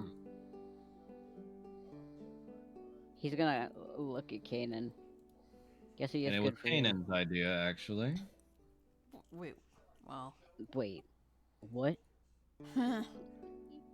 Yes. He shrugs. You see, You see, he had a lot of success out on his hunt, therefore he had the initiative to organize them to make your life easier.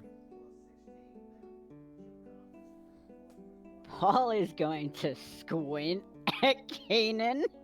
Kanan's just gonna He's gonna- shrug. Someone's gonna roll deception. Oh, hell yeah. Deception! Almost gonna roll insight.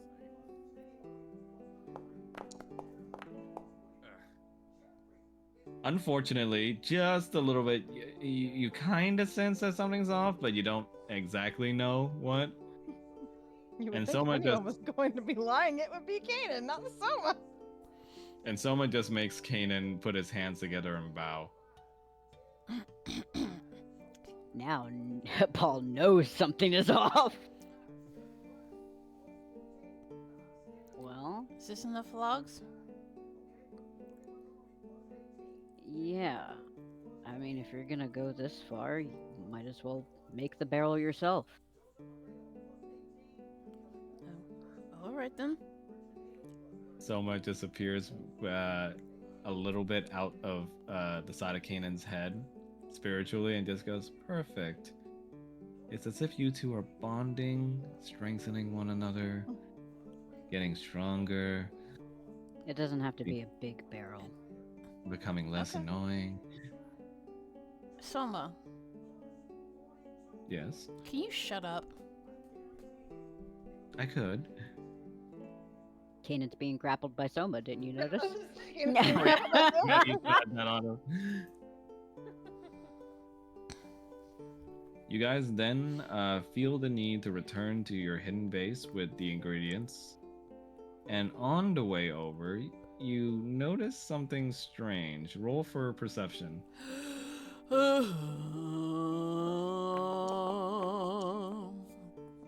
My god, that was so close to nat 20. How dare you? It was so close to nat 20. Nat 20. Paul is too busy thinking about the recipe. Roger, as you guys are walking, you see someone in a big, thick coat standing off to the side, kind of pretending to look at bottles in a really bad way. You can tell this Right person here. never tried to lie in their life before.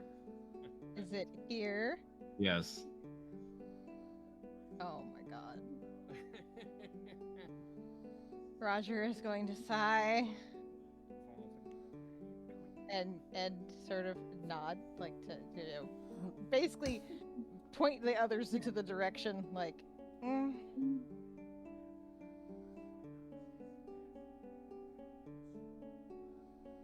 And Roger's gonna come up next to her and just be like, "Are you having trouble picking?"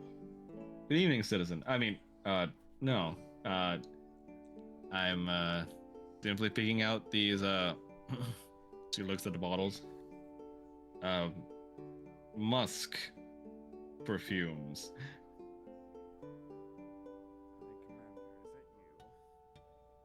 What? Oh, I don't know who you were referring to. Which, what? I mean, would a commander wear such drab garb? Roger is just gonna lean over next to her and just be like, "It's us, all right. Like, just roll with it." You're not buying it, are you? Not really.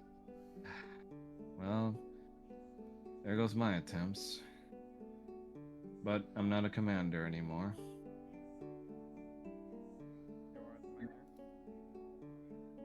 No, I've been relieved of my station, but I wanted to come here nonetheless, because I heard that's where the Baron was headed.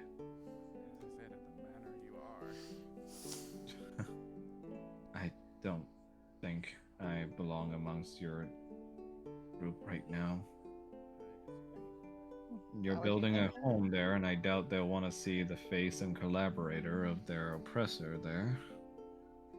Has anybody said anything like that? Considering the people trusted you and backed you. I appreciate it truly, but for now, I feel like the best way I can do the most for people is, well, finding a way to make the Baron see the right way. His hands are also tied. And also to save Miss Claire, to be honest. You heard about the change in reward, yes? Oh, we were at the orientation. Miss Claire says with all her heart that this is what she wants, but I don't feel it is. Perhaps you may have some information. Who won last year? Who won the previous competition? This is a yearly competition, yes? The cults did. Charming. Okay. The Cult of the Serpent is closely tied to the winemaking competition. It's actually due to their influence a lot of times that the production of Barovian Red increased tenfold.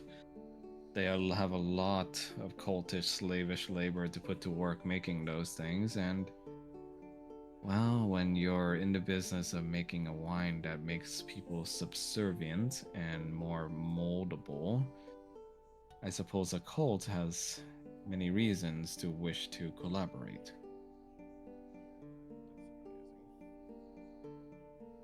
But pretend you did not see me, yes? And well, I have much to work on for my stealth abilities, but it's better than doing nothing. If I may, eventually, when we are able to get operations running into Argentlost Holt and finding Mithril, that may assist. Mithril armor is lighter, so it doesn't really impede as far as stealth. Oh, I don't have my armor on me. I feel wrong wearing it, to be honest, considering they were issued for the commander. But I'm fast on my feet and, well, I don't think I've ever lost a sword fight before, so I don't think I'll need the armor anytime soon. Still, though, considering the disguise you're all wearing, be careful. Of course. I'm kind of familiar with the Harkins, and they weren't exactly known for things.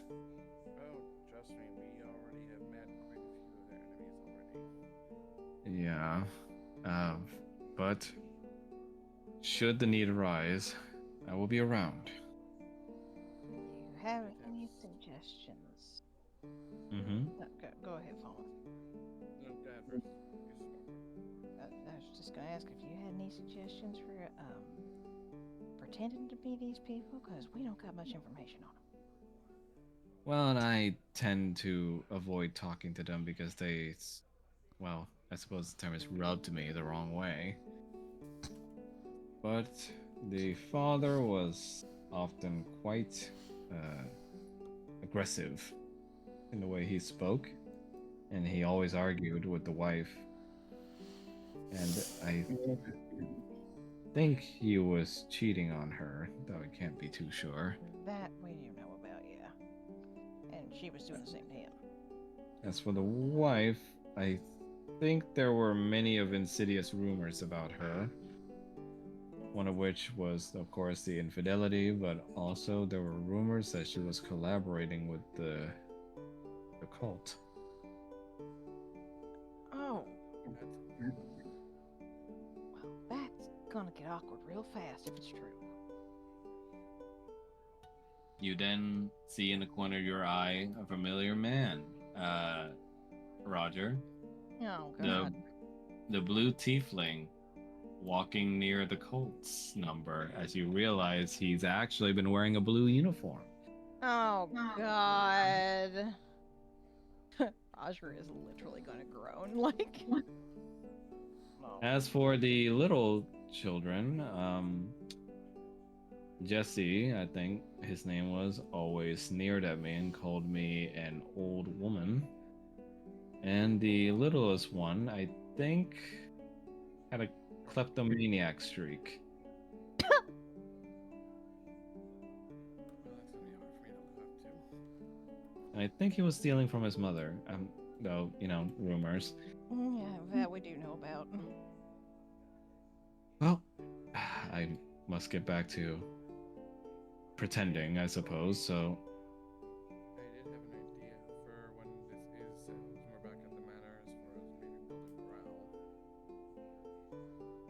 Oh, Ever heard of attorney? no.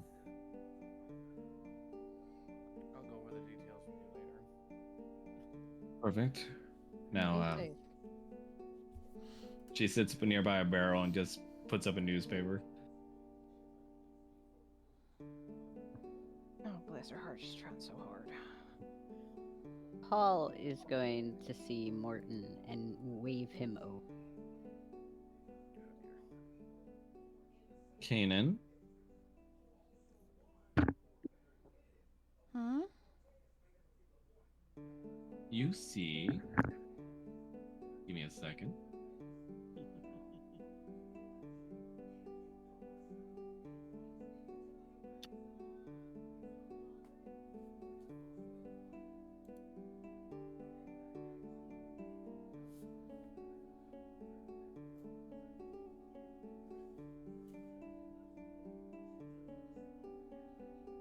You see another dragonborn.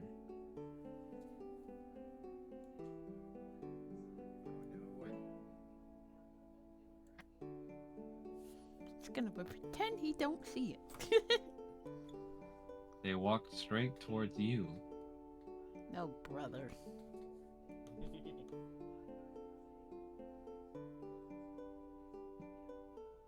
They look hesitant at first. Can I help you?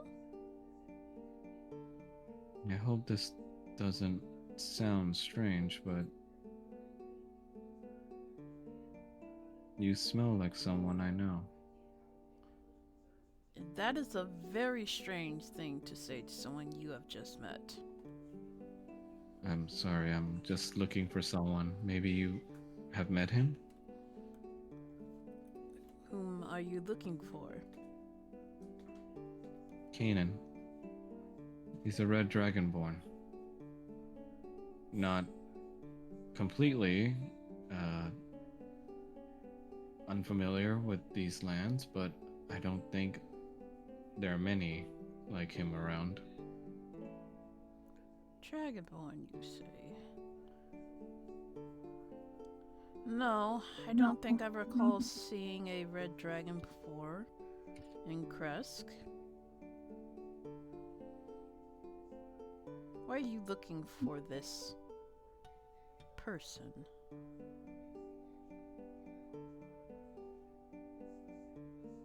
He's my best friend.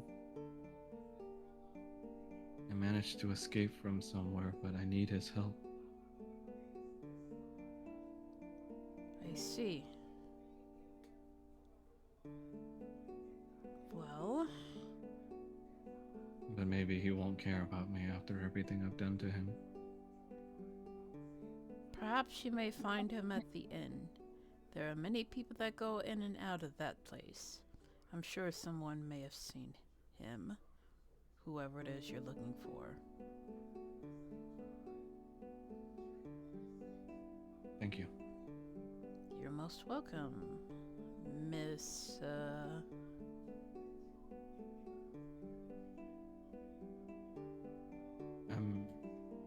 I'm not a miss. Ah! I beg your pardon. My apologies. I hope you find your friend.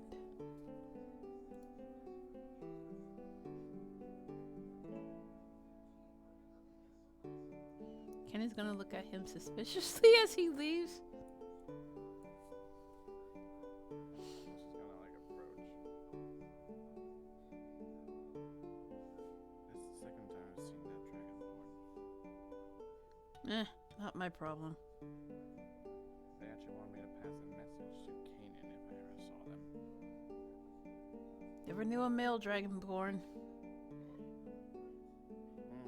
When I asked who it would be from, they just said not to give the name, but that it was mentioned something of an old tiger.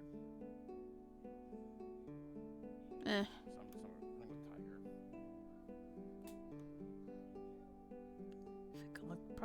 If we come across that problem, I'll take care of it. Oh, Winston, you either lie down and sleep, Or you get off my lap. Or perish. What was the specific phrase, Max? Tell the tiger I'm waiting for him.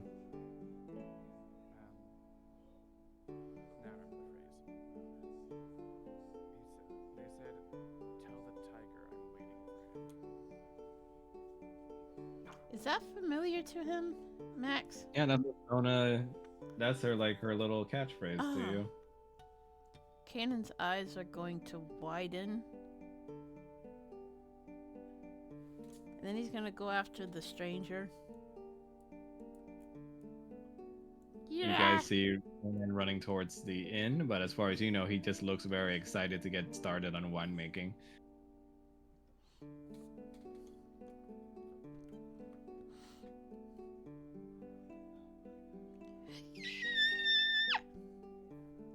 I love the pies and cheese.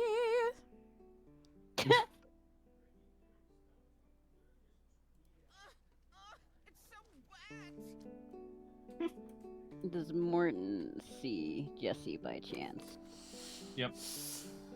Okay, he's gonna wave him over to him.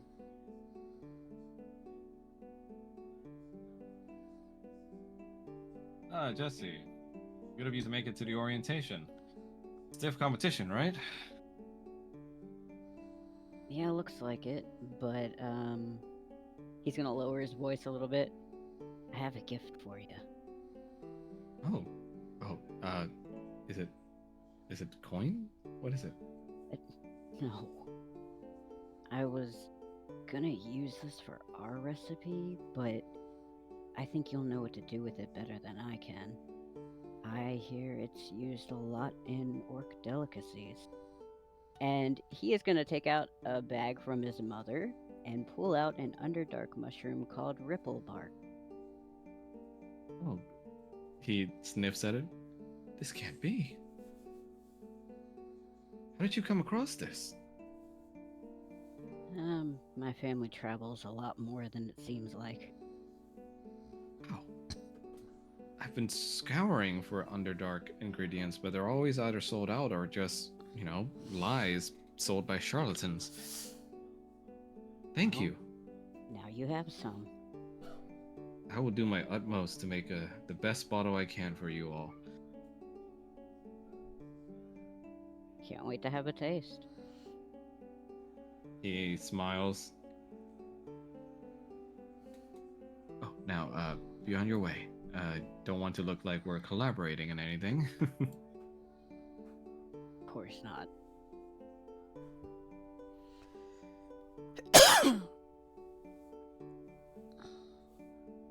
As you walk away, Paul, you can feel Orson's eyes on you.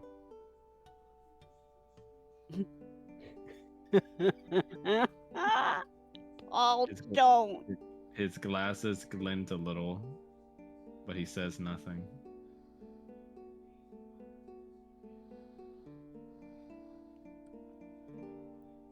Paul is gonna look back. Does he notice? Yes. Paul is gonna be a little bitch and do what I just showed you in the chat. Fucking Cora thing. That gift has so much mileage.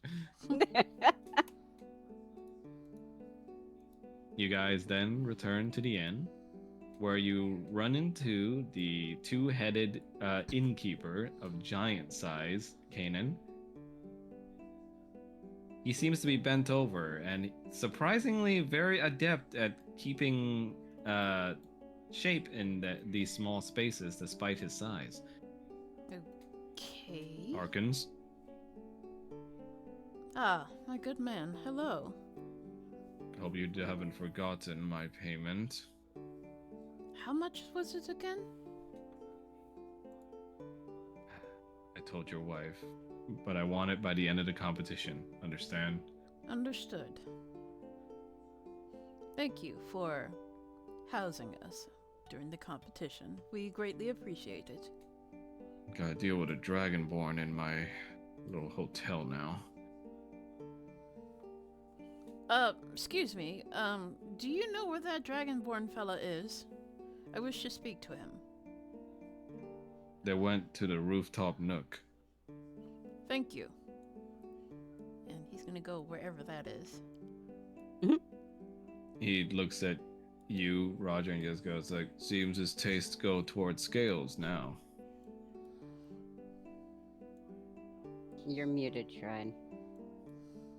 Roger shrugs and is just like, he's adventurous. How? Yeah, but what was the amount that they owe? I believe the last time I said it was 300 plat. 300 platinum. Alright. Let me see here. You start going, Kanan, as a little aurora jumps out of your coat. Ah. Enjoy a nice nap. Why, indeed I did. Good. Though it got a little bumpy, but you're surprisingly comfortable.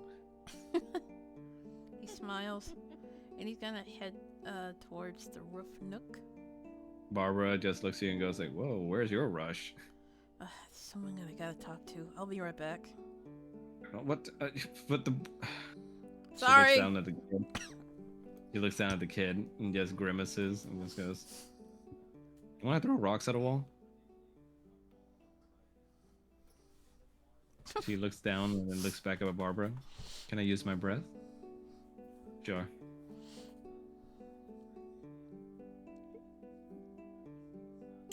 What a great way with kids.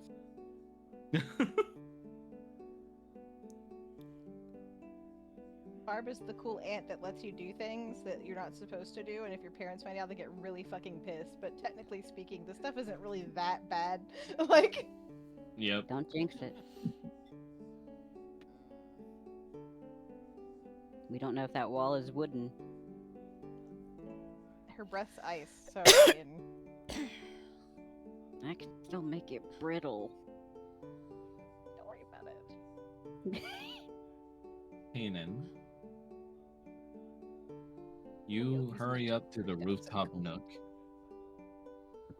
where you see a familiar figure, Paul's mother, in the pigeon pens.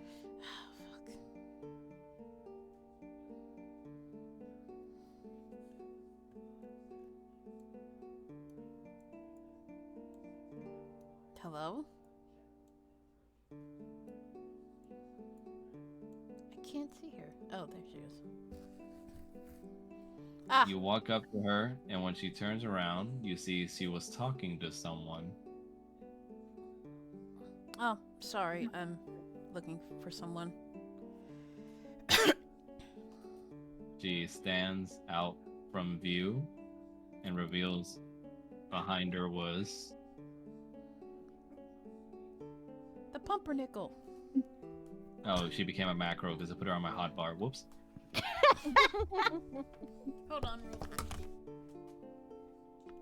Give me a second. 1.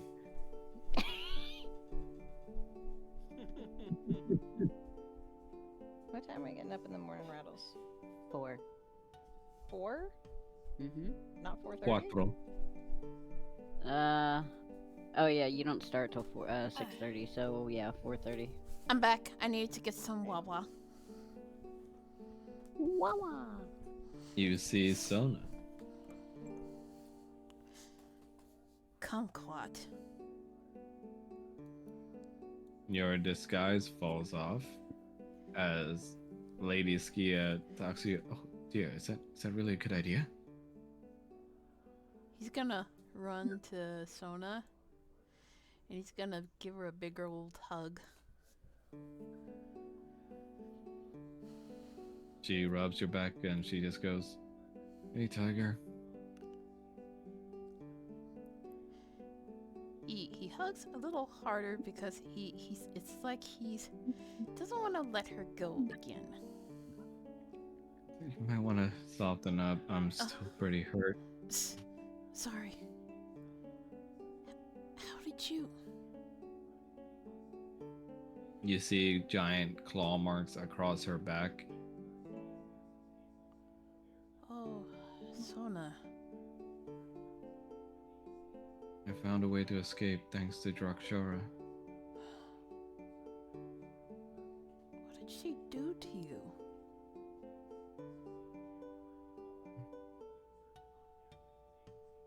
The same thing all traitors get.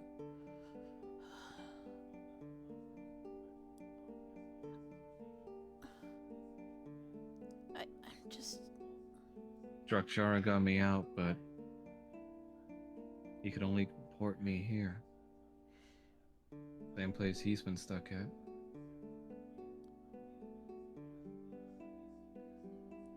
Here, let's see if we can do something about the pain. Skia, I'm sorry to ask, but do you have any herbs? I might, young one. So, am I interrupting something? Oh no, not at all. She's an old friend of mine. Mm-hmm. My best friend, actually. And I'll he's bet. smiling.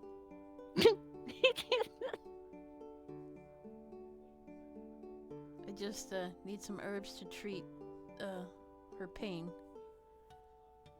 Well, I have some, but it'll be temporary. She'll still need some treatment. Yeah. Seek a doctor if you can.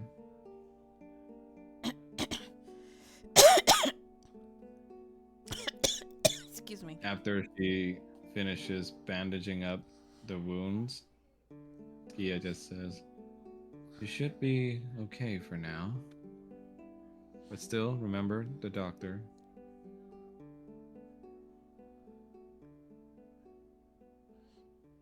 Thank you, Skia. Seems like she was hurt pretty deeply. Yeah. I sense a curse on these wounds. Of all the times to not have my cleric powers. Sona just rubs your hand. I'll be alright, Tiger. I'm survived this far. Didn't I? You gotta come back to the manor with us. No, wait. You can't. I don't know where to go, to be honest. Just knew I had to find you.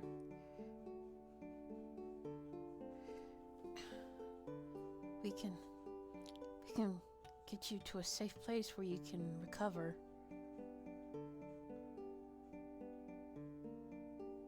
And he smiles. You see, like this goofy ass smile. It's like, I can't believe you're here. No, Tiamat's after me. It was a bad idea to even come here. Why?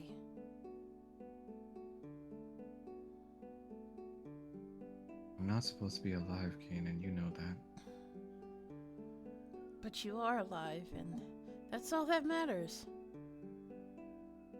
Gia says, well, as a fellow pursued by Tiamat myself, I think my son and his friends can help you along your way, at least.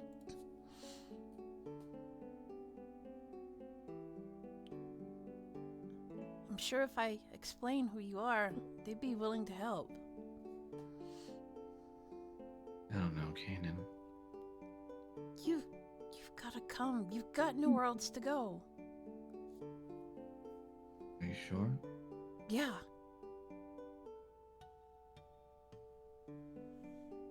Gia looks at the two of them and goes like, well, it looks like I am interrupting something, so I'm gonna go see my son. Try not to do too much in front of the birds now. What? Nothing.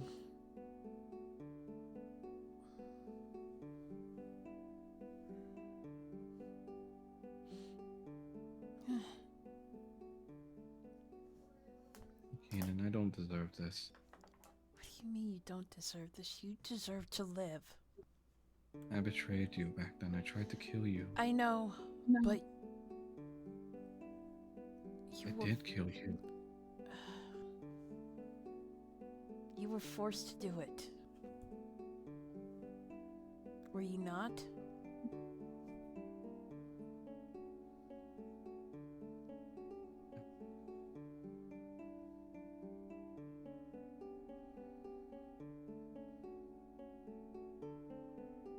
When Tiamat remade me,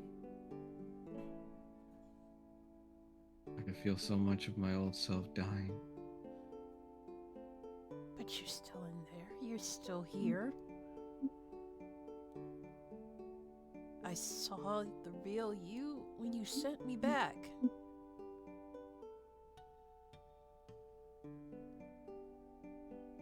She can't destroy what's in here. And he points to her heart. Just let us help you. Let me help you.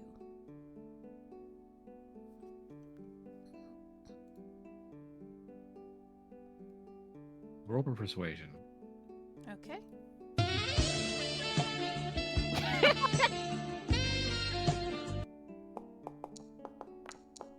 Was that you, Mel? No. I want to re-roll that. You have an advantage, don't you? Oh, that's right. I keep forgetting. Oh, okay. I was about to say. She hugs you slowly. He hugs her back. You hungry? Yeah. Just relax. I'll be back with something to eat. And he kind of stumbles back. And he gets back up, like, chuckling, like, embarrassing. And he runs out the room. Meow. I got a pot on a knife. Chickpea Dicty. What?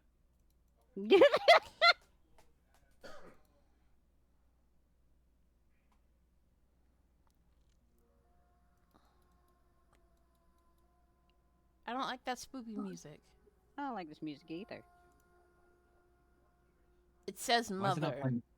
Why is it not playing? Isn't that Tiamat's theme from when she was in like the whole soul thing? Or whatever the heck? Why is it not playing on my end? Damn it! It's playing on my I end. can It's playing hear the it Sleeping Beauty very thing, right? faintly. Just making Yeah, sure. it's playing. Okay.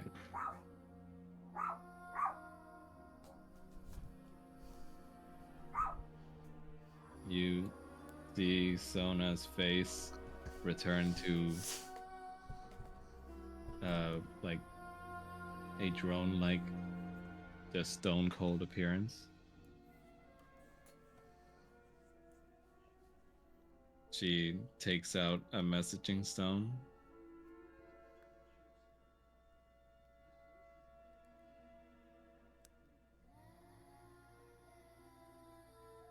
And she messages someone. And she says, I've infiltrated, Mother. How dare you? As Tiamat just chuckles and says, oh, good. Good. My son's little blessing always has been annoying, but if I shift your memories just enough and have you telling the truth as you know it, then I suppose even magic can be fooled. Good job, Sona, my dear. Now remember, take the life of everyone and everything he loves, and once he's sank into nothingness, be there for him.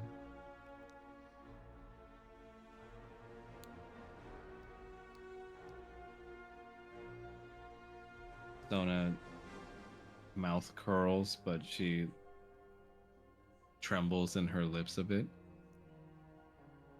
Sona. Yes, my goddess. What about... What about what?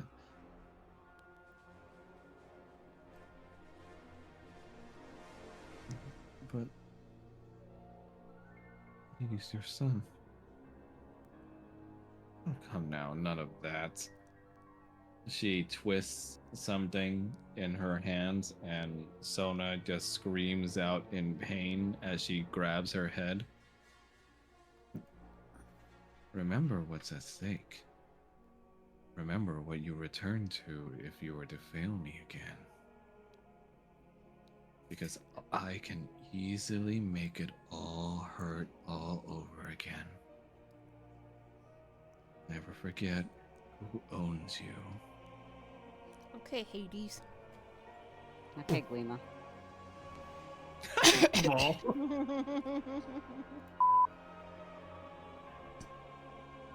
She turns off the messaging stone and hides her head in her knees.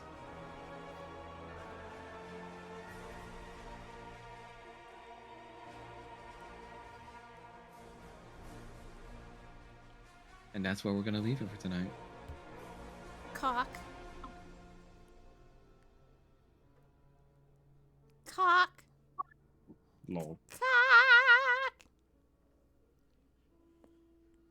So, Rattles and Shrine, I believe you guys said you are available next Saturday, right? Yep. Okay. Is everyone else available next Saturday as well? Yes. Oh, what was that noise? Yes. I will be available next Saturday. Oh, you won't? I said I will. Oh, okay. I thought you said you won't. Okay. I am always available on Saturday unless I'm on Yeah. vacation. Okay. Mm-hmm. Do not What did you sass say? me. I will Oh, rip what? out your heart. Okay, Tiamat. I mean, that's essentially what she's trying to do to the Kanan right now. And I will serve it as my pancake syrup.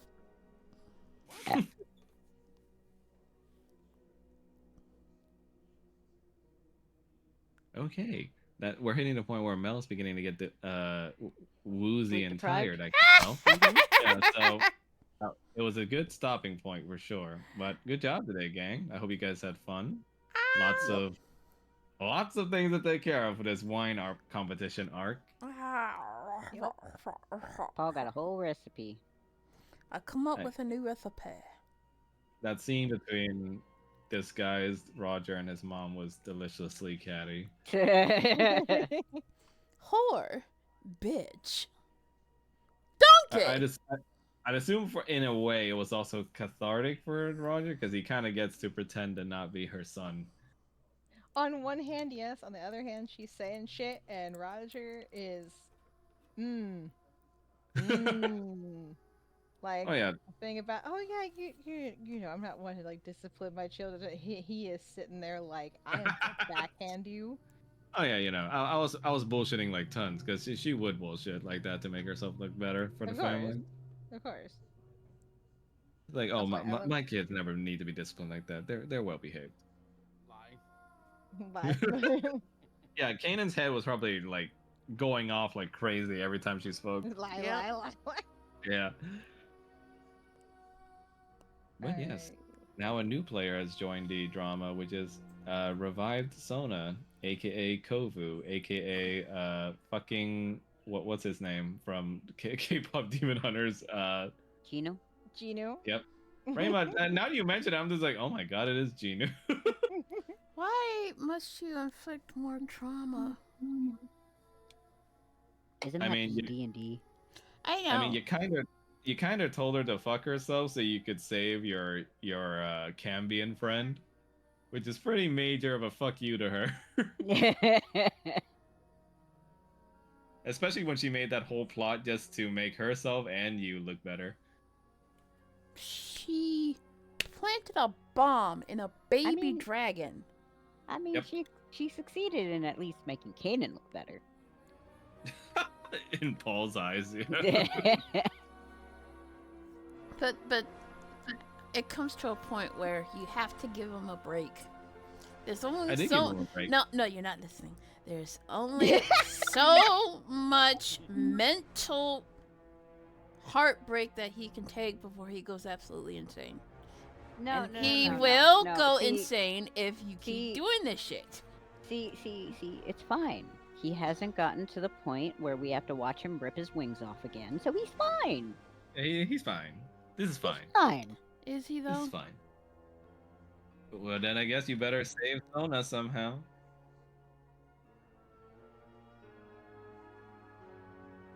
Put her in between Tiamat and Kanan and call out to her and see where she goes. Don't like that. Just I like a don't like dog. that either. I'm gonna warn you right now. If you keep pulling at his heartstrings, something's gonna happen. Okay, but And like, it won't be pretty. It won't be But pretty. it's so good. I do give you guys reprieve, and the minute I go back to the drama, you guys are like, "So you will never forgive us, will you? Huh?" And it's just like, if I don't do a little bit of drama, you guys will fall asleep. I'm just saying. Stop messing with a man that's got mental issues. We all have mental issues. And that's being what in this everybody- country. Exactly. I'm just saying. Woman, I mess with everybody. I'm shoving I- Roger's abusive mom in his face. I'm just saying. I'm just saying. If anybody else dies because of Kanan, Oh, I hate to break it to you, Kanan. you know what I mean. But We'll yes, see. you'll be fine. You'll be fine. You'll be It's fine. fine. Maybe. They're all fine. They're all perfectly fine. There'll be more than just a tent that will be burning. All right, we gotta go to bed. I like how you deny you do that, and then the minute this happens, you're like, I totally did that. Or the fact that What? it was like most out of pride that Kanan did the whole sacrifices magic thing. Yep. Alright. Oh, I can Alright. kill you. I don't need my magic to beat you. Oh, I gave it up to prove a point. Oh, it's like I gave up my magic to kill you. What will you go to beat me? It's like you did that out of pride, dude. Okay, we're out of but- here. Night, seriously. everybody. Bye, Rattles and Shrine. See you guys next Saturday. Good night. Adios. All right, later, everyone. Have a good night. Bye.